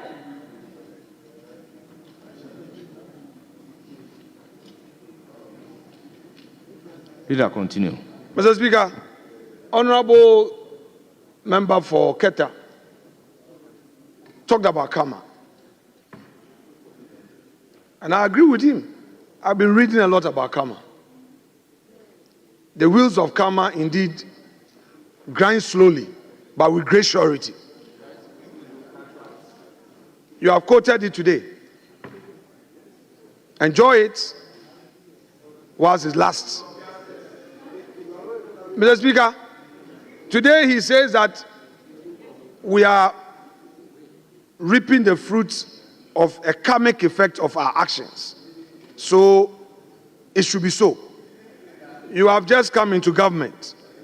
You have a lot of projects you want to undertake. You'll be going to PPA. Ministers will be taking decisions. Some will be good, some will be bad.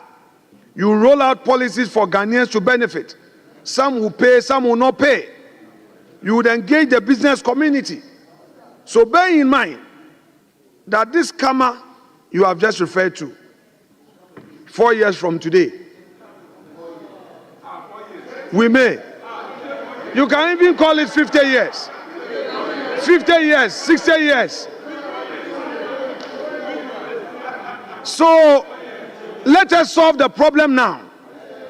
Let us encourage state security agencies with a mandate to investigate and prosecute to follow the law. Let's encourage them to follow the law. Honorable Nitiwu, in his submission, was being very emotional because just a week ago, he had to invite the leaders to intervene. Some, and the clerk. Some people calling themselves state security operatives chased him, his car, a former defense minister. And when they saw the car papers, they now realized that whatever the information they had was wrong. A colonel had to come, and when he questioned them, that who sent you, they could not mention. So when we give certain wrong signals, some of those people at the lowest level take advantage to harass people. And even senior members who give order, when they realize that it is wrong, they are unable to even own up. Honorable Nitiwu, a former defense minister, suffered this just a week ago. It took the intervention of leadership and the clerk to Parliament to sanitize the situation. Is that what we want? Is that what we want? Mr. Lord Comey, his house was raided. They searched his house, took away all his cars, and after 3 days, they said, we are sorry. They brought the cars back. Is that how we want to govern the country? Mr. Speaker, I shall conclude by urging my colleagues to support this call in bringing sanity in the country so that nobody will take advantage to unleash any violence on anybody. I rest my case. Thank you. Yes, majority leadership.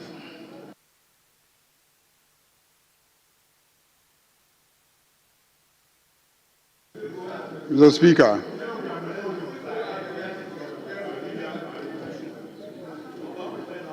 before the statement was made, I had cautioned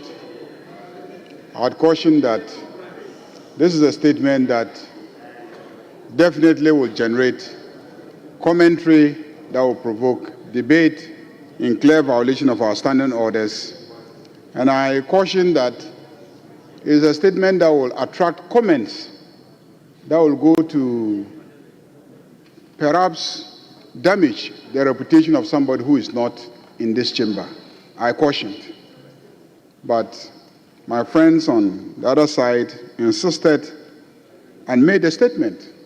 Mr. Speaker, if you are a believer in the rule of law and you know the law, you know that they searched your house or your property, you go to court. You go to court for the courts to declare that your property rights have been violated, that your dignity has been violated, and the courts are there to provide you that service of taking a decision as to whether or not indeed your rights have been violated. In court, the two sides will be there, and they will all be heard.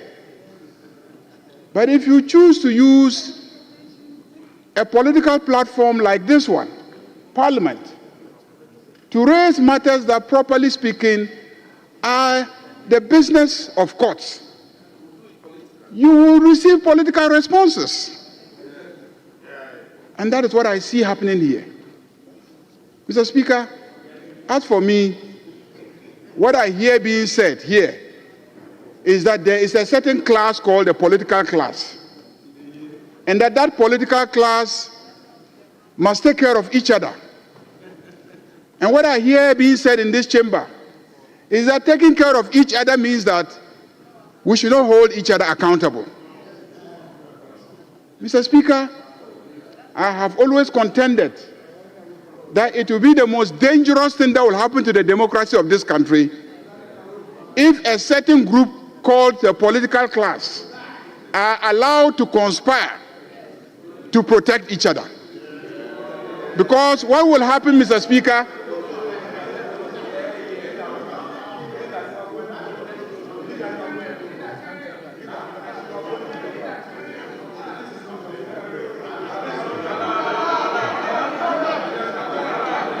Honourable members, order. Mr. Speaker, I am saying what I hear. What I hear. There has been several referrals to a group called political class. Did you hear that or not? Several times there was a referral to a group known as a political class. And several times a call on members of the political class not to do this to each other. And what do we mean by let's not do this to each other? Let's not, when there is a change in government, try to hold each other accountable this way or that way. I take a position that, indeed, the reason why the voters go and vote for one political party as against the other is so that they will come and hold each other accountable. The day that we stop holding each other accountable, that will be the day the electorate will lose confidence in this democracy. And when they lose confidence in this democracy, that is the end of democracy in Ghana. So we must hold each other accountable. When we vote for a new party and the party come, they owe a duty to those who voted them to hold those who have been taken out accountable. As for how they do it, it should be a matter of following due process and the law. Let's talk about nolle prosequi. I heard somebody mention nolle prosequi. And withdrawal of prosecutions. Mr. Speaker, if the state of Ghana, if the Republic of Ghana prosecutes a citizen for 8 years and is unable to convict that citizen, then there's a problem. There is a problem.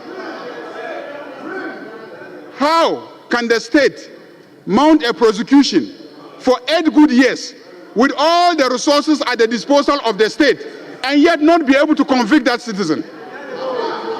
Or at least get a ruling on that citizen. Either you are guilty or you are not guilty.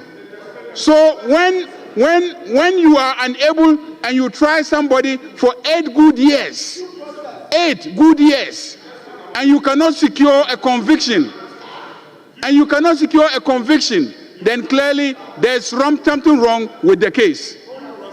And so if another Attorney General comes and is convinced that you don't even have a basis for the prosecution and enters a nolle prosequi, that is not a case of clearing people. You had 8 good years to secure a conviction, and 8 years you failed. Clearly there's something wrong, and that is what has manifested itself in a nolle prosequi.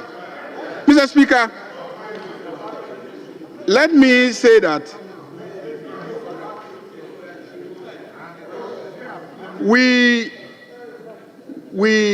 I cautioned against making the statement because I didn't want us to go into a situation where we'll be making unfair comments about somebody who is not in the chamber to defend himself. Mr. Speaker, the facts are simple. That military officers, policemen, and national security personnel invaded, entered, searched the private property of the former Minister of Finance. Mr. Speaker, I will not run any commentary on that matter until I have conducted some investigations, ascertain what the facts are, and then I will come and appraise this House of exactly what happened so that we can be properly informed. If there is anything that we should condemn about what has happened, we can collectively as a House condemn it. I caution you that don't make statements that would involve commentary that will undermine the image of someone, because I will not be happy if it is done to me, and that is why I objected. And so I'm not going to join colleagues to comment on the statement, except to add that the Office of Special Prosecutor has been severally mentioned. This was an office that was established to investigate and prosecute alleged cases of corruption and abuse of office by public officers. They have indicated that in this instance, they are investigating the former finance minister for two stated matters that they are investigating, which is matters relating to SML. I'm sure you are all aware that it was a big issue in this country where it is alleged that there was some corruption scandal relating to revenue assurance contracts awarded by the Ministry of Finance and the GRA to SML. And then secondly, there's this big issue of the National Cathedral, which we all know the story of, that some monies were paid for work that is supposed to have been done there, and it is alleged that the work has not been done. So the special prosecutor is seized with the matter, is investigating the matter, and wants the former finance minister to appear before them for some investigation. They indicate that there are two other matters they are investigating, but they haven't indicated exactly what those two matters are. So, Mr. Speaker, let's be cautious not to make statements that will be prejudicial to the work of the special prosecutor. And that was why I cautioned and advised that we shouldn't raise the matter in this chamber. But once we've made the issue a matter for discussion in this chamber, we cannot also begrudge those who run commentary on the personality of the former finance minister. But let me touch a little on this issue of using the military. Mr. Speaker, I shouldn't say this, but I am compelled to say it. The Electoral Commissioner, I have observed that for several years, a whole military battalion was placed in front of her house to protect her house. At a time when Nitiwul was the defense minister, didn't Nitiwul know that the police are available to provide security to the Electoral Commissioner? Nitiwul, he was defense minister, and he placed a whole military battalion at the entrance of the Electoral Commissioner's residence. And the Electoral Commissioner was guarded by soldiers who followed her all the time. Today, the same Nitiwul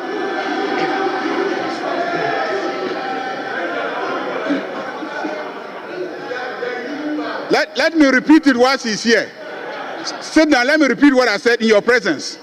I'm saying that you are very concerned about the use of the military to conduct searches in people's homes. And I'm reminding you that whilst you stood there as Minister for Defense and sat there as Minister for Defense, had oversight over the military, you used the military to guard the residence of the Electoral Commissioner. True or false? Mr. Speaker, he used the military to provide personal security for the Electoral Commissioner. I recognize Honorable Dominic Nitiwul on the point of order. Mr. Speaker, Thank you very much. And I want to thank the majority leader for dragging me back to the chamber. It is true, Mr. Speaker, that on the advice of state security, we gave soldiers to certain categories of people, including your good self. Honorable Niti will be guided by Standing Order 122. Thank you. We did give to the letter commissioner and the deputies. We gave to the OSP, and we also gave to the Speaker of Parliament. So it is true, and not just soldiers. There were joint soldiers and police. So that is true. But Mr. Speaker, that is different from, and they were not a battalion. First of all, they were not a battalion. A battalion of soldiers is 800 to 1,000 soldiers. So there was not a battalion. There were anything between 3 soldiers and 4 soldiers at a time. So, Honorable Niti, let me understand you. He alluded to the fact that when you are a defense minister, they use soldiers to guide.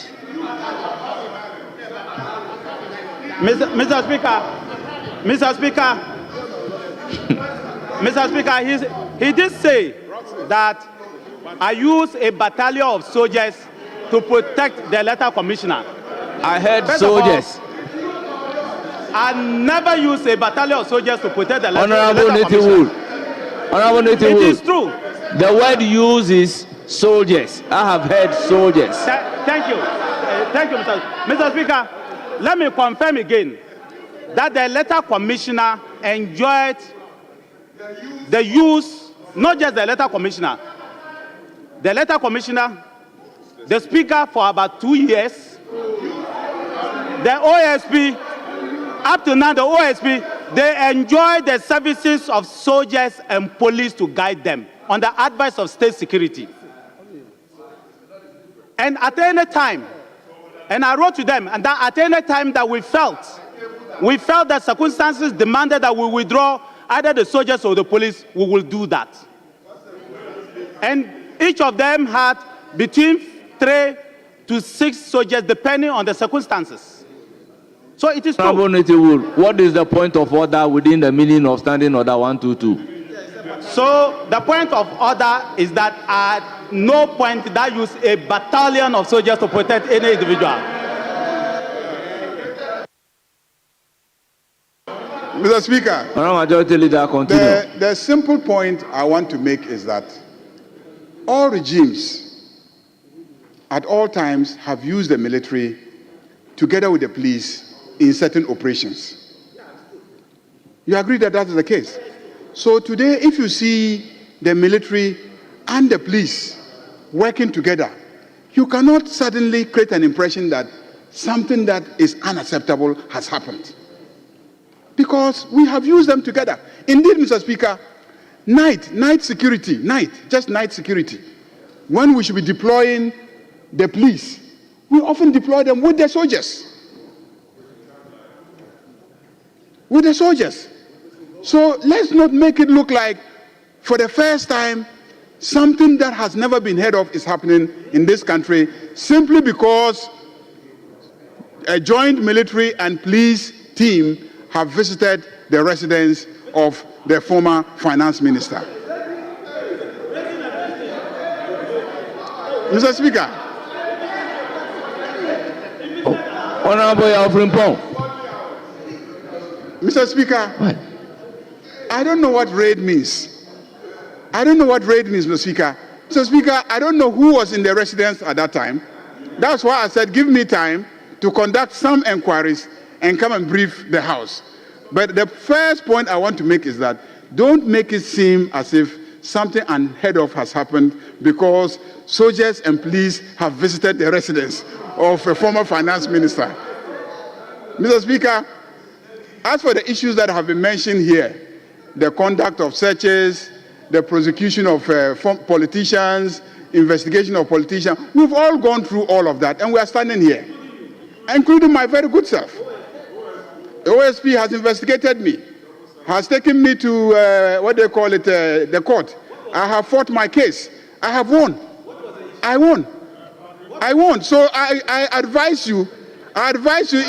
Honorable Majority Leader, please address the chair. Honorable Dominic Nitiwood. I advise you. You are a senior member of the House. Instead of making it a subject of debate in this chamber, please go and answer the questions. Like some of us boldly and confidently went and answered the questions. We were investigated, we were arraigned in court, we responded to our charges, we defended ourselves, and we got judgments in our favor. And then we are free people. That is how a democracy functions. Don't make it look like suddenly a particular class is under attack because institutions of state that are supposed to hold us accountable have activated themselves and are doing their work. I don't know if there was any raid, but I know that whether police or soldiers, any member of the security agencies can be used at any time. Can be used at any time in an effort to engage in law enforcement. That's how I see it. But like I said, I will check, double check, and come back to you with a report of exactly what happened. This House has a duty to protect the human rights of citizens. If you check our own standing orders, you know that we even have a committee, a human rights committee. And the job of the human rights committee is to take on human rights complaints, investigate them, and then take the appropriate decisions in respect of those complaints. So we have a human rights mandate. And so if anybody thinks that his or her rights have been violated and decides not to go to the Human Rights Commission or to go to the High Court to seek an enforcement of their rights, but choose to make a petition to Parliament, Parliament's Human Rights Committee has a duty to take on the petition, investigate it, and then give appropriate direction. Because we don't have a committee yet, I undertake, as the leader of this House, to look into the matter, get some report, and come and present it to you. Thank you very much, Mr. Speaker.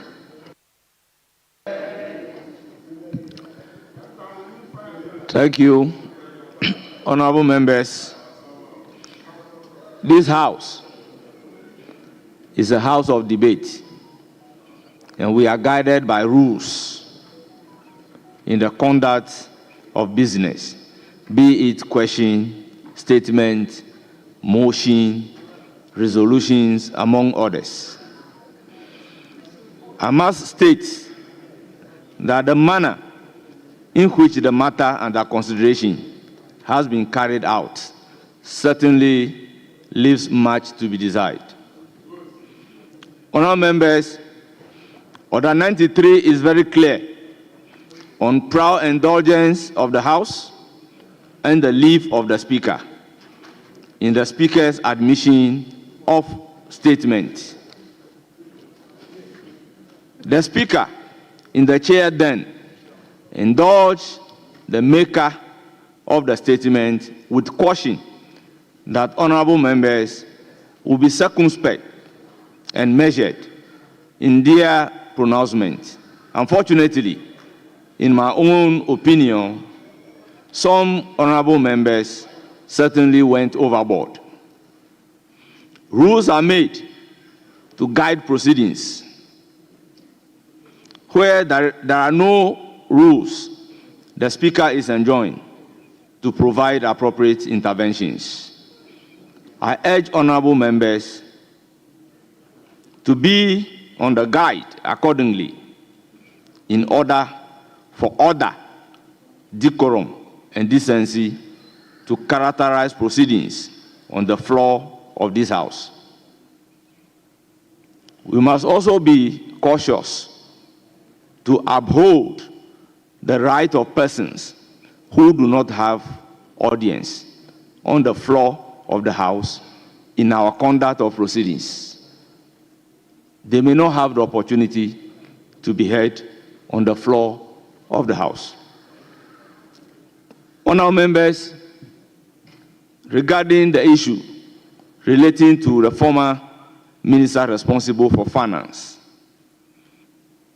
I am aware it's a subject matter of investigation by the Office of the Special Prosecutor. Honourable members, the Office of the Special Prosecutor is established by the Office of the Special Prosecutors Act 2017, Act 959.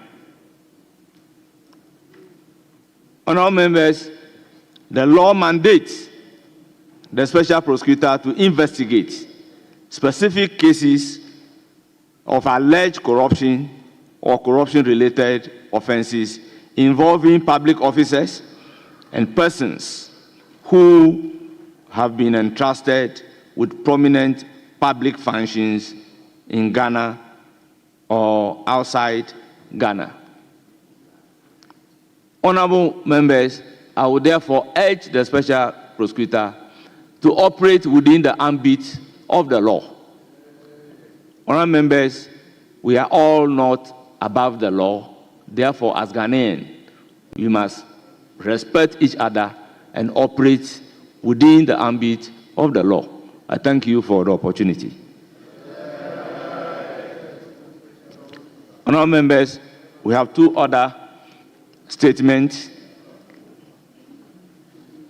One is in the name of Honourable Mohammed Amin Adam, Member of Parliament for Karaga, on the policies of the new Trump administration in the United States and their implication for Ghana's economic development. The other one is a statement by Honourable Nana Ose Ajay, MP for New Joben, North constituency, on the impact of USAID shut down on Ghana's economy. Honourable members, if it pleases you, we may want to take the statement together and take contributions on them. I will therefore call on Honourable Mohammed Amin Adam to present his statement. Thank you, Right Honourable Speaker, for allowing me to make a statement on this all-important subject of the implications of the policies of the new Trump administration in the United States on Ghana's economic development. The reinstatement of Trump's administration policies, including freezing funds to USAID, imposing tariffs on major trading partners, mass deportation, and withdrawing from the Paris Accord on climate change poses significant challenges for many countries, including Ghana. USAID has been a crucial partner in Ghana's development, funding numerous projects in healthcare, education, and infrastructure. Freezing these funds to USAID implies that Ghana will lose 150 million United States dollars annually. With the national budget already very tight, this could lead to reduction in development aid, exposing essential projects to face cutbacks or cancellations, affecting sectors critical to Ghana's growth. I've taken notice of the President's directive to the Minister for Finance to fund the funding gap resulting from freezing funds to USAID. But with a budget already tight and the government planning to scrap some taxes, I'm wondering how this funding gap is going to be done. But this is an indication of the fact that we are already feeling the effects of the policies of the Trump administration. While tariffs directly imposed on Canada and Mexico may not immediately affect Ghana, secondary effects could arise. The global trade disruptions that arise from tariffs on major economies can lead to shifts in global trade partners and patterns, potentially reducing demand for Ghanaian exports. Countries affected by US tariffs might seek new markets, increasing competition for Ghanaian products. This action could also lead to changes in trade dynamics, which could disrupt supply chains that Ghanaian businesses rely on. The mass deportation of immigrants from the United States could have several repercussions for Ghana. Remittances from Ghanaians living in the US contribute significantly to the local economy. Deportation could reduce this valuable income stream. Also, an influx of returnees might strain social services and job markets, necessitating urgent policy responses. So far, it is reported by the Ministry of Foreign Affairs that the number of Ghanaians affected by the deportation program is negligible. However, given Ghana's stability, other African citizens deported to their countries that are politically unstable could escape this instability to Ghana. Mr. Speaker, there is no doubt that the new Trump administration will bring a shift in policies and priorities, both domestically and internationally, as we are already witnessing, which will affect policy choices in developing countries like Ghana. However, every coin has two sides, Mr. Speaker. Therefore, the effects notwithstanding, Ghana stands poised to capitalize on several opportunities provided by Trump's policies for economic development. By strategically aligning with the administration's policies, Ghana can foster growth, attract investments, and strengthen its economic ties with the United States. One of the key areas where Ghana can benefit is through enhanced trade and investment relations. The Trump administration's focus on bilateral trade agreements presents an opportunity for Ghana to negotiate favorable terms that boost exports and attract American investments. By emphasizing sectors such as agriculture, manufacturing, and technology, Ghana can position itself as a valuable trade partner. Ghana's agricultural sector has immense potential for growth, and the Trump administration policies could provide a significant boost by increasing access to the American market. Ghana can export more cocoa, coffee, and other agricultural products, thereby generating foreign exchange and supporting rural development. Additionally, collaboration on agricultural technology and best practices could enhance productivity and sustainability. The Trump administration's focus on reviving American manufacturing can be leveraged by Ghana to attract investment in our own manufacturing sector.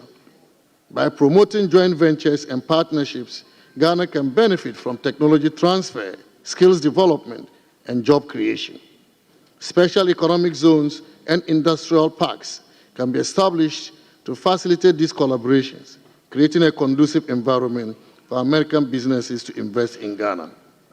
Mr. Speaker, due to Ghana's non-aligned status, the benefits of the new U.S. policies, particularly President Trump's preference for bilateral partnership, should not overshadow our quest to harness the potential of multilateralism. We stand at a crucial juncture where we can harness the power of multilateralism to drive our economic agenda while fostering a robust relationship with the United States under the new Trump administration. Multilateralism, with its emphasis on cooperation among multiple countries, can offer Ghana avenues for sustainable development, international partnerships, and economic resilience. Simultaneously, maintaining a positive relationship with the United States can provide bilateral benefits that further our national interest. Mr. Speaker, permit me to add that multilateral development banks such as the World Bank and the African Development Bank can continue to provide Ghana with financing for critical infrastructure projects. And these projects, ranging from transportation networks to energy facilities, are essential for Ghana's economic growth. By securing funding and technical assistance from these institutions, Ghana can build the infrastructure needed to support our development agenda and attract further investment, including from the United States. Mr. Speaker, the new Trump administration's policies present numerous opportunities for Ghana to enhance our economic development. By strategically aligning with these policies, whilst embracing multilateral frameworks, Ghana can attract investment, boost trade, develop infrastructure, improve education, and promote tourism. It is crucial for Ghana to actively engage with the United States, leverage its strengths, and build partnerships that drive sustainable economic growth and prosperity. By maintaining a balanced approach that combines multilateral engagements with strong bilateral relations, Ghana can navigate the complexities of international diplomacy and achieve our development objectives. This strategy will enable our country to benefit from the collective strength of multilateral cooperation whilst reaping the rewards of a positive and productive relations with the United States. Mr. Speaker, let me conclude by drawing attention to key strategic interventions Ghana needs to adopt to position ourselves to withstand the effects of President Trump's policies. Number one, to mitigate the impact of potential trade disruptions, Ghana should expand market access by seeking new trade agreements and partnerships with other regions, such as the European Union, Asia, Middle East, and Africa, and also promote export sectors by investing in and promoting sectors with high export potential, such as agriculture, textiles, and technology. Number two, to reduce dependence on international aid and imports and to fortify our economic resilience, the government must support local industries to encourage their growth, fostering self-reliance and job creation. The government should also continue to invest in critical infrastructure to support efficient production and distribution of goods. Number three, Ghana should explore diverse funding avenues to replace potential shortfalls from the United States by promoting foreign direct investment through the creation of a favorable investment climate, focusing on sectors with high growth potential. The government should engage with international financial institutions, fostering public-private partnerships, and tapping into diaspora bonds, which can provide the necessary capital to sustain growth initiatives in healthcare, education, and infrastructure. 4, building strong diplomatic relationships can help counterbalance the adverse effects of U.S. policies. For example, Ghana's continuous active engagement in the African Union, the United Nations, and other multilateral organizations can elevate Ghana's global standing. There is also the need to continue to forge alliances with countries that share similar development goals to facilitate collaborative efforts in addressing common challenges like climate change, debt distress, and poverty alleviation.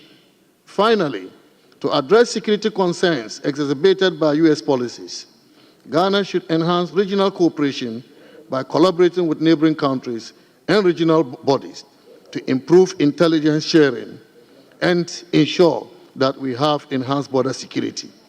Government must also invest in human security by focusing on education, healthcare, and social services to create a stable society that is less susceptible to extremist influences. I thank you, Mr. Speaker, for the opportunity to make this statement. Thank you very much, Honorable Amin Adam. I will now call upon Honorable Nana Ose Ajay. Thank you very much, Mr. Speaker, for the opportunity to speak on the impact of USAID shutdown on Ghana's economy. Mr. Speaker, I am very grateful for the opportunity given me to make a brief statement on the impact of USAID shutdown on Ghana's economy. The United States Agency for International Development is primarily responsible for administering civilian foreign aid. Responding to former President Barack Obama's pledge in his 2013 State of the Nation's address to join with other allies to eradicate extreme poverty in the next 2 decades, USAID adopted its mission statement to partner to end extreme poverty and promote resilient democratic societies while advancing the security and prosperity of the United States and beyond. USAID operates in Africa, Asia, Latin America, the Middle East, and Eastern Europe. Right Honorable Speaker, permit me to list some of the interventions USAID has made in Ghana for the past years in a number of areas such as health, agriculture, education, and governance. In terms of agriculture, through its Feed the Future initiative, USAID has supported smallholder farmers, especially in northern Ghana, where poverty and more nutrition are prevalent. The program has increased food production, improved market access, and built resilience among farmers. Without this support, many will struggle to sustain their livelihoods. Beyond agriculture, USAID has made instrumental in strengthening Ghana's democracy, rights, and governance.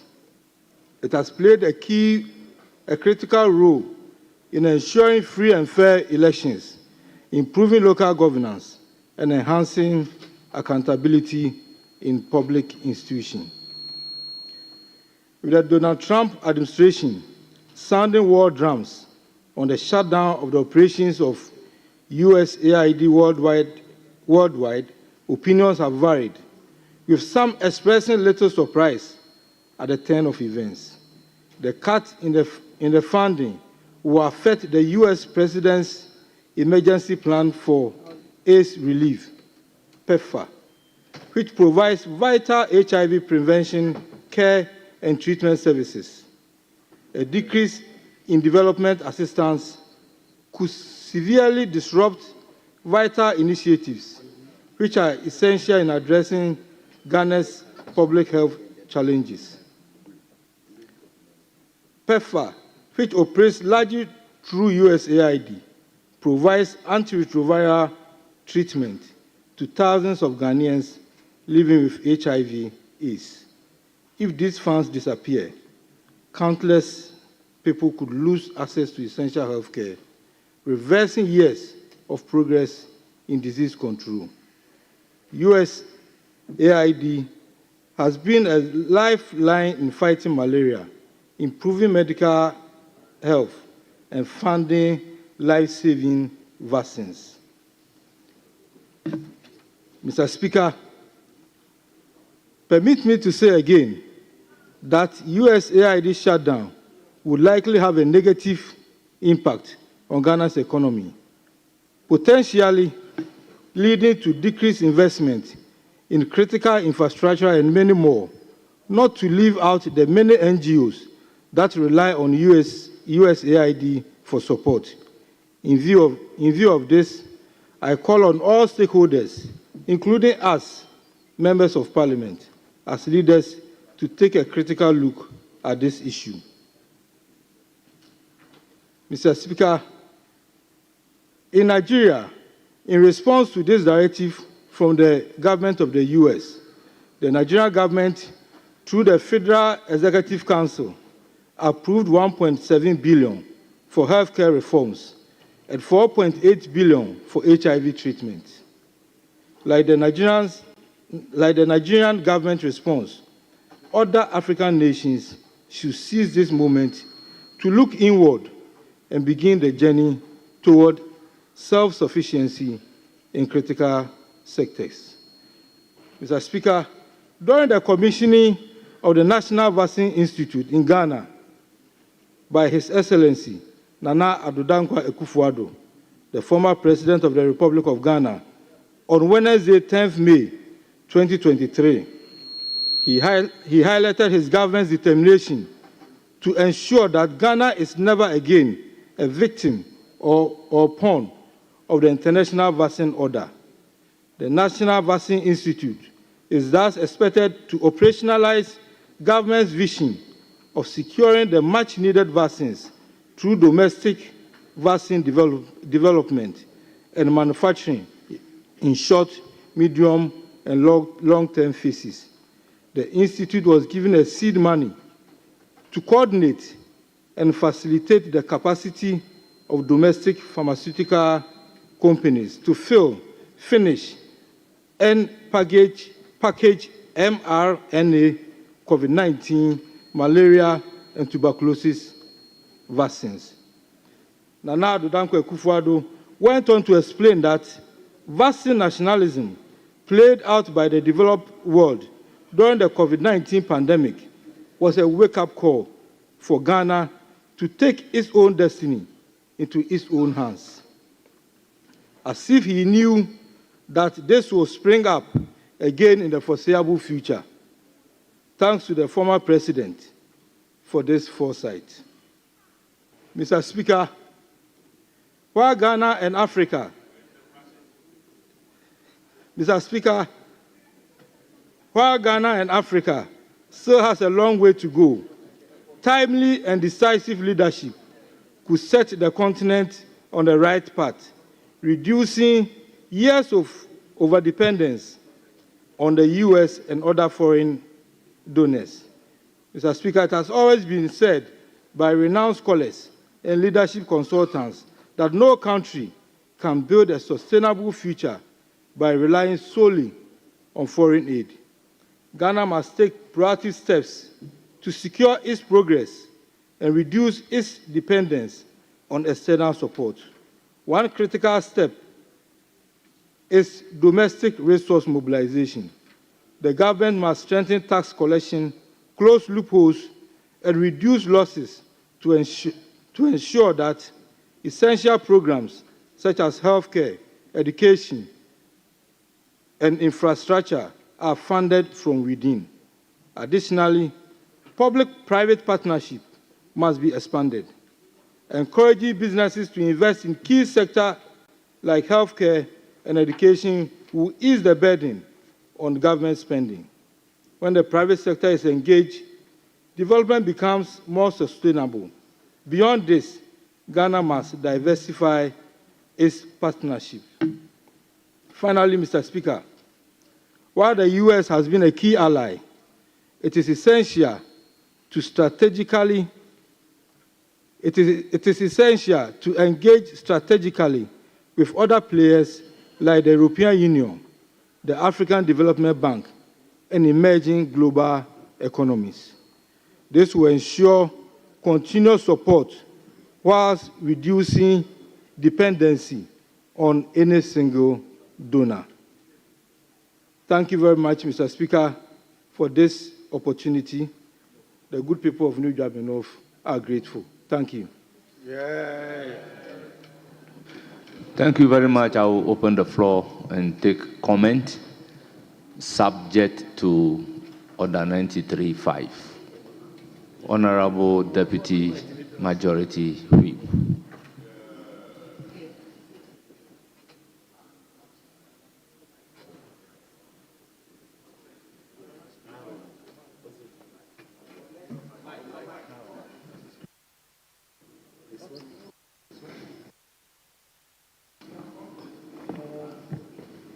Mr. Speaker, thank you very much for the opportunity to comment on the statements made by our colleagues. Mr. Speaker, this is more of a research paper, and I think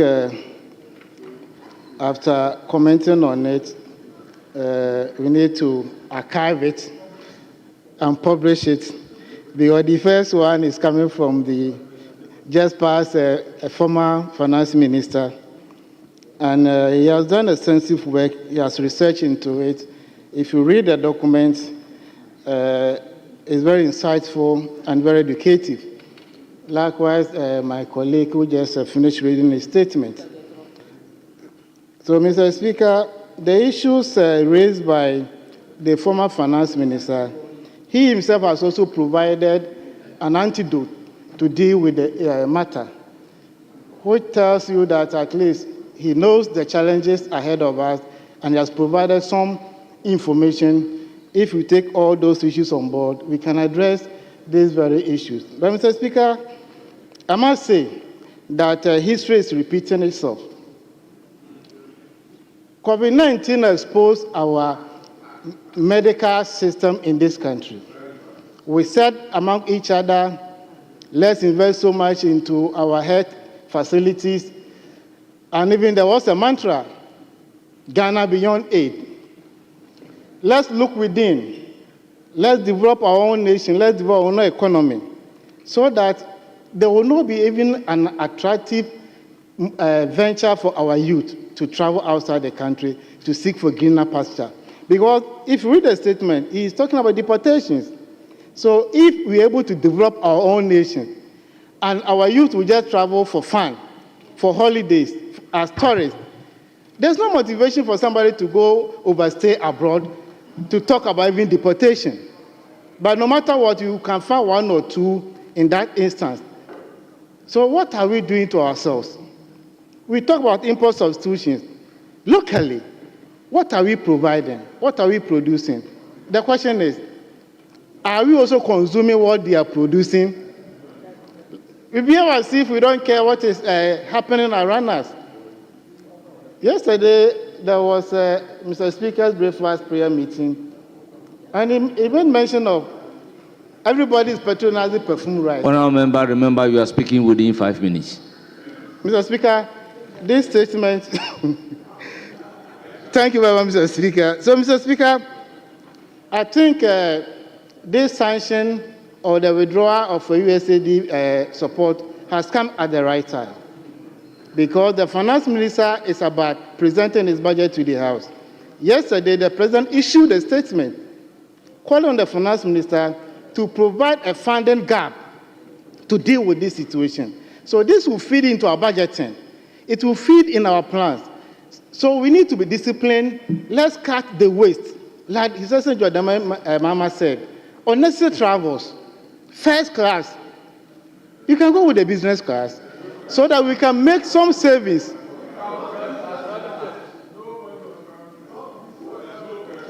Mr. Speaker, so if we are not disciplined, if we are not able to cut expenditure, because in the statement, he talked about revenue mobilization. How do you raise enough revenue and increase your expenditure? Honourable member, conclude. Mr. Speaker, I will conclude by saying, just a few months ago, our colleagues were attacking us to approve about $300 million tax exemptions. So if you raise revenue, on the other hand, you give freebies to other people, how do you get enough revenue to deal with such a situation? So we need to be disciplined. I'm talking about fiscal discipline, so that by the end of the day, we get enough revenue in the kitty to deal with such unforeseen shocks, unforeseen contingencies. We cannot be speaking to matters like this and go to sleep. We need to put in place measures to address them. I thank you very much for the opportunity. Thank you very much. Honourable Patrick Yaboma, you have the floor. Thank you very much, Mr. Speaker. 5 minutes. Mr. Speaker, let me put on record that nobody travels first class in this chamber. So when you are speaking, you are sending messages out there for them to attack you again. Because apart from Emirates Airlines, no aircraft or airline has first class services in Ghana. Actually, you have to be very careful, Honorable Achampo. Mr. Speaker, I'm going to mention 5 things that will affect some of President Trump's executive orders and its effects on Ghana and Africa as a whole. One is the suspension of foreign assistance, this foreign assistance program, which the president, I believe, promptly directed the finance minister to look for the funding gap for the 156 million USD that the US aid was providing to Ghana. That's, my calculation here is about 2.4 billion Ghana cedis. So, Speaker, is going to be a challenge. Secondly is the external revenue service. There's going to be some tax calculation distortions that will hit Africa because of remittances and other issues that will come our way, Mr. Speaker. Thirdly is a withdrawal from the Paris Agreement. Mr. Speaker, United States alone contributes 14% of the world's carbon emissions after China. And it's an issue that we must look at critically, especially where we've created supporting, the Ministry of Energy is now supported by, it's known as the Ministry for Energy and Green Transition, or energy transition, Mr. Speaker, where we are seeking to trade in carbon under that program within the Paris Agreement. Mr. Speaker, fourthly, is the withdrawal of the United States support from the World Health Organization, which is going to affect Africa and Ghana. The U.S. contributes $1.24 billion to the World Health Organization, and those programs are partly funded or has far-reaching implications on our health delivery system, Mr. Speaker. Last but not the least, Mr. Speaker, is the National Energy Emergency Program. The U.S. is now going to explore more oil and gas, and that will, in effect, drive down the prices of oil and gas globally. Mr. Speaker, Ghana is a net importer of petroleum products, finished products. We produce only 120,000 barrels of crude oil a day. That is chicken change compared to the over 1.4 million barrels that the Nigerians produce. So if the little that we are producing, the U.S. is going to increase their production levels and it will drive down prices, we are not going to gain the kind of money or revenues that we are seeking to derive from. And that will also create a funding gap in our budget. So we expect to hear some of these interventions from the minister's budget come the end of March, Mr. Speaker. Mr. Speaker, our colleague spoke about 1D, 1F programs and the fact that we must look into import substitution, Mr. Speaker. Mr. Speaker, it's a call in the right direction. This House did not approve the tax incentives for the 1D, 1F programs. We're seeking a total of about 100 million USD, not 300. My colleague was a member of the Finance Committee, which I chaired. We did not ask for 300. We drove down the prices, took out raw materials, and only focused on equipment, Mr. Speaker. All in all, Mr. Trump and his administration is telling us something that we must take on board, that we must generate revenues within our borders, grow our local industries, create the jobs that are supposed to be created by the private sector. Government cannot absorb all the unemployment that we unemployment levels that we see on our streets, Mr. Speaker. We must be creative in our ways and ensure that this country does better than we are seeing today. I thank you very much for the opportunity. It's now the turn of Haji Aladi Ayamba. Honorable. Thank you, Mr. Speaker. Mr. Speaker, let me first of all congratulate the makers of the statements, and I wish to start with the issue of the deportations, which is of much interest and very important because we do not even know what would be happening to our colleagues, our brothers, our sisters who would be caught up in the US. It's most unfortunate, Mr. Speaker, that this policy has come to hit. It might not be only Ghana, and I know for sure it wouldn't be only Ghana, but we are bothered about our own country. I am so happy to have heard from the Minister for Foreign Affairs, Honorable Ablakwa, who has come out to say that from the records in the ministry, there are 150 persons who are currently supposed to be deported. And he has also made it clear that they should report to the various offices where they would get some kind of support to enable them come. Thank God, Mr. Speaker, His Excellency John Dramani Mahama has introduced and has already spoken about the 24-hour economy. Let us embrace what we have. Let us embrace what we have. No matter how many we are, no matter how little we have, most people go out and they go and do menial jobs. If you are in your own country and you decide, or the country comes together, unites, and works towards development, and most of the youth are employed, I don't think that there's anybody who would wish to go and be in that cold, running here and there, working, and not even, some of them doing works that even they have never dreamt of. My prayer is that they should come home safely. The greatest problem I have is those who might not even hear this. They might not even know, and some of them would fear. So I want to urge the Minister for Foreign Affairs to let the message go down well, that anybody, even if that person thinks he or she is not part of the 150 persons that are already registered, the person should report. After all, that person is a Ghanaian. We should appreciate our own country, and I think that that policy is a wake-up call to us. It is a wake-up call to us. We shouldn't think that people have worked somewhere, it is rosy, and we are running there to go and benefit.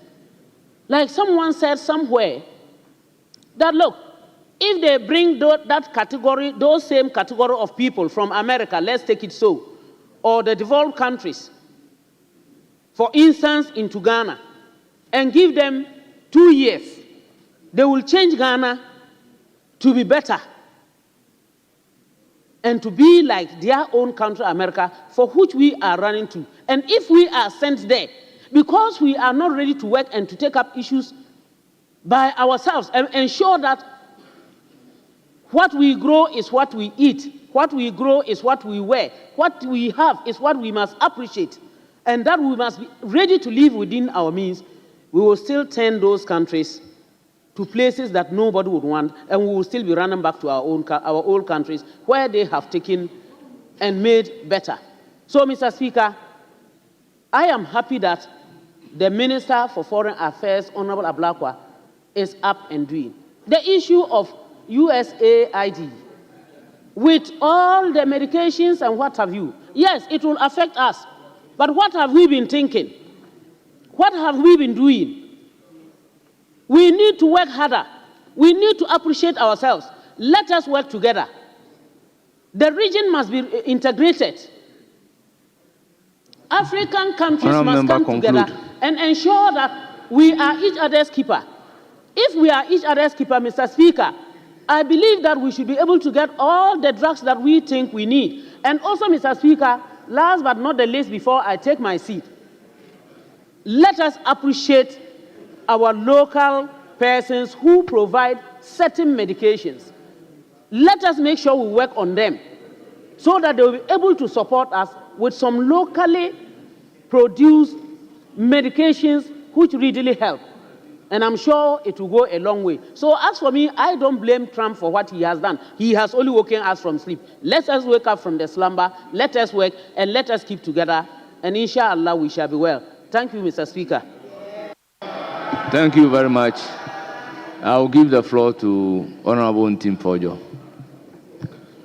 Thank you, Mr. Speaker, for giving me this opportunity. I rise to comment on the two statements that are on the floor and to commend the makers of the statement, the Honorable Mohammed Amin Adam, member for Karga, and the Honorable Nana Oseje, member for New Jabe North, for bringing to the fore Trump's policy implications on Ghana and the shutdown of USAID and its potential impact on Ghana, respectively. Mr. Speaker, since the establishment of USAID by President John F. Kennedy in 1961, the agency, in my view, has served its mandate truly and fulfilled their mandate of assisting humanitarian interventions across health, education, and many sectors, particularly agriculture, in many countries. If it has come to a point where a new president deems fit to take the country on a new direction in their national interest, it is important that we in Ghana also reposition the fundamentals of our economic decisions to be able to be resilient to absorb the potential shocks that these decisions will have on us. Experts have predicted, and rightly so, the makers of the statement have also corroborated, millions of Ghanaians that are going to be impacted adversely by these decisions by the President of the United States, particularly across the sectors of agri, education, and health. This year alone, as the figures have been indicated, Ghana requested, in partnership with USAID's intervention, a total of $137.7 million. And out of this, $16 million relates to education. It is important that recognizing the critical roles that the partnerships Ghana had underway with USAID relating to sustainable agriculture, supporting farmers to improve their yields in health sector, very important critical programs on HIV prevention and ensuring that some key diseases are fought and treated, and in particular in education, having traversed from transition to English Plus to now the stages, the G2G agreement. It is expected that the first budget of President Mahama in 2025 should be responsive and should be robust enough to be nuanced to respond to the shortfalls that stare us in the face, the shortfalls that need to be addressed. We are expecting that to find expression in the budget that is to come. Particularly on health, in the year 2015, one daily grade reading assessment indicated that in P2 learners across the country, only 2% of them could read at grade level. It took the intervention of the partnership between Ministry of Education and USAID's transition to English Plus, which was part of their learning activity, to ensure that phonics-based approaches and interventions were deployed across the country in very key schools. Teachers were trained in those phonics-based approaches, teaching and learning materials were produced, and by those interventions, supporting other interventions of the ministry and GES, we're able to drive that, improve upon reading abilities of our learners. And by the year 2023, when the National Standardized Test was conducted, we saw an improvement from 2% of pupils at P2 reading in 2015 to 38%. And that was a significant improvement. That program was touted globally as the best reading program. Now we graduated from there, and in September, my boss here, the Honorable Minister for Education, former, and now Member of Parliament for Bosomtwe, Honorable Dr. Asaduchum, launched in conjunction with USAID the G2G level partnership agreement, which is stages, strengthening accountabilities in Ghana education system. Mr. Speaker, in conclusion, all these are very important, but it shows that we as a government at this point, without having control over the decisions of other countries, particularly very key development partners, must take steps to prioritize funding to these critical education interventions to ensure the seamless implementation, to augment on the gains, to ensure that the decisions taken by President Trump do not halt our gains that we've made. Lastly, on deportation, the official numbers that have been put up by the Ministry of Foreign Affairs stand at 156 potential Ghanaians that face deportation. But however, the numbers, they may be more your or time less. is up. Yes, it is important that they are assisted with consular services to be deported in dignity, not in chains. They are already facing traumatizing experiences, having been separated from their families with no hope of ever seeing them again. This is the time we call on Ministry of Foreign Affairs take the floor to ensure that they safely return our people. You have the floor. And I thank you with these few words, Mr. Speaker.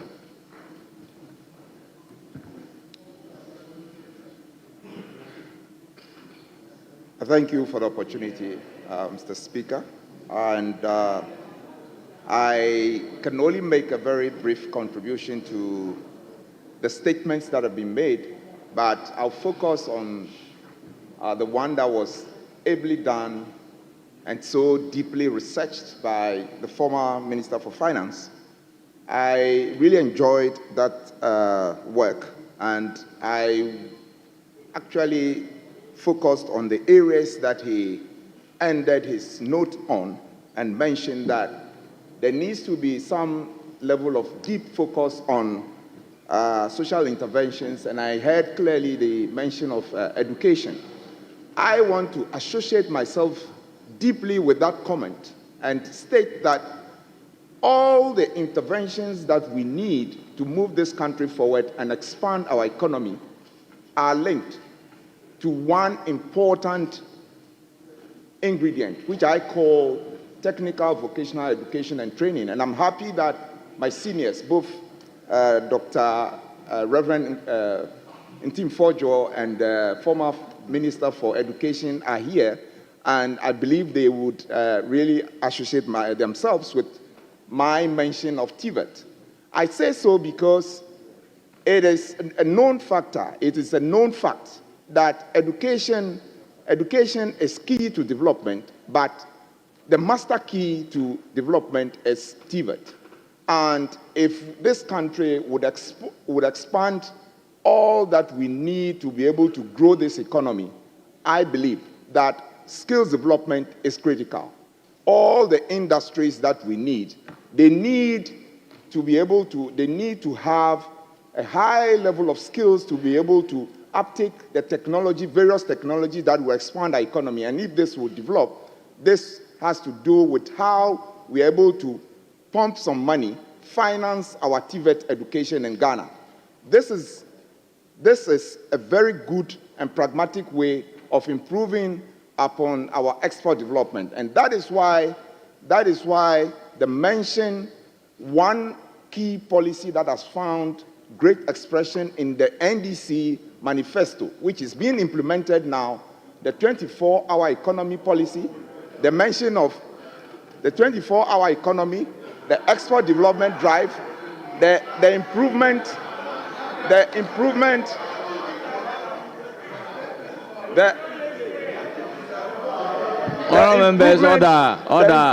in apprenticeship, modernization of same.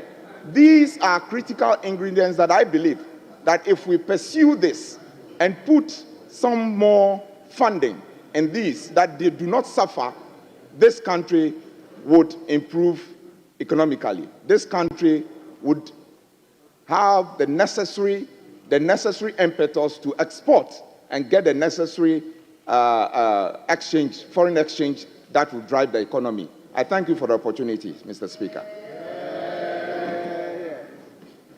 Now, leadership.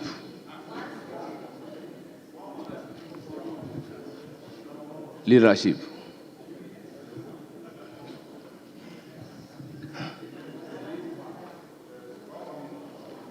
Mr. Speaker, I'm yielding to Honorable. Honorable, you have the floor. 5 minutes. Thank you, Mr. Speaker. And I will also want to join the maker, other colleagues, to thank the maker of the statement for such a thorough statement, well-researched by the Honourable Member for Karga, ably supported by also the Honourable Member for Akwapum, New Joabin South, North. Thank you. Mr. Speaker, I would focus on the gap and the implication of that gap on government fiscals. Mr. Speaker, the Speaker has stated clearly, the maker of the statement has stated clearly that this decision by the United States government, President Donald Trump, to cut funding globally, 98% of USAID funding to developing countries has come with its own implication. And in Ghana, annually, we are going to have a shortfall of funding of about 150 million United States dollars. Mr. Speaker, let me put this in context.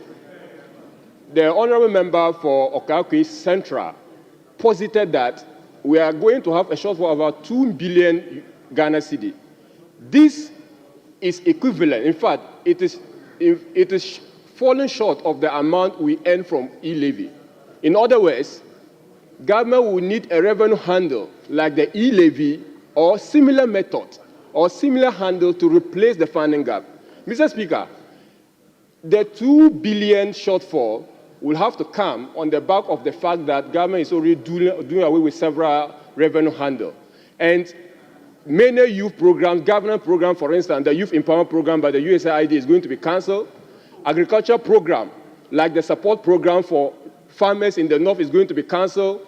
Educational programs such as the Teaching and Learning Material, TLM Plus, by the United States government is going to be cancelled.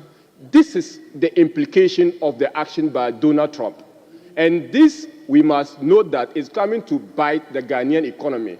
We are going to face the reeling effect of that action. Mr. Speaker, what can be done to ameliorate this situation? The maker of the statement ably, competently, and brilliantly submitted the proposed solutions. And I will go with one of the measures he mentioned, multilateralism. Mr. Speaker, the maker of the statement has actually highlighted the fact that we can still have relations with our development or multilateral partners, such as the African Development Bank and the World Bank. Once we get this relationship ongoing, they can come in to fill in the 150 million funding gap that is being created due to the United States government policy decision to stop funding to developing countries. Mr. Speaker, last but not the least, is the government own measures to rake in... Honorable Achampo, are you on point of order?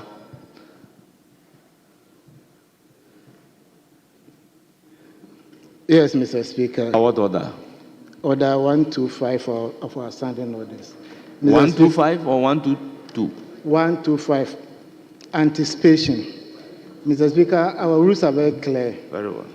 The honourable member is contributing to a statement, and we know making a comment should not provoke further debates. And he's anticipating that we'll cancel education this, we'll cancel health this. Please, honourable member, the government of the day is going to present its budget by the end of the first week in March. Let's wait. If even the USAID is cancelled or withdrawing its support, let's see what is in that budget. The kind of provision this government is going to provide in the budget. So they can withdraw their support to us. We are not going to cancel any. You are trying fear and panic to the public. Our rules are clear. They can cancel their programs. They can withdraw their funding. We will make enough provision to deal with those issues. So Order 125 is clear. Don't anticipate anything which has not been brought before this House. We can do this House at this House. The budget has not been presented. We don't know the kind of interventions this government is going to provide. By 27, there will be a State of the Nation address. So you'll be comforted, my brother. Thank you very much. Honourable member, be guided. Please proceed. Mr. Speaker, just safe to say that that wasn't what I said. The honourable member did not get the import of my point, and I'm thinking that he could have come on point to seek clarification to what I stated, and for the sake of the record, I stated that due to President Trump's decision to stop funding, there are ongoing projects by the United States aid, U.S. aid, and those include TLM Plus, teaching and learning material support to schools. My last check shows that there are over 48 districts that the United States U.S. aid is present. Those activities will be cancelled because the funding method by the United States government is not going to come. So they are stopping their funding, they are cancelling these programs with the government of Ghana. And that is a statement of fact. It is not anticipating anything. Mr. Speaker, so Order 125 is mute. It doesn't apply in this case. And thank you very much, Mr. Speaker. Mr. Speaker, I was concluding. Let me conclude by saying that we will need to look at how we can generate, and I would support government any move, to the extent that it is consistent with the government plan and manifesto, to be able to fill in the funding gap. Because the good people of the North benefit greatly from the United States aid.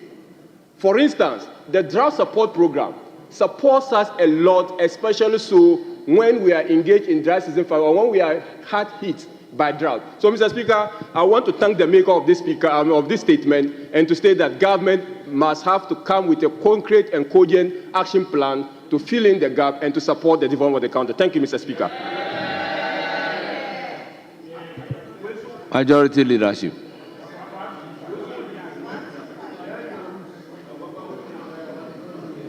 Thank you, Mr. Speaker. Mr. Speaker, I would like to add my voice in thanking the former finance minister and my brother, the MP for New Jabin North, I believe. Mr. Speaker, I don't think what is happening in the United States should come as any surprise to anyone. We have always known that Trump is an inward-looking president. Donald Trump is anti-globalization president. And we just have sat down and done nothing for a very long time, expecting that the result will be the same. The situation we are in now, and I don't even know why we are, there is a finance minister here. The funding, the donor funding that comes into your budget is very small. It's not much. So I don't know why we're even making, we actually have to find 150 million. And I believe that the finance minister will find it. That is not the problem. The problem is the impact that Trump's policies will have on us. Some are primary effects, some are secondary. Honorable Patrick Buama talked about oil production. That will be it will have a primary impact on us because global prices of oil will go down and therefore we will not be able to get much revenue from the little oil, 120 barrels a day or so, that 1,000 barrels a day that we export. But also, this is a tremendous opportunity for us as a country. Yes, we are not going to, whatever happens in terms of the tariffs or the Paris Agreement or withdrawal of NATO or whatever Trump chooses to do, it's not going to affect us directly, but it will have a secondary impact on us. The remittances, it's not going to be much. I mean, so far we've talked about 150 people being brought back home. That is not going to change, the numbers in terms of the remittances that we get into that country very much. But what is actually going to have impact on us is to do with trade. And at the moment, there's something happening that we need to wake up to. As Honorable Ladi said, this is actually a wake-up call for us. Because a lot of the money that comes into this country, there's 150 million that comes into the budget, and the other ones that goes to various departments and agencies that the Ministry of Finance most of the time don't even know about it. That turns out to be what they call internally generated fund. A lot of these monies are actually being misused. They are not used effectively. And some of the people crying as a result of these free monies, they call it, that comes in and get misused. What we should wake up to now is that because of the tariffs that especially Asian countries, China, are going to be paying, they are beginning to move their productions from Asia, from China, into other countries, especially Africa. A lot of African countries, Rwanda, are benefiting from this. We are here. The headquarters of the African Continental Free Trade sits here, and we are doing very little. So a lot of these companies are basically moving their machines from China and other places to relocate themselves to places where they will pay much lower tariffs. In Africa, we have various agreements with the United States to be able to send things there on low tariffs. A lot of cotton garment businesses are moving. If you go to East Africa at the moment, a lot of garment companies are moving from China to relocate to Rwanda and other places because of the low tariffs on things like AGOA and things that people are able to send. These are the things we need to look at. And I know you don't like to hear 24-hour economy, but 24-hour economy is going to be a vehicle. If Ghana, if this government target some of these companies that are Africa and encourage them with tax incentives and other incentives, some of them, the raw materials are here. That's why they are relocating. So if we can provide the raw materials, we can give them cheap labor, we can provide sufficient energy and efficient energy, and we can do all the things that will enable these companies to set up here, we can industrialize, or we will become the serious manufacturing economy that we should be. To be able to take advantage. So we should not just be crying of what is going to happen to us because we won't get $150 million to waste, or we won't get monies going into various departments and agencies, but we should look at the opportunities that this creates. As I said, Trump gave us a signal that Donald Trump is not a president that looks at things globally. Is an inward-looking president. You keep hearing America first, and now Ghana is crying that Ghana is last. The man has told us already. So, Mr. Speaker, this is an opportunity for us as a wake-up call to look at things differently and inwardly. And as the president said, that he has charged the finance minister to find this gap, the $150 million or so that we need to find is not a big deal. The finance minister knows that the donor money that comes into our budget is infinitesimal, is very small, and should not shake anyone up. But it's a wake-up call for us to find ways of building our own economy. 8 years ago, we were told that Ghana beyond aid, and today, Ghana still hasn't gone beyond aid. Those are the things we need to wake up to and try and address them.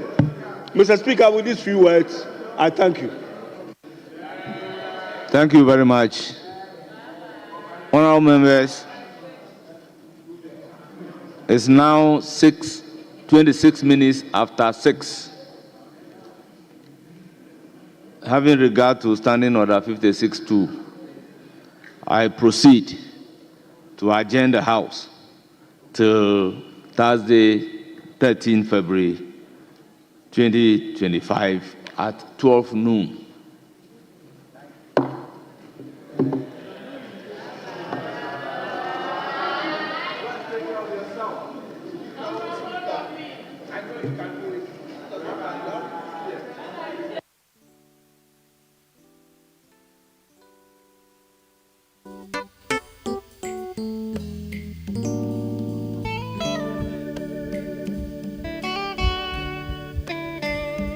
Thank you.